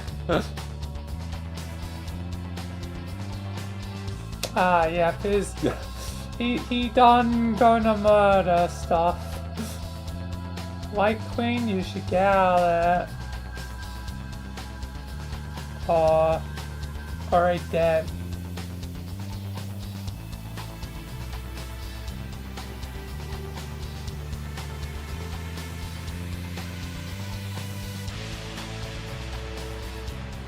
Uh-oh.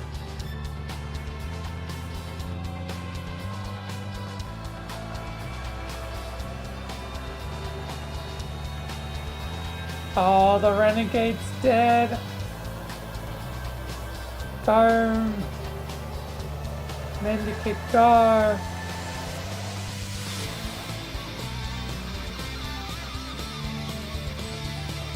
Oh, he got the thing from the vagabond, no.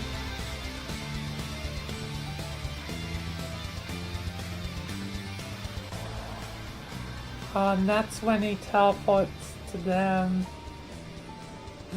and causes them all to die.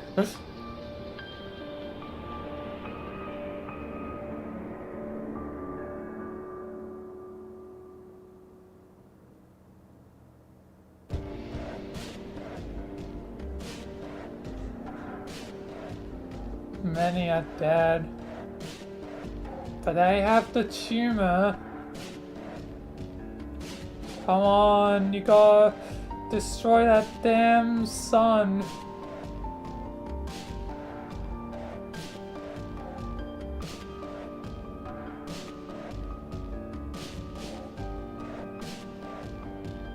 Both of their deathbeds are conveniently here.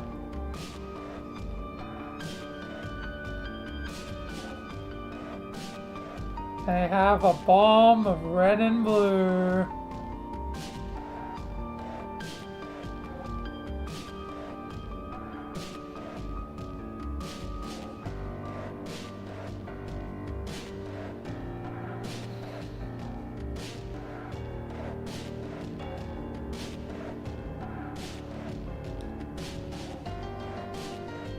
And Alternia.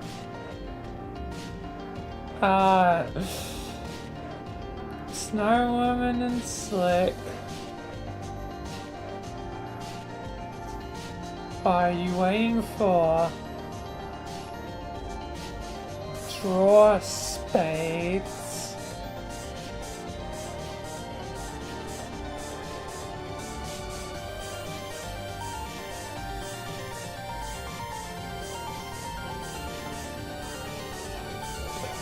She's the other.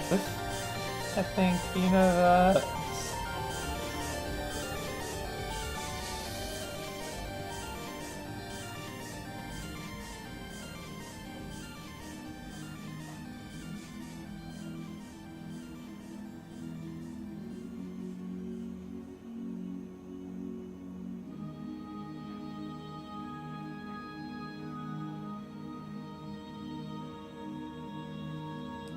Nature's taking its course.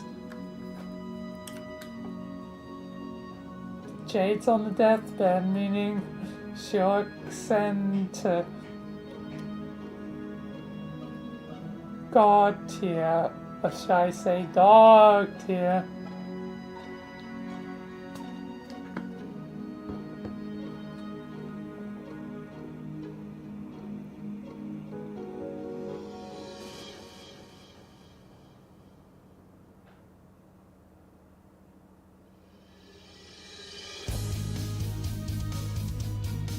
The meters are raining down now.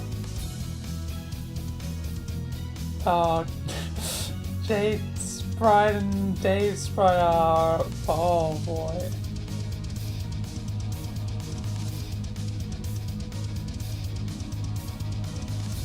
Right in the thick of it.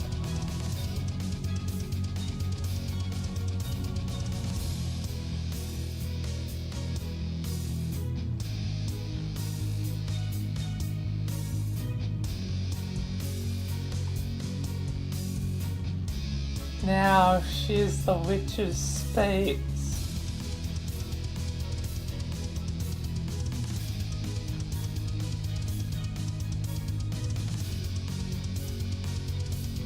Space is our command.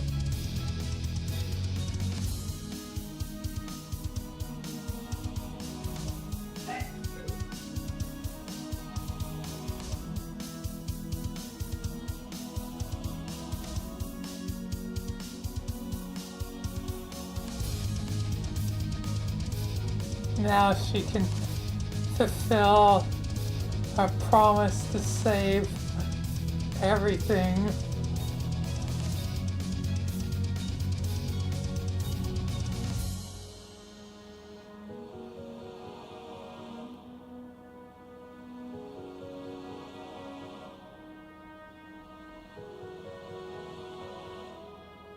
As the scratch reaches its completion,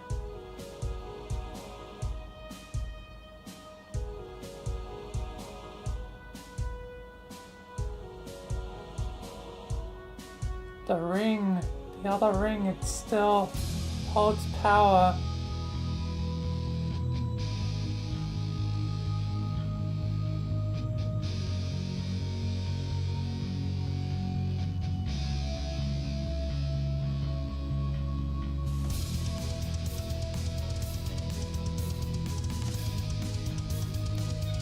Hopefully, Dave and Rose can do that part as well.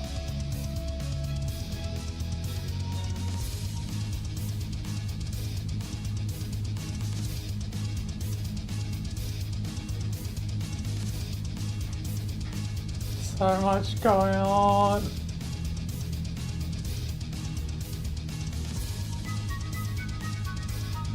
She's creating the fourth floor.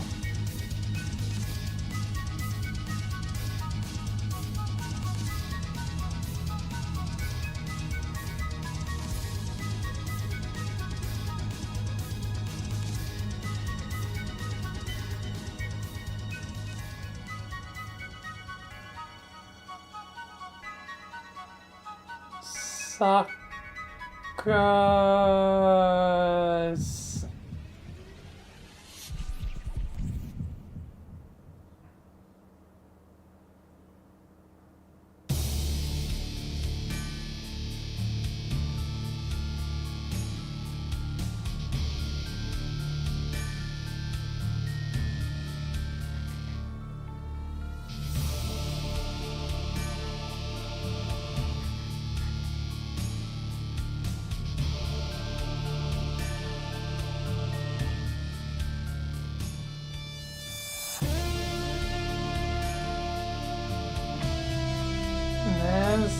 Korea sites.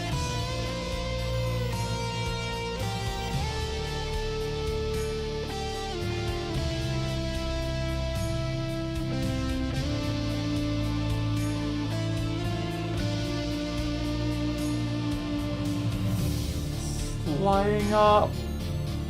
Oh. Side is transportation just like his ancestor. And what now is gonna Jack do?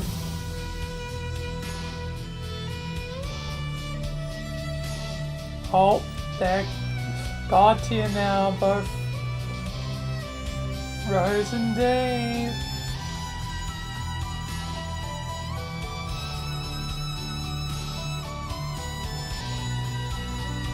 Sea of light, a night of time.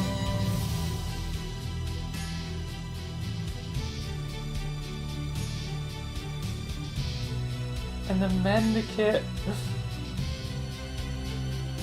is against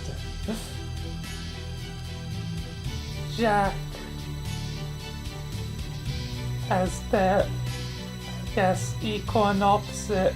I thought it was gonna be the Vagabond given the nightmare, but I guess there must always be light and darkness, and Vagabond was technically one of the Kingdom of Darkness. So yes, it only makes sense for it to be the Mendicant.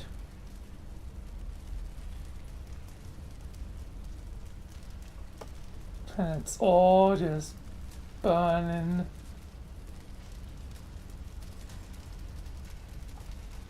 Damn, that is a hell of a page. That is the, like, epitome of a goddamn page. It even makes everything goddamn, like, blur. End of Act 5. Got this and this, so a thing.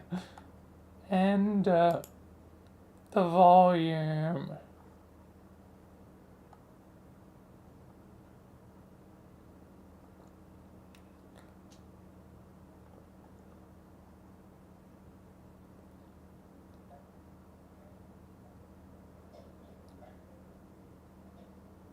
which of course has a lot of stuff to it.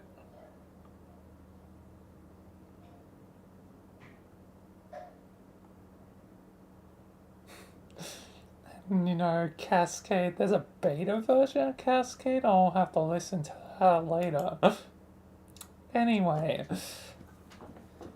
begin intermission 2.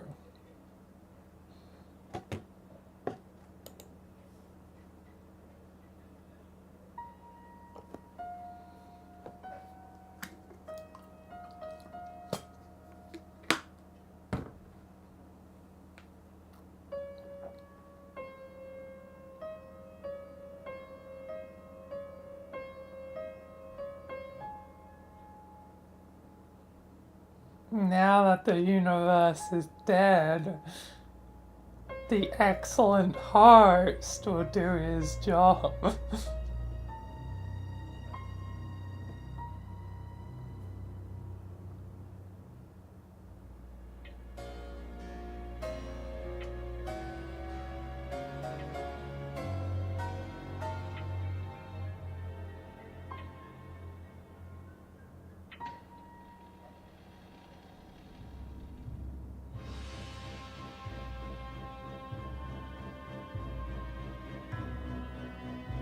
It has begun. As all along, he was the host.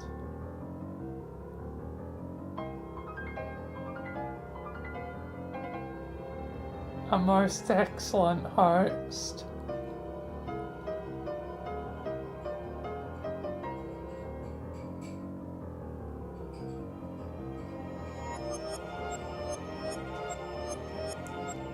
Yay, epilepsy, yay!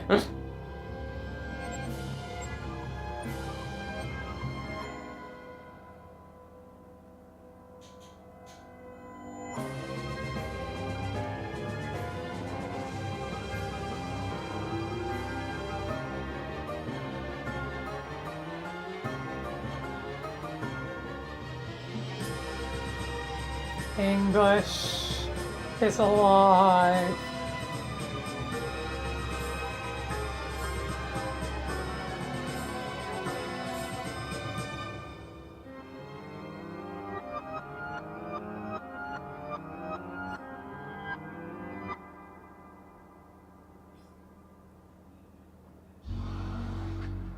Honk. Honk.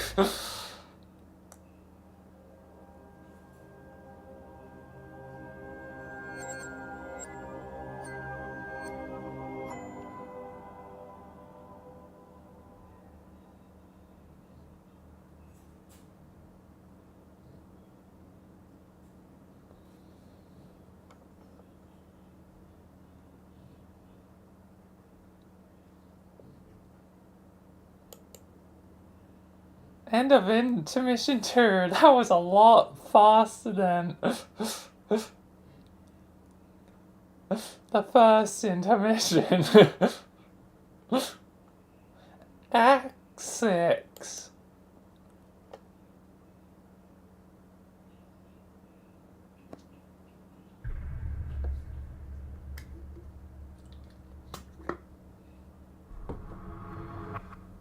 And now it's green, like the green curtains that was seen earlier.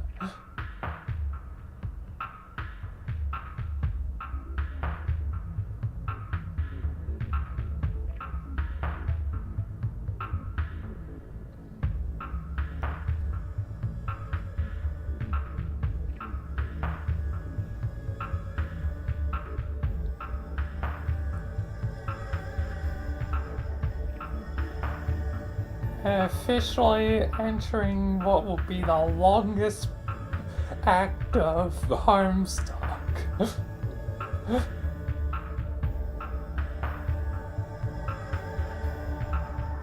Because it basically goes for the next 4,000 pages.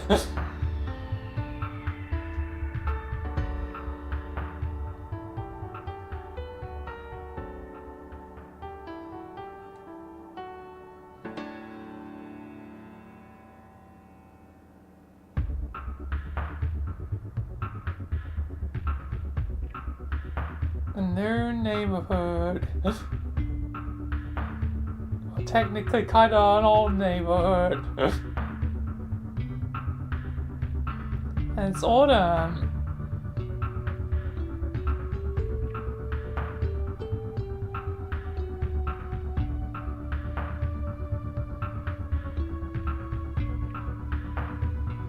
Angry lady.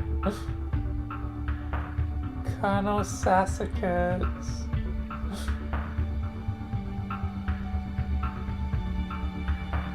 Still, some things remain the same.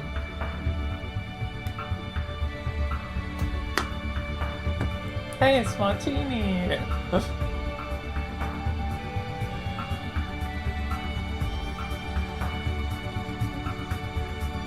Sweet bro and hella Jeff the movie!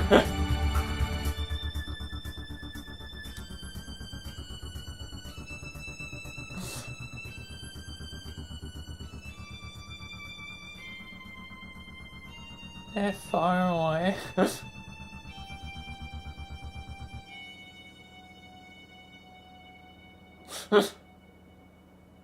We need to see Jeremy.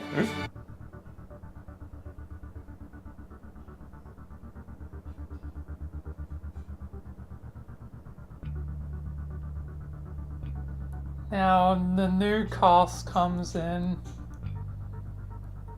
I don't know like any of the names. Because most of Act 6 is a mystery to me.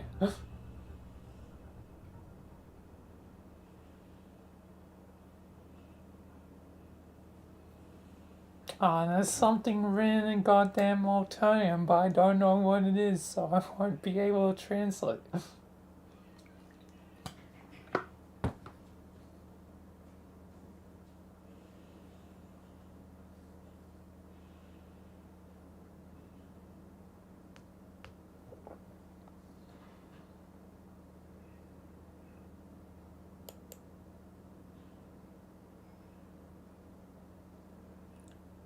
Homestuck.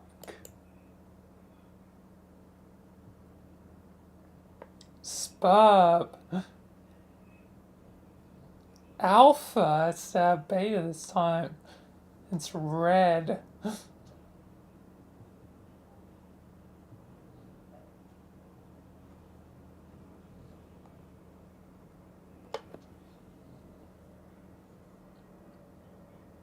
Alright, gone.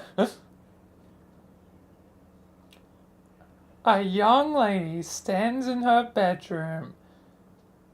It so happens that today is the 11th of November 2011. It's also the release of Skyrim, which Bethesda will never, ever stop probably remastering. But anyway, here's the date scheduled for the launch of a highly exclusive playtesting experience for a much anticipated game. The young lady is expecting to find this game in her mailbox today. She is expecting the game to be enclosed in a pair of envelopes. And printed on these envelopes, she is expecting to find her name.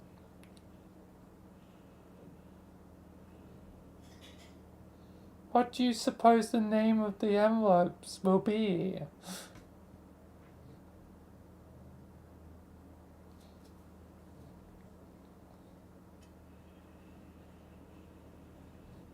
Enter name.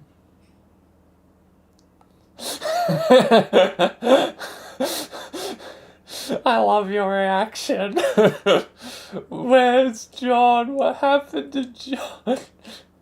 This is the half of Homestuck where it's like John is absent for some time.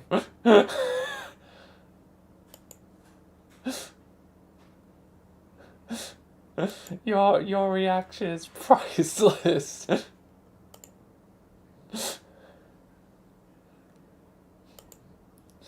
here, I'll enable the things for now.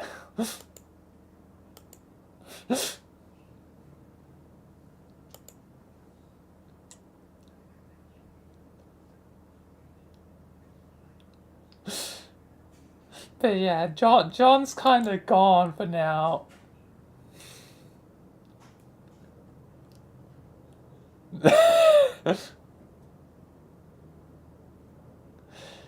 Jane Crocker, wait a second.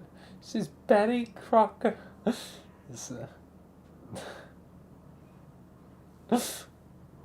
I'm guessing daughter, granddaughter?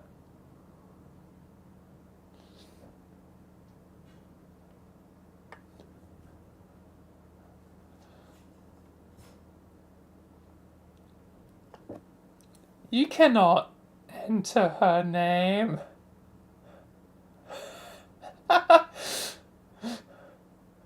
It is already in her honorary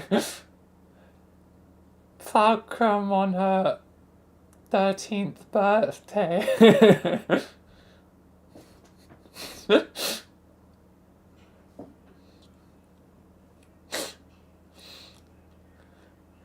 Which was about 2.5 years ago and has been sitting there neatly on the bookshelf ever since. Attempting to engrave it with any other name after completing this sacred rite of passage is practically unheard of, and is a gesture nearly as offensive as it would be if you tried to enter a name something dumb like barn stench fart face.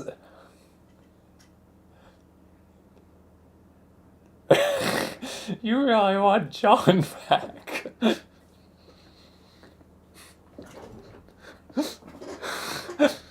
Luckily, she is not the sort to hold a grudge, and she will let it slide this time.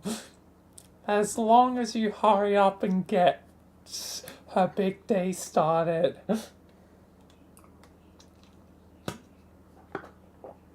Examine room. I don't think John's gonna pop up anytime soon.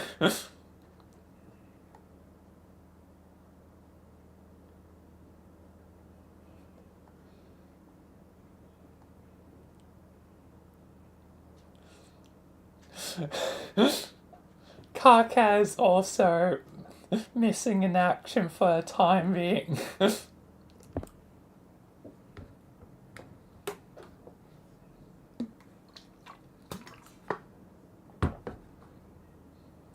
Your name is Jane.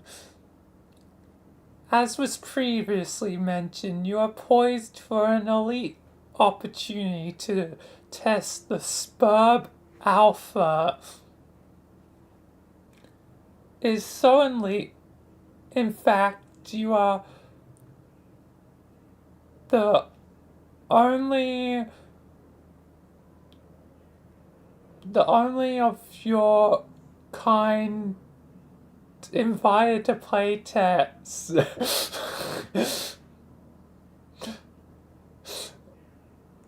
Though you guess that's probably what comes with the territory of being heiress apparent to a baked goods empire.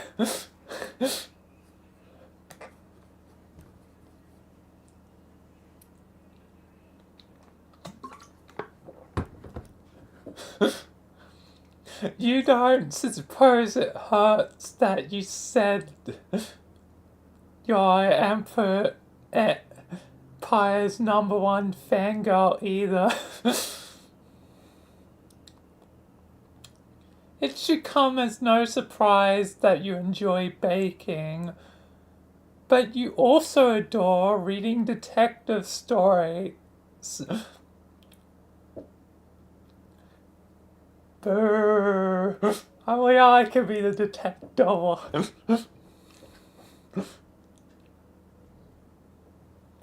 you find yourself a skilled paintress. If by no other measure than lineage.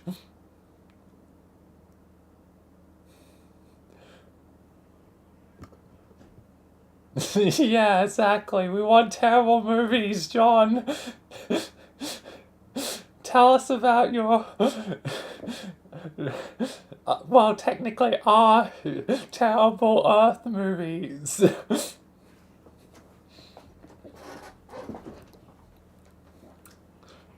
Though at times you feel it's tough to fill those shoes when you're surrounded by jokers.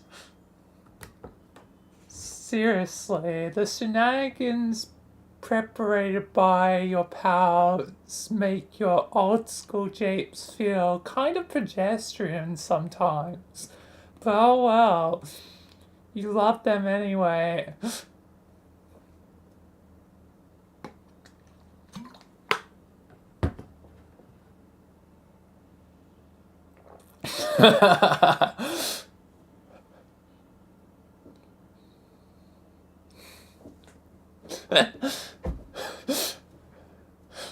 The Ray Crocker ripoff has to die. The Ray Crocker kid has to die. Her child must be dead.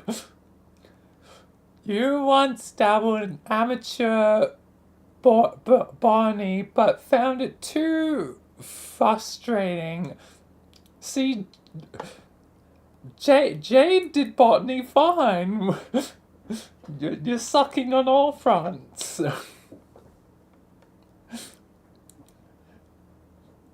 Because your vegetables kept this, actually, you know what? You don't want to talk about it.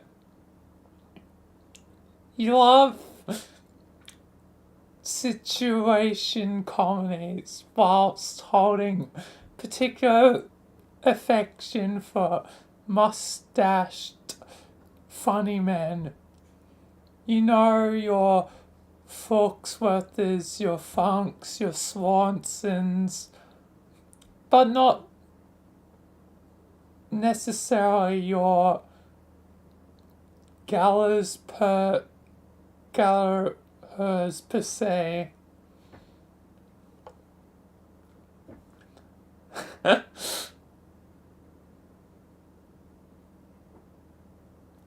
Blood to blood gods. Boop Boop wants the blood of this child. Boop Boop will have the blood of this child. Because you have to draw the forking lines somewhere, you're also pleased to be contemplate frightening fauna, though saddened by their regrettable fakeness attribute.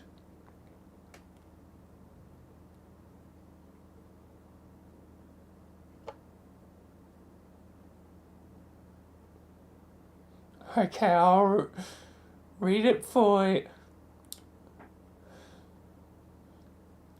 Just I don't want to go on too long tangents. Blood to blood gods, to the land plague, to the stocks of animals, famine, to your lifeline, poor health, to your company greed, to all, to your...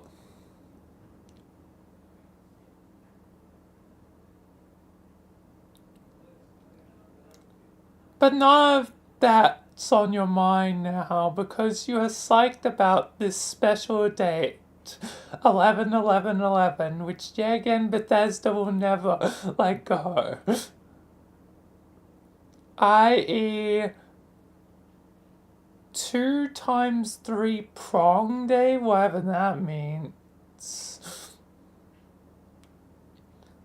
A date exhibiting just the sort of numerical gimmick corporations love to exploit for their big releases. Skyrim much. Or for launching major rebranding initiatives.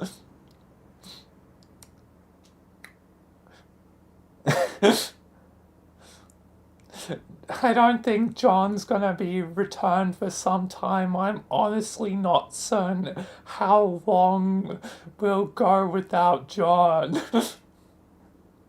It could be a while. I have literally zero idea.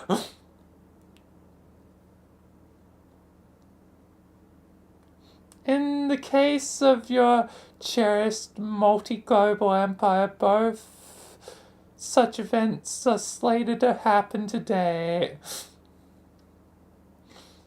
You can't wait to see what is in store and for the mail to come. You're gonna summon demons. Well, a demon has already been summoned, Lord English. Wait. Was it you that summoned Lord English, God? When it does, you will waste no time in embarking on the game's maiden voyage. And if even a fraction of what you heard turns out to be true, you are prepared to have the time of your life. You're goddamn right.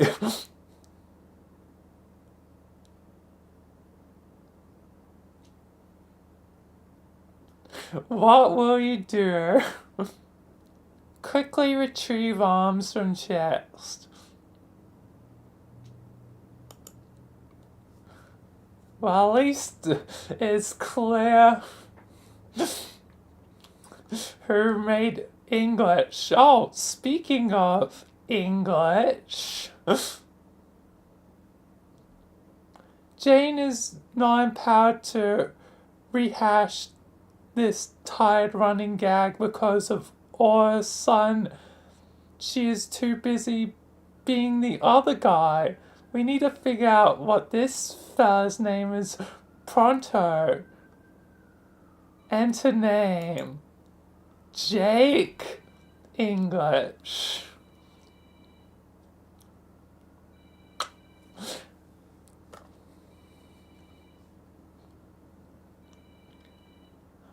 Once again,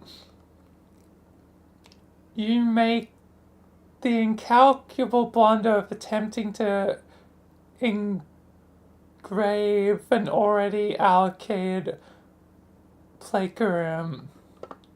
His name was etched when he turned 13 almost 3 years ago.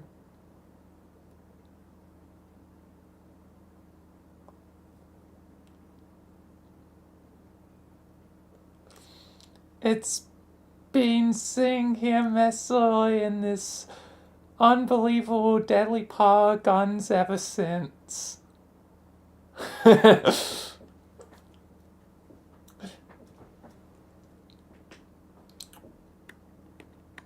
You see, God, this is the Jake English. She looks like a rip-off version of Dawn.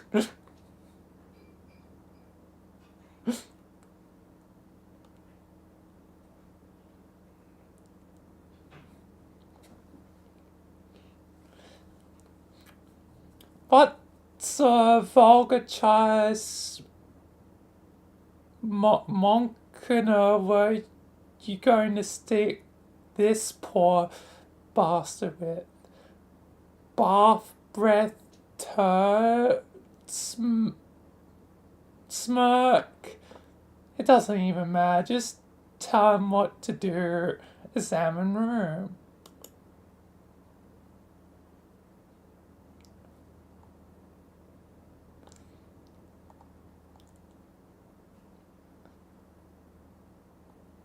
He does have Star Wars, I'll give him that. He has Star Wars.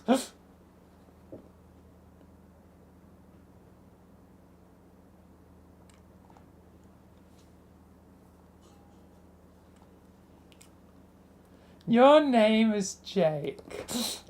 You love movies. All movies.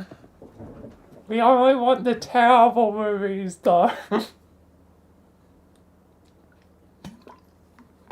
Except Star Wars. Star Wars can stay because, in all honesty, Star Wars is kind of just a terrible movie in disguise.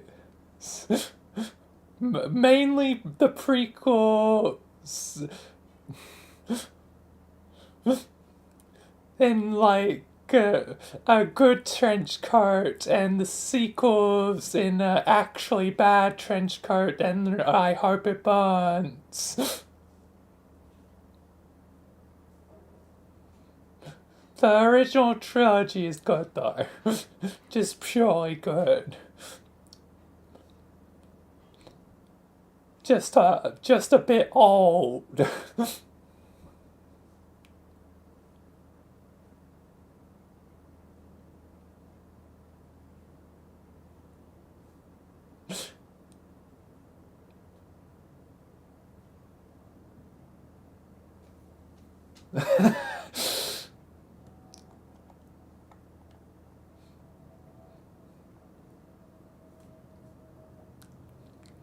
I love Star Wars. I was just saying, you know, each has its technical flaw. The original trilogy is a bit old, but they're awesome. The prequels are good, if not a bit poorly written. And it was by the time George Lucas was throwing in all the, effects. And the sequels are just pretty much trash. 7 is technically the best of the 3. And it had a chance to at least maybe be a mediocre trilogy if they stuck with what 7 was doing, but they royally screwed the pooch.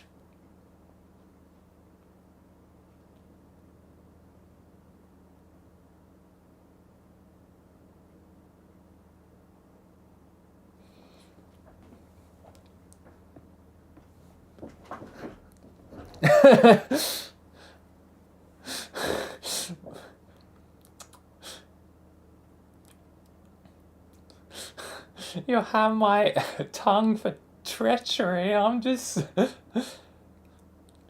saying. I'm just saying. You know, everything can have its criticism.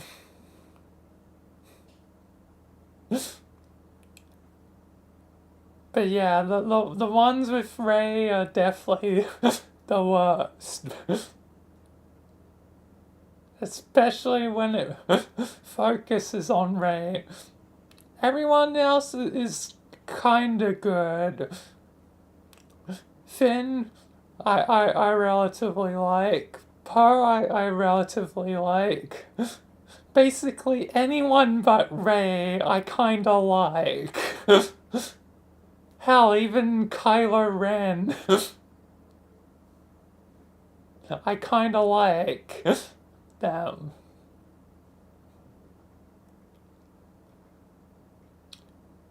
You would describe your taste in film as eclectic, but the truth is, isn't much then totally indiscriminate.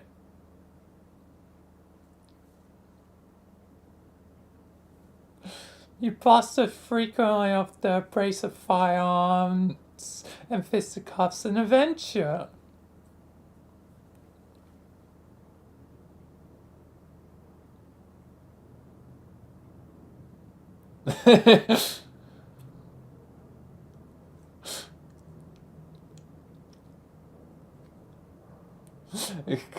Kylo Ren is a bit of an emo crybaby, like, oh, I don't want to kill. My father kills his father. Oh, I don't want to kill my mother. Almost kills his mother if it wasn't for bullshit reasons of survival. Like, only now she uses the Force and uses a Force move that no one else has ever done, like, ever in the history of Star Wars. For someone that has just started to finally use their powers.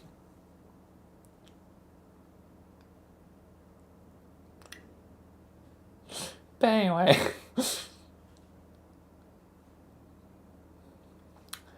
though have no human company with which to share these interests. But who needs chums when you can enjoy a top-notch gander of your gals of clean complexion, hubba. Colleen, what? I need to search this word up.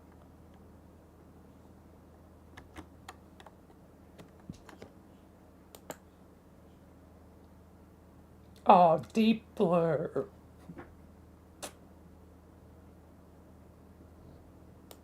It's a color.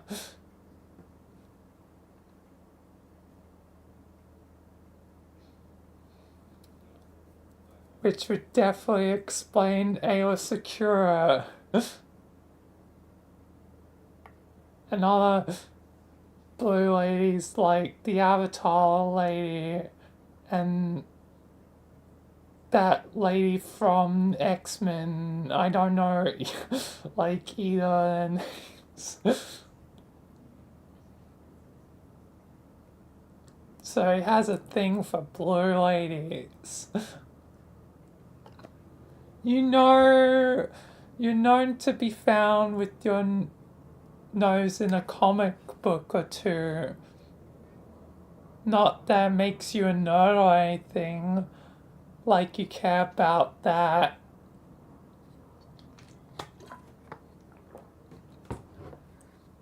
Nerd emoji. Nerd emoji. Nerd emoji. Anyway, not a gent of your prechante and swagger quite, which you would bandy with a lump on your globe-spanning adventures. Hypothetically speaking, you would love to travel around the world, toppling any sacred urns you encountered. You'd be tickled by the opportunity to defile hollow tombs everywhere, raiding them of their treasures.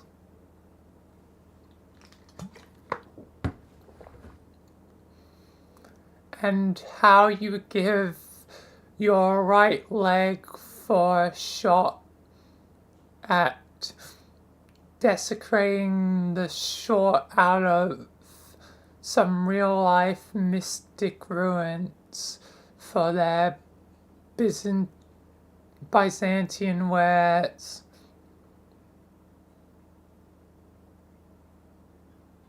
Luckily for you, your limb, there's a Danisev ruins nearby, and you desecrate them quite frequently. What the hell, man? You are also troubled to contemplate frightening fauna and plagued daily by their regrettable realness attribute. What else? Do you also like to wrestle? Did you mention fisticuffs yet? Yeah, and the pen pal of Jade is Jake. If that isn't clear by this point. And his also... Yeah, again, if his Jade's grandson, but also isn't English, how the hell does that lineage work? Because Lord English is a demon and Jade is, well, human.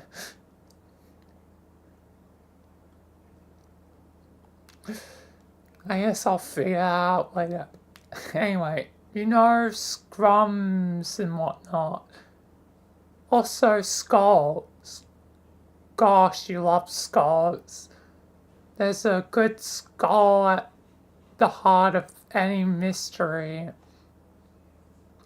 haunting its every page. That is what you always say, or at least is what you always hope. What will you do? Retrieve arms from floor posts.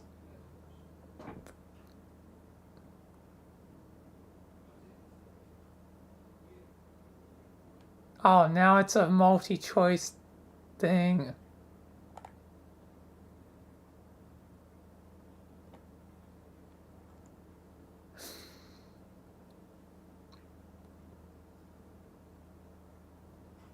Retrieve Alright.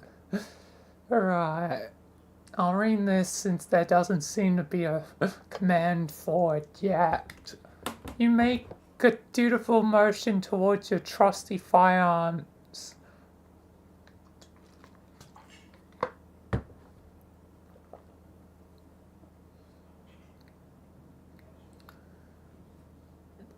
Doing your part to assail the shy carcass of a horse that passed away long ago when suddenly a wild character-like screen approaches. You feel like you're in the driver's seat now. You can basically take this story literally anywhere as long as you don't pick one of those shadowy figures, as long as the panels are actually finished being drawn. It's like the whole pharaonic cornucopia of limitless possibilities spawning before your very eyes. Who do you want to be? So I guess eventually I'll choose all of them. That means Jake is in the island instead of Jade, meaning Jake is goddamn technically the Australian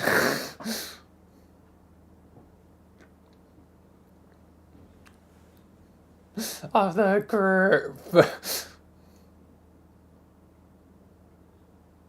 God damn it. Why did it have to be him?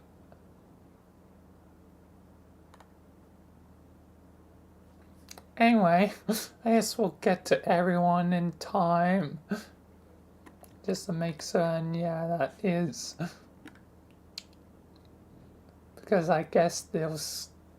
Since there's no command prompt, maybe we'll skip ahead. So let's try not skip ahead.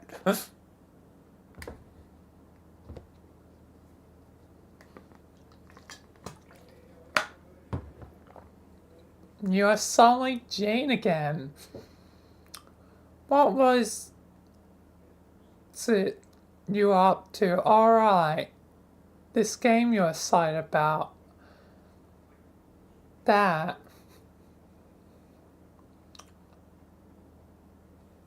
earlier this morning you thought you heard the mail truck, even though the mail never comes in the morning. But just to be sure, you rushed downstairs to check. Even though due to recent events you are forbidden from leaving the house. Alas, it was not there, and you sort of spaced out at the sky with a goofy grin on your face for no great reason. And then you were caught red-handed by your guy, and then you got in trouble.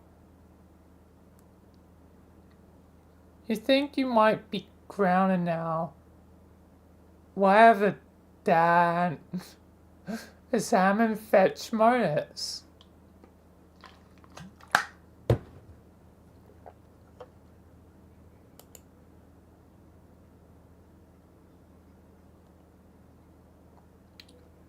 Fetch Morris recipe. It's your recipe mode. It's an extremely handy little inventory widget your dad got you for your birthday a couple years ago. He can be a real hard sometimes, not really, but he sure knows how to spoil his little girl. Capsulog it.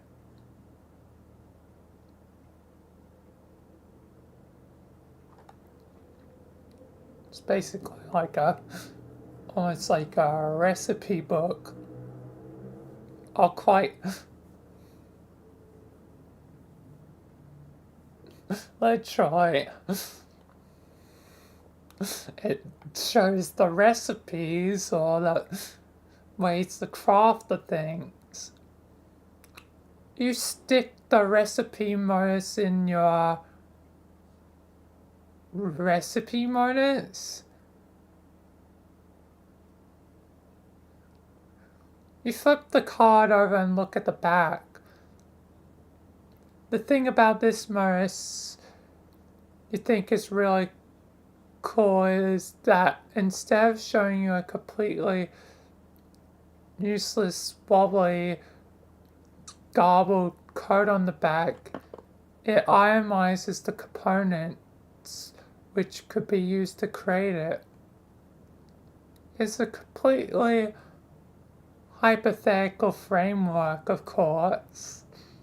We'll see. Well, she'll see.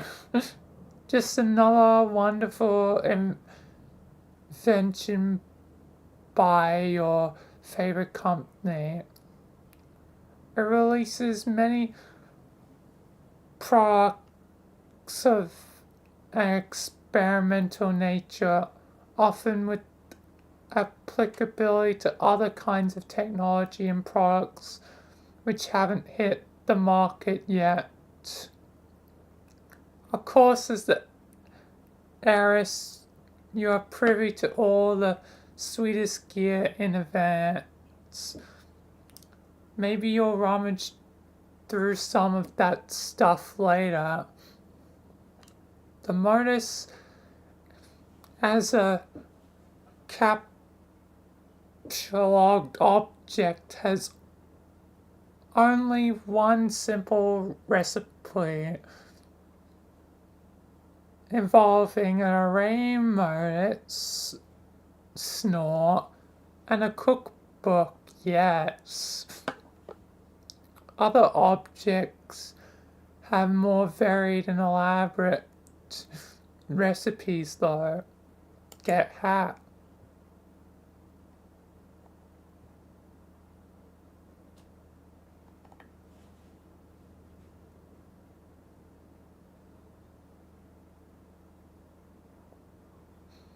What the heck? It's got like 3.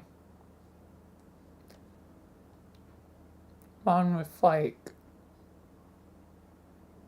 a book of meat, gun with that. pop plant Charles Dunn thing and the matriarch?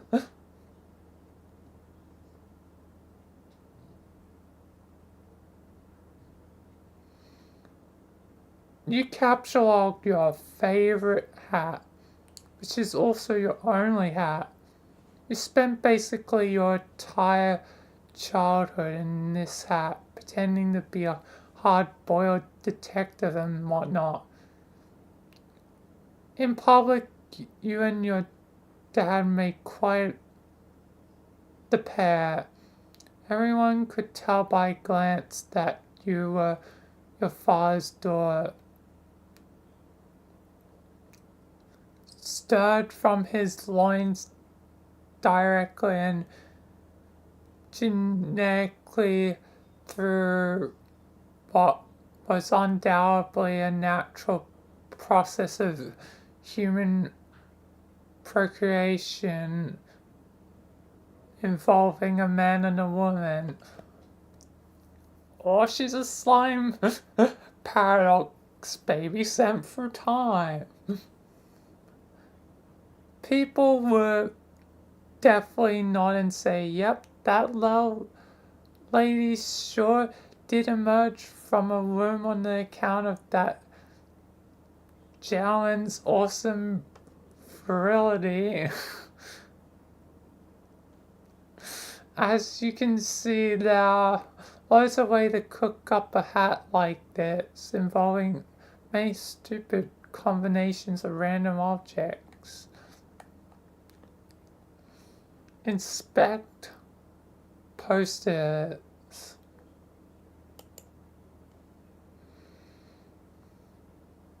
Hey, it's problem tooth gang.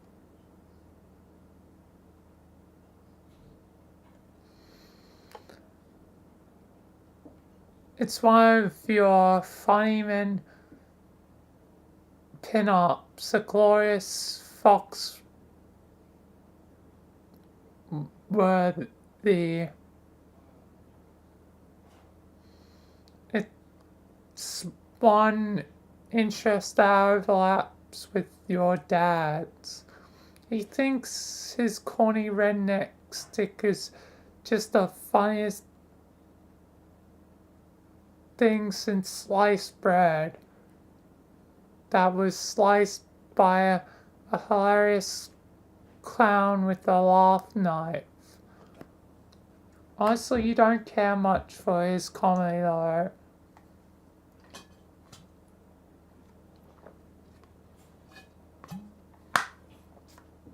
Dealing the low income bucolic classes affectionate sass ad nauseum isn't what you call your cup of tea.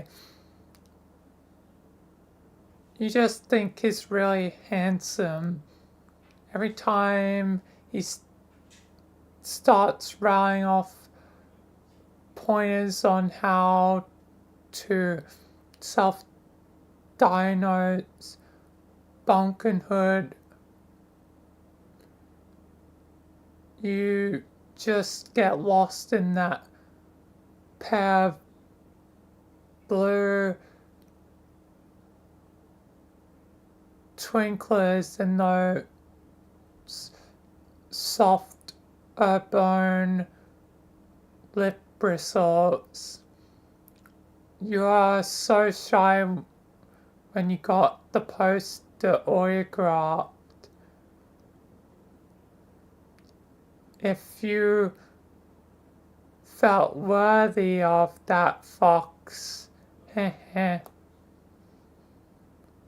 oh, there's one of your problem solve posters. You got a lot of problem solve stuff because you think detective stories are just so swell. This was the last panel.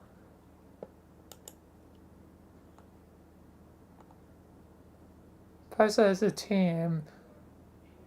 The world is real.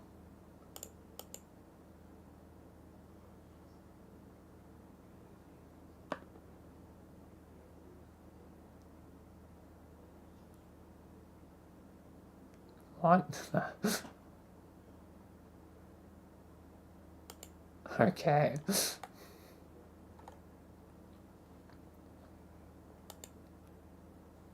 In the first story,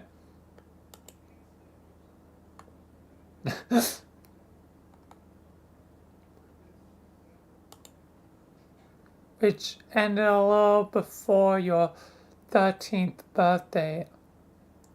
Since then, the author has been steadily updating Problem Sleuth 2, which you have been following avidly. You're happy that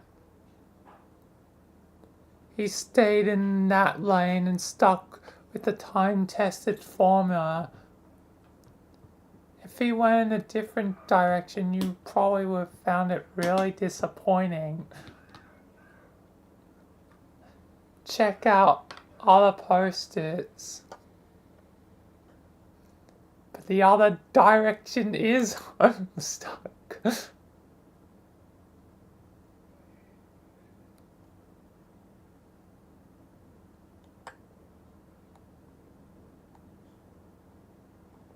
What's with all the goddamn blue dudes? They really like that blue, huh?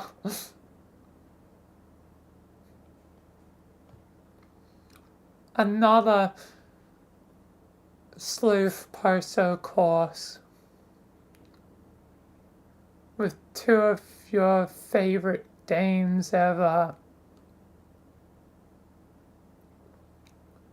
The Tobias and Manhattan were gifts for your 14th birthday, sent to you by your good old buddy Jake.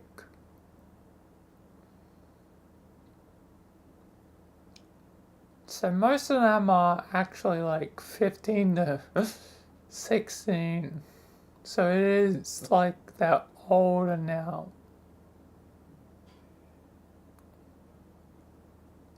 I wonder if the gang will technically catch up.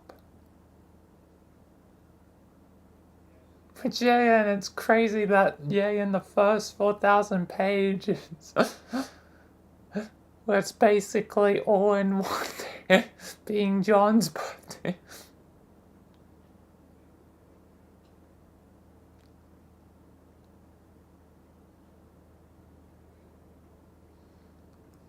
Just a couple of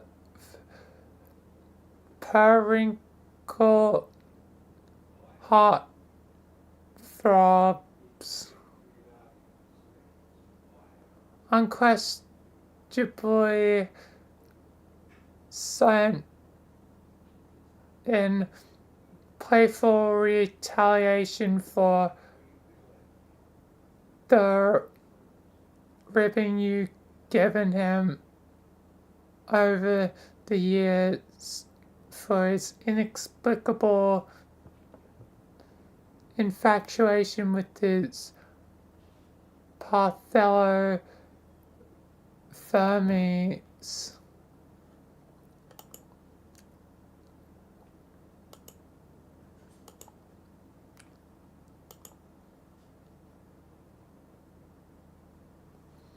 So he made a couple of coy recommendations for objects of your attraction, and you have hung his cobalt beefcakes here since. He was pretty spawn with the blue funk, to be honest, since that's like the best show ever. Mr. Cross can blur himself anytime as far as you're concerned. but the Manhattan not so much. Comics aren't really your thing, but you hung it up anyway because that's the sort of thing you do in a mildly escalating feud of passive-aggressive one-upmanship. You own it. But you felt kind of weird about having his blue mutant penis, Jesus, dangle over your head while you sleep. So you come up with something even more obscene, some sort of revolting troll Howie Mandel, also gifted to you by Jake.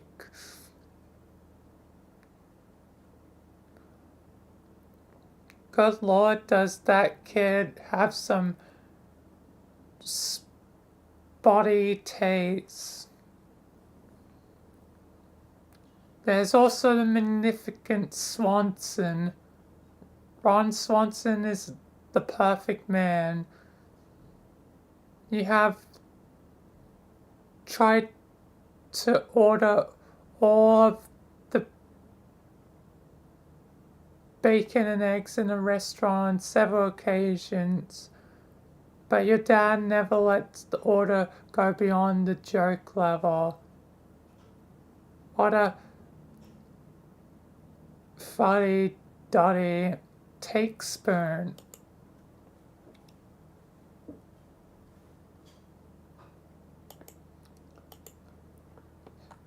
Alright, now the dinner time.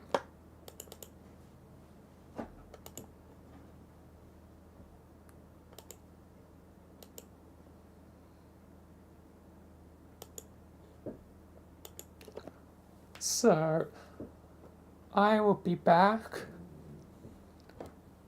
in 45 minute estimate.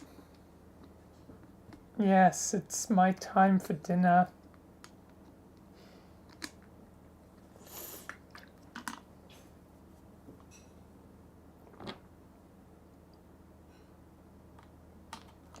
I will be back. I mean, the hopeful estimate is 9 o'clock, but the regular estimate is 9:15. Anyway, I'll be back. Yeah.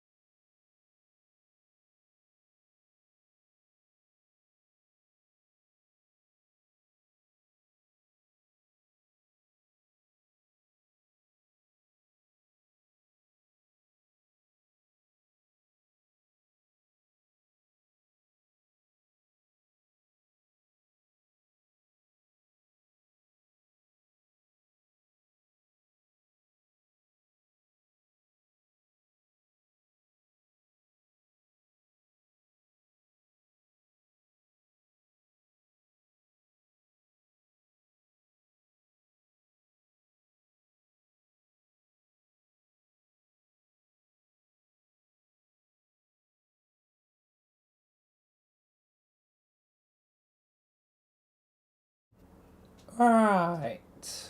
I am back.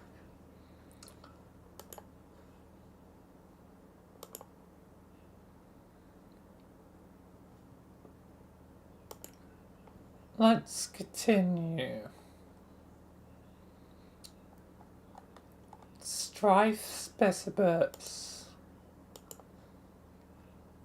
Spoonkind.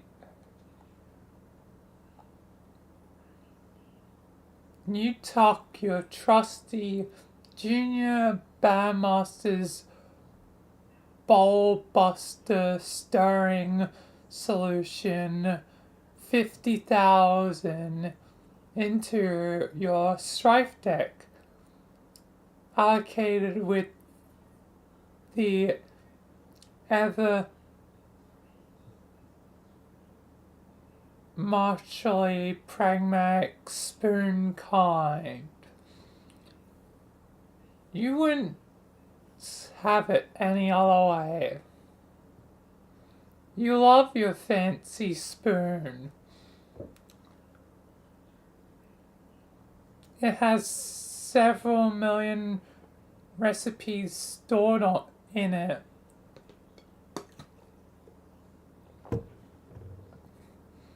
And walks you through every step with the soothing female robot voice, just like in science fiction. Some urban legends say the device also broadcasts subliminal messages, distributing ominous crocker-core propaganda, but you don't put any stock in that sort of baloney for a second. There's ones which there's one switch on it that doesn't seem to do anything. Maybe yours is defective. Still, it's perfectly serviceable and has assisted you in whipping many a cake into delicious submission. Salmon bunnies.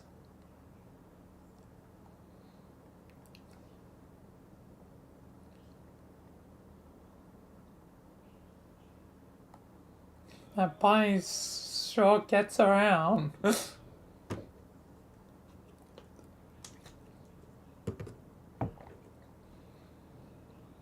These customized bunnies were gifts to you on your 13th birthday from two of your friends. Both were heirlooms passed down to them, and they decided to coordinate gift ideas and send you dressed up versions of their beloved childhood toys. You like to think they were shooting for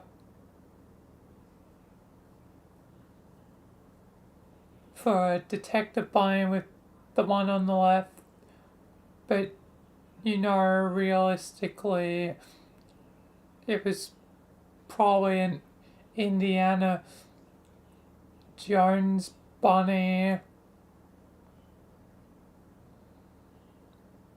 more in line with his interests and yours, especially since it came with the little whip you have since misplaced. The bunny used to belong to his grandma. The other one used to belong to your friend's mom, and she dressed as a wizard, which was also unapologetically more representative of her interests than yours. That's okay though, you love the gesture anyway, and she totally BFFs forever's her words. And you agree with them.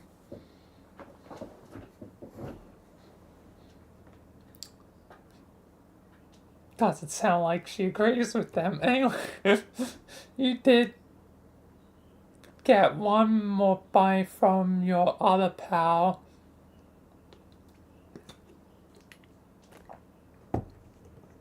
He had to make it himself from scratch since, for some ridiculous reason, he didn't happen to have an old bunny heirloom lying around. His gift was somewhat less incautious. You have no idea where it is though. Probably just as well. Look out window.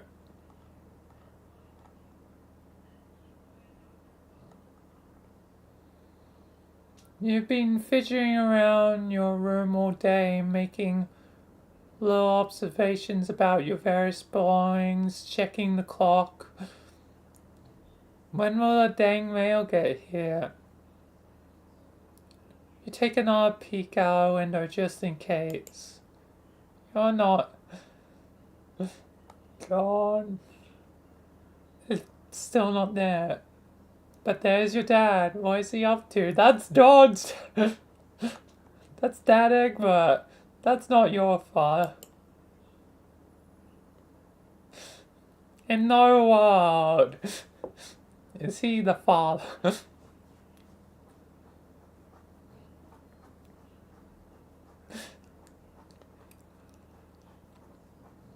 He just capture-locked the car. He even has the same motor, same hat, same pipe. If it's a different version, it's John's hat. I refuse to believe otherwise until it says explicitly. Oh, that's right. He was going to wash it today. Well, even if it explicitly says, I feel like I'll still be skeptical. Anyway, he's probably taking it into the backyard next to the garden hose. He keeps a very busy fatherly itinerary. So many dad things to do every single day.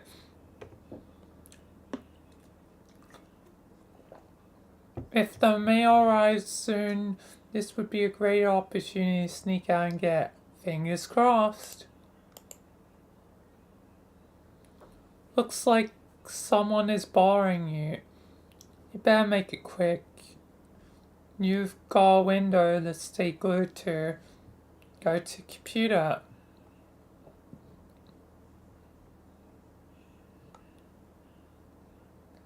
Oh my, that's interesting.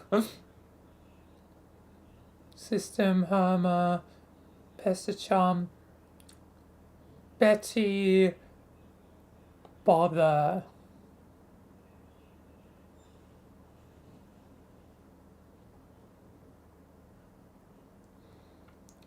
You know you really should switch to Pester Charm. It's what your friends use, and it's a lot better than Betty Bother, if you're being honest with yourself. BB is just so spammy and annoying with all the pop-ups everywhere. Be the first to visit Mars. Bay Crocker, Fruit Gushes, Mystery Mouth, something. Hamburger Helper. And there's Guy Fieri. There also seems to be subliminal messaging. I can't quite read because it flashes by so fast. Oh, look at this dreadful clutter. You gotta switch. But then brand loyalty is a powerful thing. Looks like Jake is messaging you. It seems like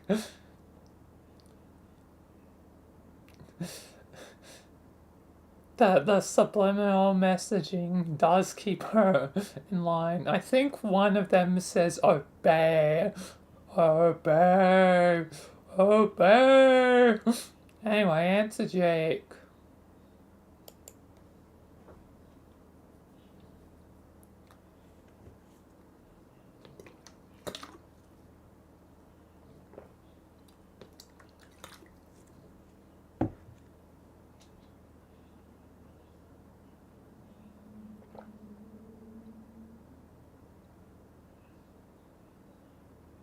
Golgot has terror. That's an interesting one.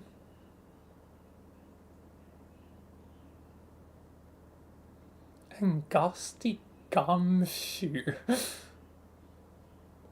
And here's the names.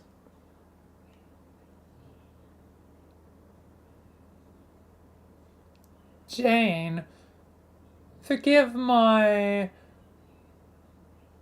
botherations. I know this is meant to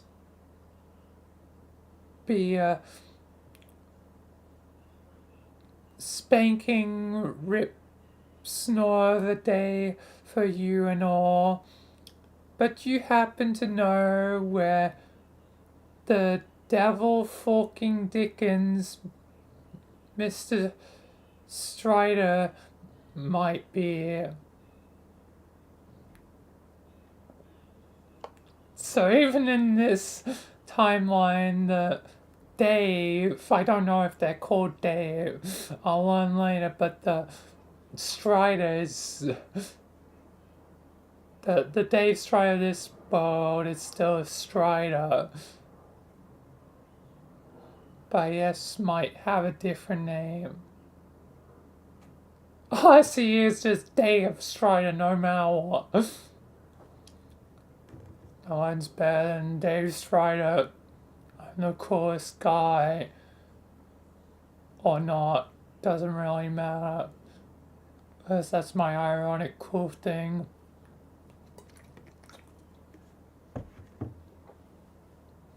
No, that's totally wrong. You are so wrong, dude. You are not cool. I am the cool one. No, I'm the cool one. I'm the cool one. I'm the cool one. I'm the cool one. No. Anyway. Oh, that's fine. I've been meaning to message you soon, actually. But I suppose in all the hubbub today, it plump slipped my mind. And hi God, I have returned. Which is a shocking fact on its lonesome, considering what I have to tell you.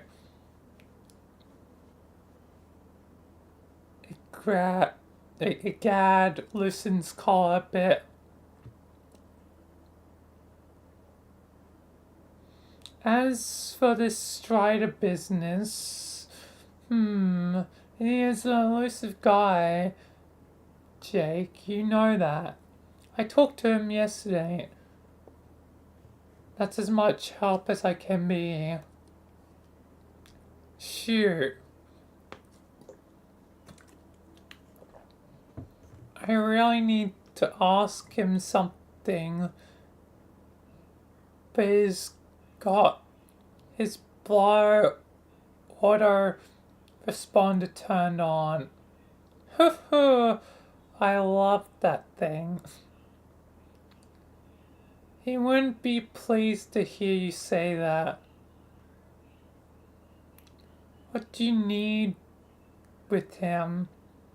Does this have to do with your crazy pen pal project? It most certainly does, and time is of the essence. Today is the day I have to finish it and send it, not a day later. So, you see why I'm feeling really friggin' discombobulated at the moment. Sorry, Jay. That would be the birthday present for your grandmother?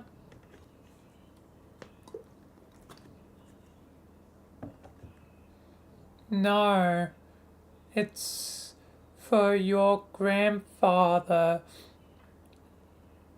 simply to be relayed to him by my grandmother, a joint gift to him from she and I. Wait, so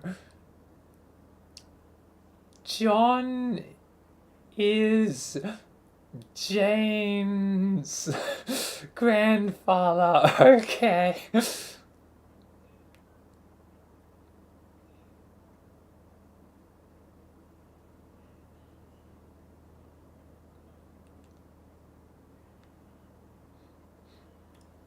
Wow.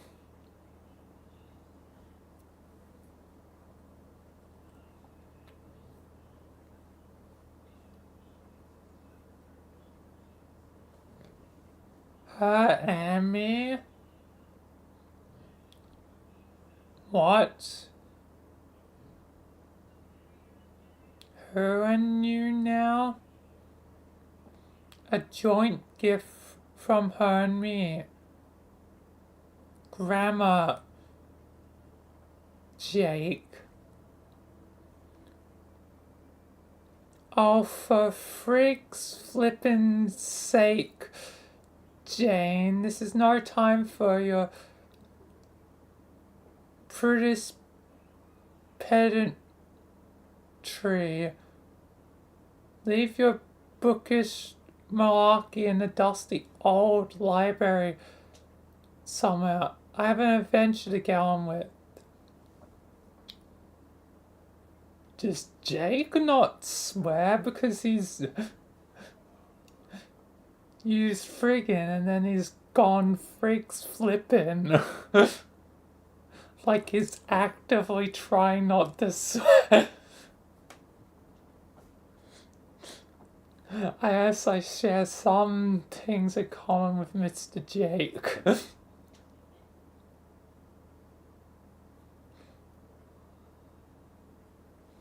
So if I have this straight, the big thing hogging up your plate today is not this marvelous new game which I have invited you to play with me, but finishing a robotic rabbit to give to my dead Pop.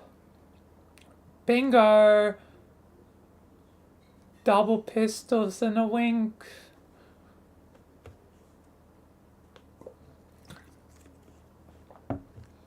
You're a very strange and silly boy. Please, Jane, we have addressed this. I'm sending the gift back in time to when they are both alive and about our age. Or something like that. Something funny is going on here that I have not fully grappled yet, but dang nabbit, if I'm not going to see it through, because technically it wasn't hundreds of years ago. Well, like 100 years ago.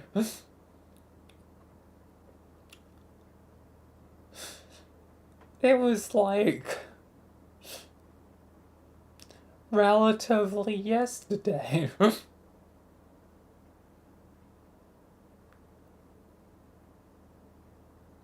Well, Godspeed then. I do hope you pull it off.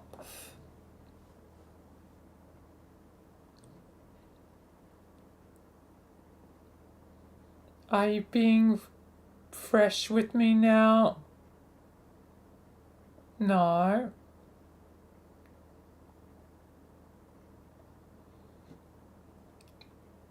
Actually, it might even not technically be yesterday because Scratch reboot. It might still be the same day. It might still technically be John's birthday.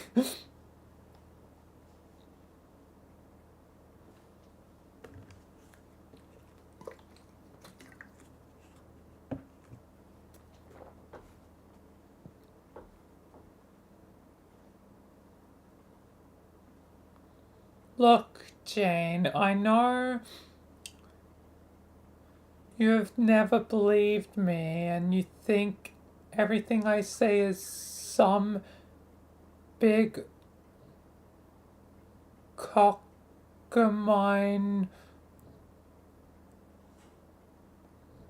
mummy goo off. What the hell is that saying? But I think today of all days is when you should start taking some more things seriously.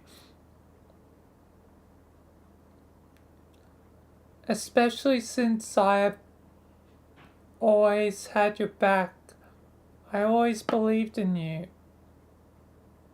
Hey, I've believed in you too. However, believing in someone isn't the same thing in believing in somebody. But that much said, I think that maybe I'm getting ready to believe some of the wild stories I've heard. Or, if not not believe outright, reserve judgment on, at least. Is that so?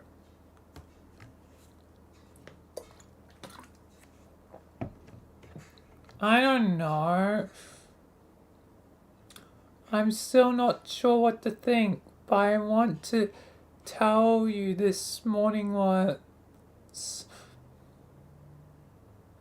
I had a really wild dream last night, and you were in it.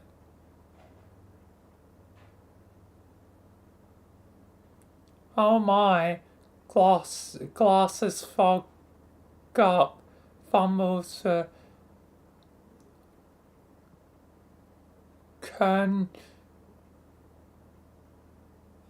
chief, like handkerchief?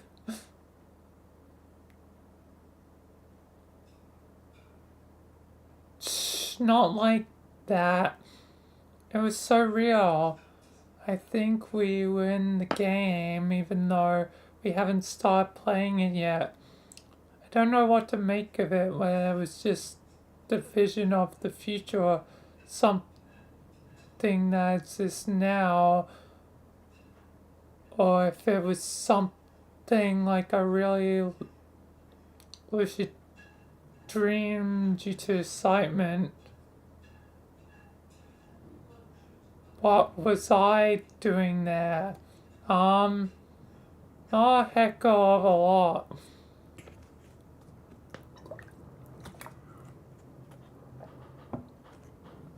I really want to tell you all about it, but it will take some time to explain, and we both have things to attend to. You with your time-traveling rabbits work, and I, my vigilant window casing. Too true. Let's reconvene later and sort out all this short our leisurely play. Never mind, he sweats.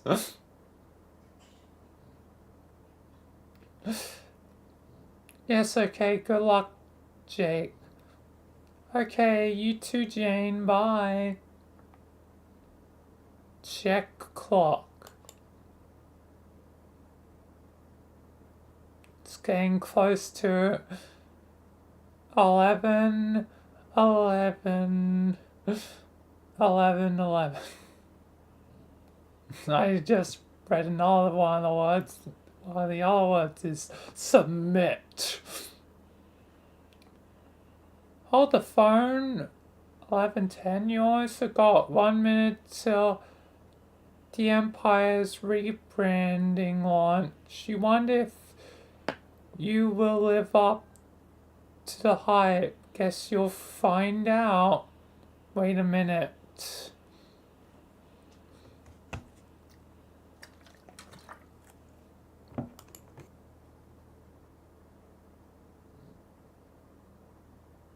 From a spoon to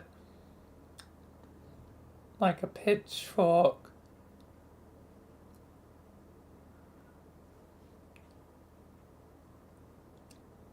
And I saw that pitchfork like earlier. You ride out another 60 seconds and something happened to your baking chips. Did the logo just change? You wonder what else might have been effective. Look around. Yes, it's now forks instead of spoons. It's like a pitchfork / trident.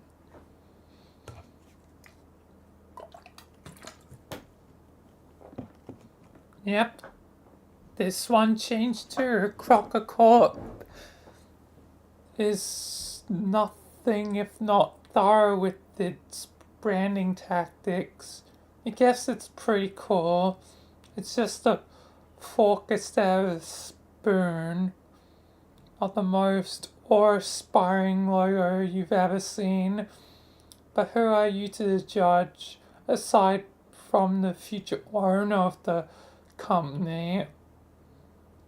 You make a mental note when you turn 18 and inherit the company. You'll change it back to a spoon. You love the spoon. Examine Bowl Buster.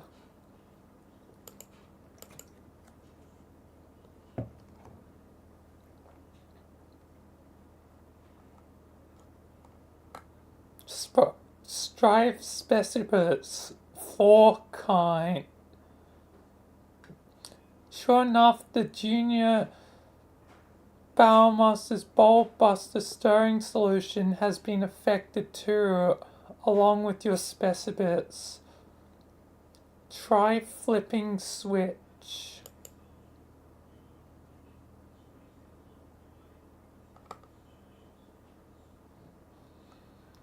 So I guess now the useless button is useful.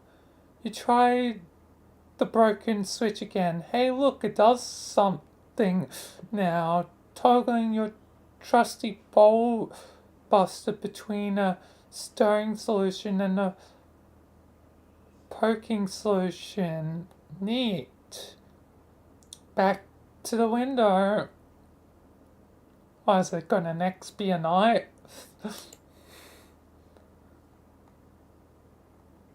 Now that's not a knife. Now this is a knife. Nope, still nothing. You surely would have heard the truck pull up. You guess the Empire wasn't able to coordinate the mail with its rebranding. Maybe the US Postal Service is the one thing it doesn't have its no clause in yet. Another mental note. Sink no clause into the post office when you take over. Jesus. She's already going like full corporate, like, we must own everything, even the post office. Open chest. It's probably just better to do what like Amazon does. Have your own thing.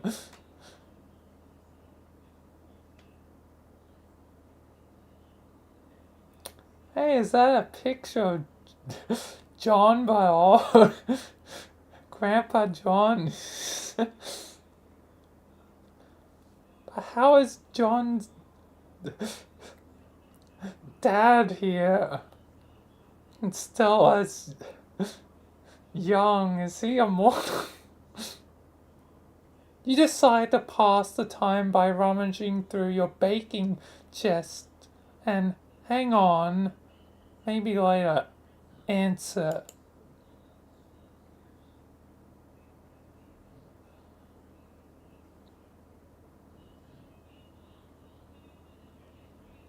Iranian Umbra. So this is like alternative car cat.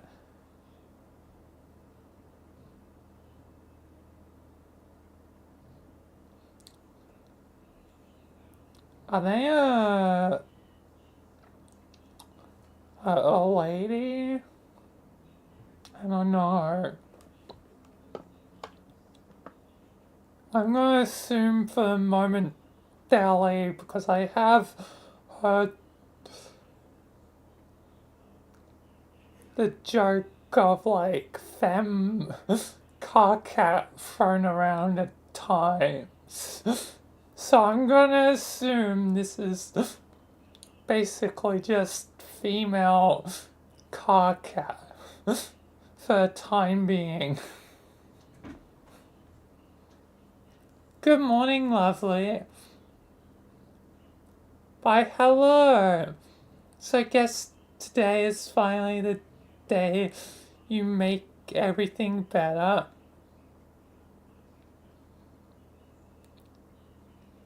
Is it the day where after the legendary octet of mutual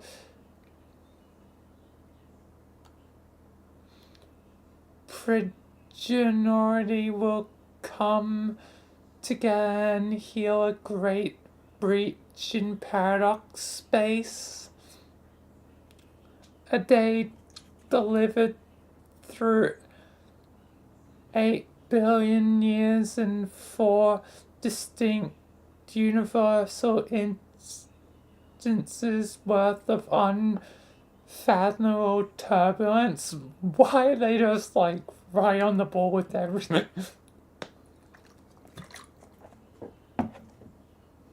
And while the emerald eye of the storm is fixed in the abyss forever, today you are poised to escape its scowl once and for all. By sky's guiding light you may leave behind its turning arms of bright colors and mayhem, and secure peace for your cosmic progeny for all duration. And if you are to meet this departure with trepidation, I would understand, but I also would ask, is there nothing I can do to ease your mind? Gosh, so formal today. Yes, I'm afraid I'm guilty of rehearsing this pep talk well in advance. I thought you deserved a proper send-off. Duh. Well then, is there nothing I can do? It was a serious question. Feng Kaka is just like chill. So much more manly and polite.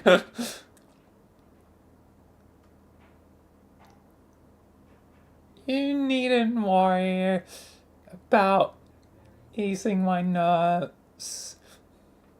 If it weren't for you, I wouldn't be nearly as thrilled about today as I am. Splendid But remember, I will be here to help whilst refraining from casual spoilers to the best of my ability.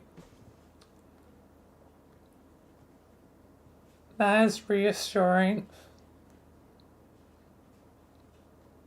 So, Femcock just seems to already know basically everything that is going on.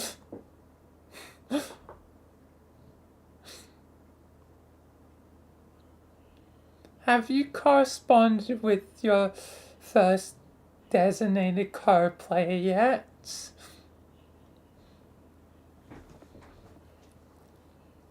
I haven't seen her online yet today.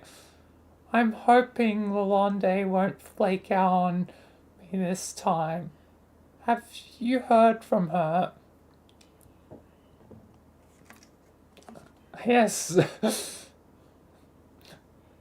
Rose's counterpart also just keeps the same last name.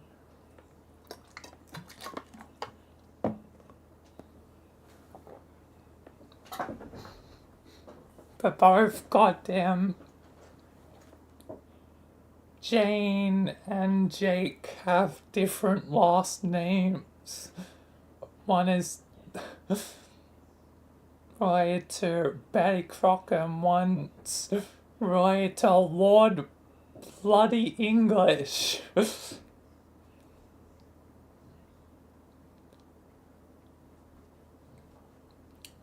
Not the today that is local to you, though I do have a wee bit more trouble monitoring her than the rest of you. Curious dark patches in transmission. Still, I won't fret over it. She is as good as a charm as any. You should come through ultimately, even if things seem dire. If you say so. Oh, I wanted to tell you, I had an amazing dream last night. Blimey. What, Sven Kaka? Kinda Australian too.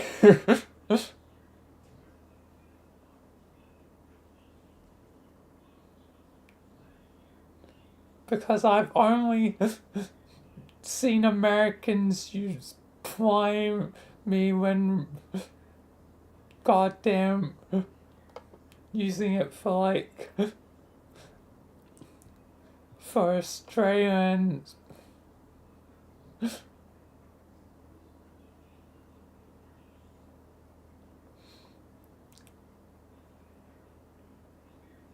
I believe it may have been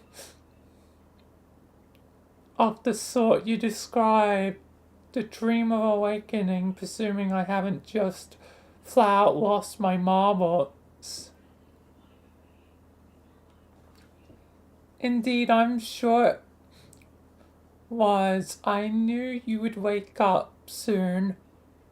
Might you describe what you saw? I was in a bright gold sea above a brilliant blue sky, but the horizon was dark as night. Prospect. Was this the place you told me about? Why is it what you called? Oh shucks, does that count as a casual spoiler? Not at all. This is a simple detail about the realm you are about to explore without directly involving your future decisions of consequence. The place you visited was called Prospect. It was where I have woken up every time I have gone to sleep for most of my life. I didn't see you there, at least I don't think I did. No, you wouldn't have. My Prosper is an alternative version from yours in a completely different session, quite far afield of your reality. If we are ever to meet in person, it is unlikely to be while playing our respective games. Okay then.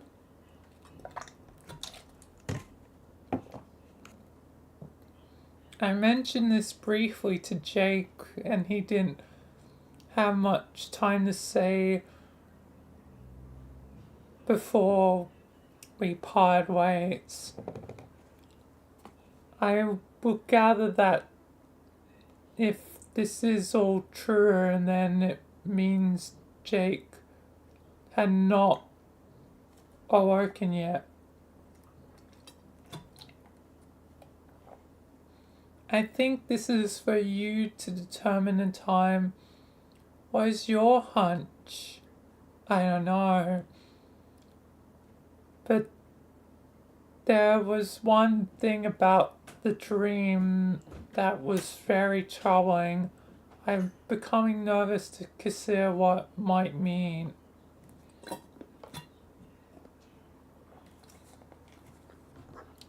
Understandable, but it will be important to practice patience today.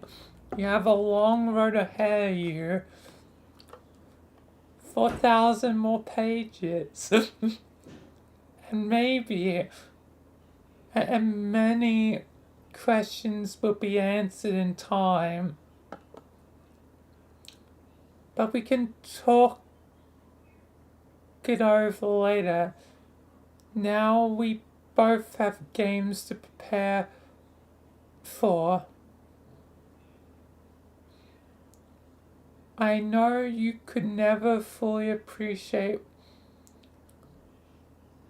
what this actually meant, but I took much care to sync up these conversations with you on the same day that I begin playing as well. That way we can journey through our sessions together and compare notes. I'm still not sure if I appreciate what that means, but I appreciate that it's a nice gesture has been made if you say so. I guess I should just start believing all this now, huh? Rather than wanting it to be true later and feeling the fool for all my curmudgeonly skepticism. Wink. For stars, I guess I should drop my reservations about your story. Will you?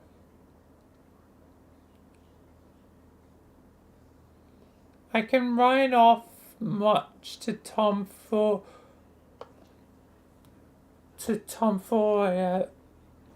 so I am no stranger to a good prank myself. But honestly, you seem too kind for this charade.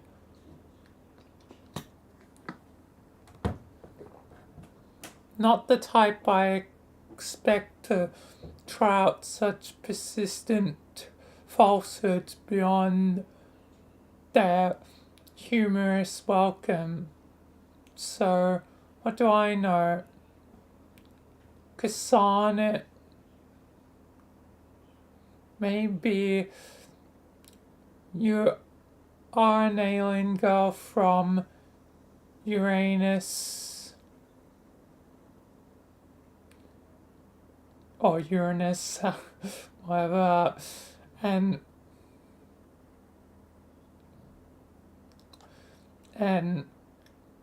together we are about to play a game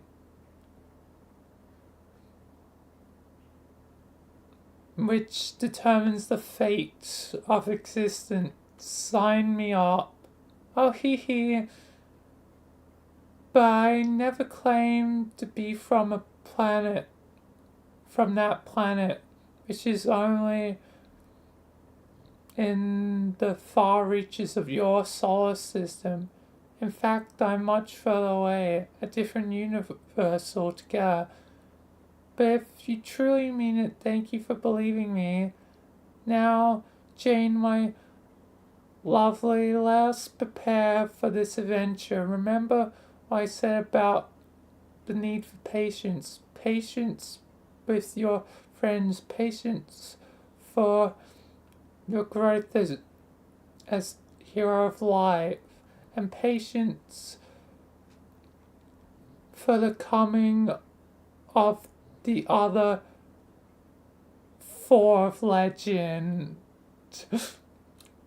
I want them back immediately. I want Dawn back. I want Jade. I want Dave. I want Rose. A hero of Brett, John. End of light, Rose. End of time, Dave. End of space, Jade. And if you still find yourself in doubt, just check the description on that big old book downstairs. After all, if you can't trust words written by your own hand, then what use is trust at all? Kisses! Okay, back to the chest.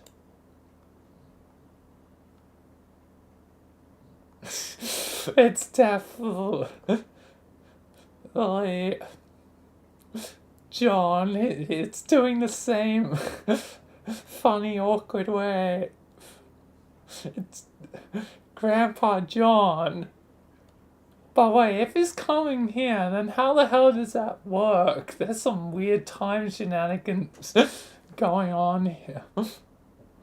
But then again, there's been a lot of weird time shenanigans, so I guess I shouldn't be surprised. You return to your baking chest, which you mainly you use mainly for storing quality pranking apparatus, and a few other odds and ends. And this is probably like how in my story, Basil is a paradox technical child because he technically hasn't been conceived yet. So him going back in time is kind of like a paradox. Same with Zero.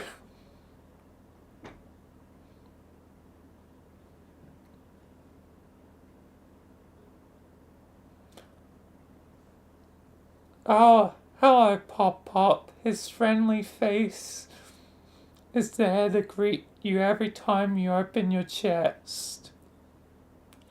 You have loved to meet him. Probably gonna meet him. Eventually. Unfortunately, his life was cut short at the tender age of 86 in a tragic accident.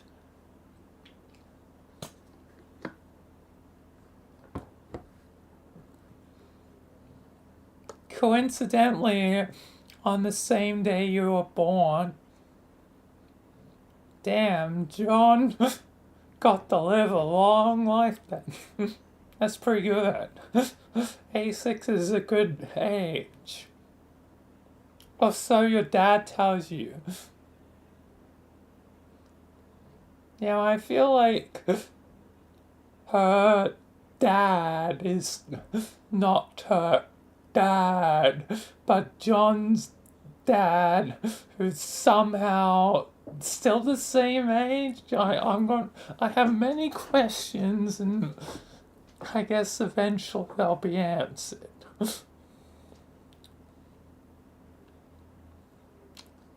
Pop Crocker was a legendary comedian, following in the footsteps of his grandfather, who of course was the greatest southern pranking legend of all time, Colonel Sassacre. One day you hope to find in Pop-Pops 2. But then, if the boppers you have been told recently have any truth to them, maybe you'll get to meet him after all. It seems too good to be true. The only relationship you've ever had with him are through video footage of his villain antics on stage, or through his role as Judge Johnny Stone on one of your favorite old sitcoms, Night Court. Rummage around. Yep, it's basically all of John's stuff.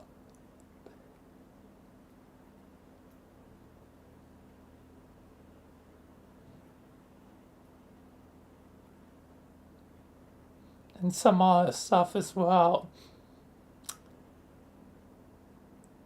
Just your basics when it comes to pranking. A few clever disguises, a name brand dunce cap, a slightly abridged edition of Sassacre's text. It looks identical.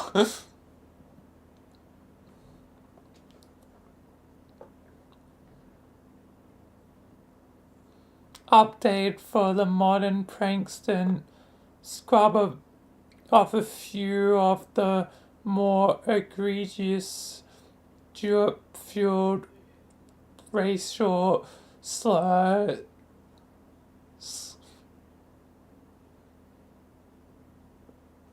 Well, it's good that remove that.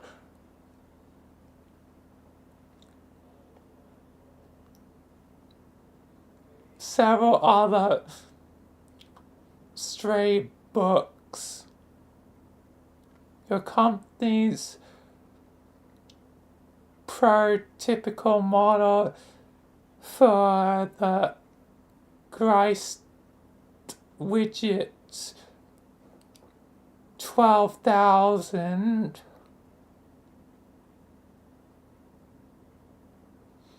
And of course, your super handy Unreal Eris Thought Wave Tiara Top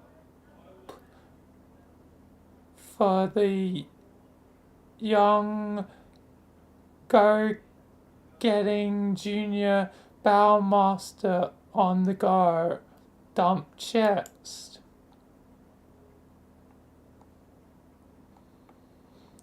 Might as well get all this crud out of here and take it with you. You never know when you might need it. You shut the chest and, oh, hello, Harry Anderson. Always a pleasure to see you there.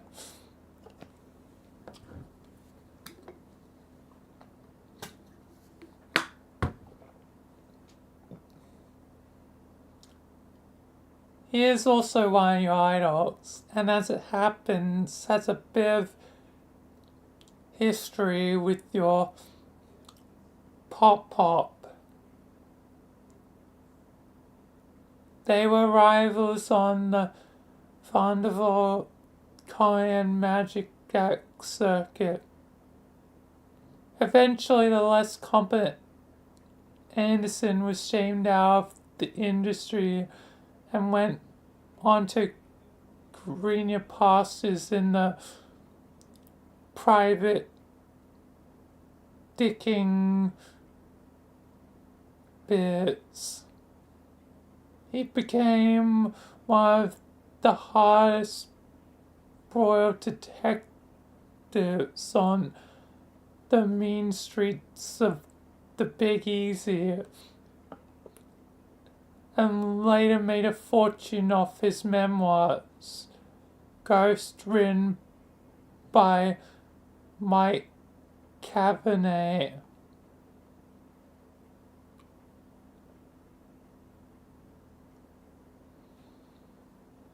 So I guess John basically put him out of business. Well, at least one business. Capsulog Oil.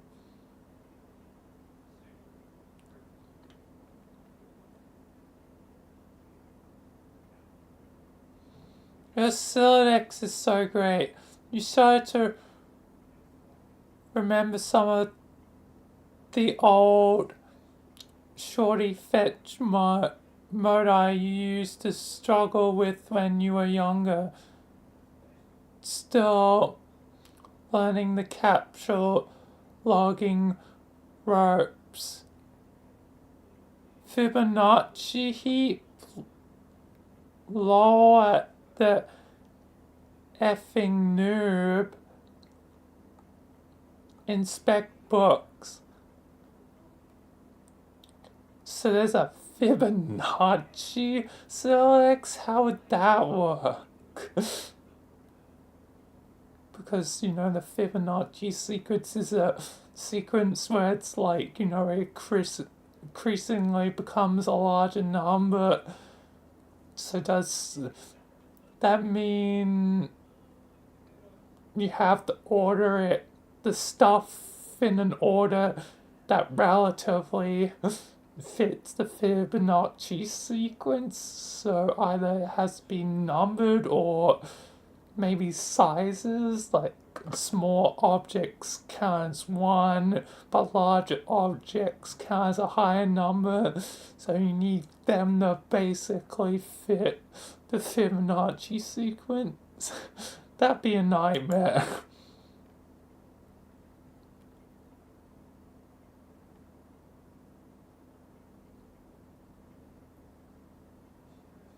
Wise guy.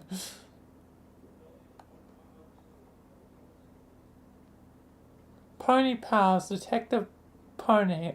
Hell fucking yes.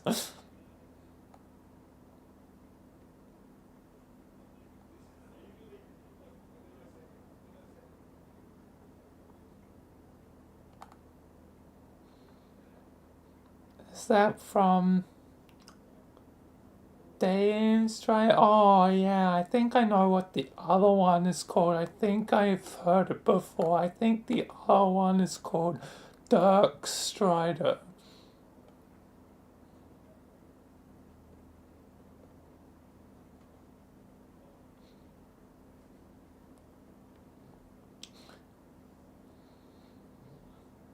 You have a cookbook, which of course was made obsolete by your computerized talking ball buster. You wouldn't dare to part with it though. Too many wonderful memories. There's Anderson's aforementioned book, Wise Guy. His cabinet stories are gripping in a way. And then there's a customized copy of Pony Pals, a gift to you on your 14th birthday from the slippery Mr. Strider. Each page contains lovingly handwritten commentary on the deeds of this intrepid young horse. Check out Grist Widget.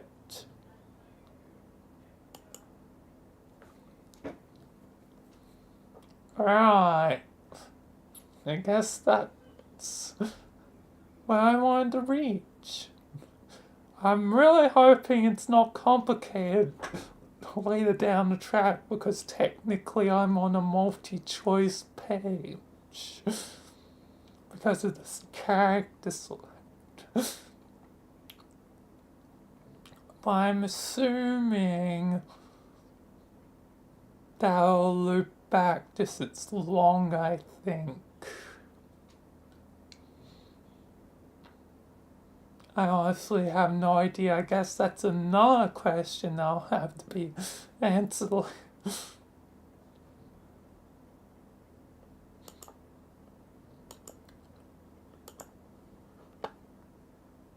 But for now, I'll save here, because otherwise I feel like it'll go way too long if I try to go through all four.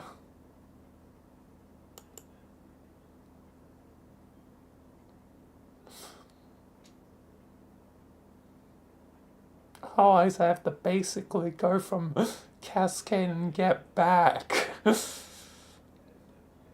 to select if something goes different.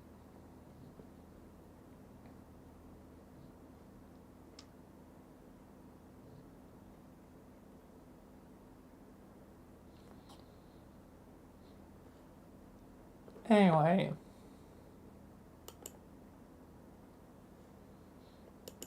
but yeah, for now,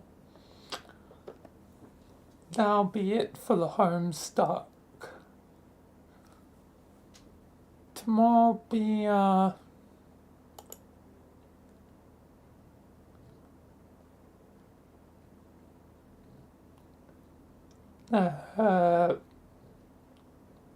technically the next two things are going to be both focused on FNAF game characters, because there needs to be triple date between Frenina, Goldie and Chica. And then I think next thing they'll naturally follow in the main episode after I do probably a short only bit where Vilayna is like, gotta delete Durandal. Michael said so.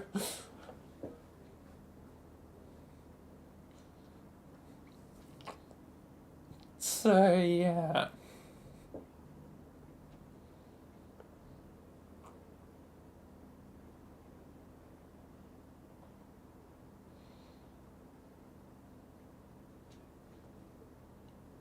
Actually, I know a perfect thing of what Durandal can technically be responsible for. But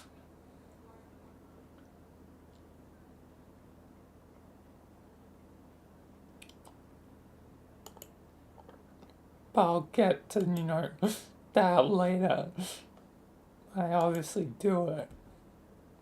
But I love Revelations anyway. But yeah, otherwise most of them, the other part of the main episode will be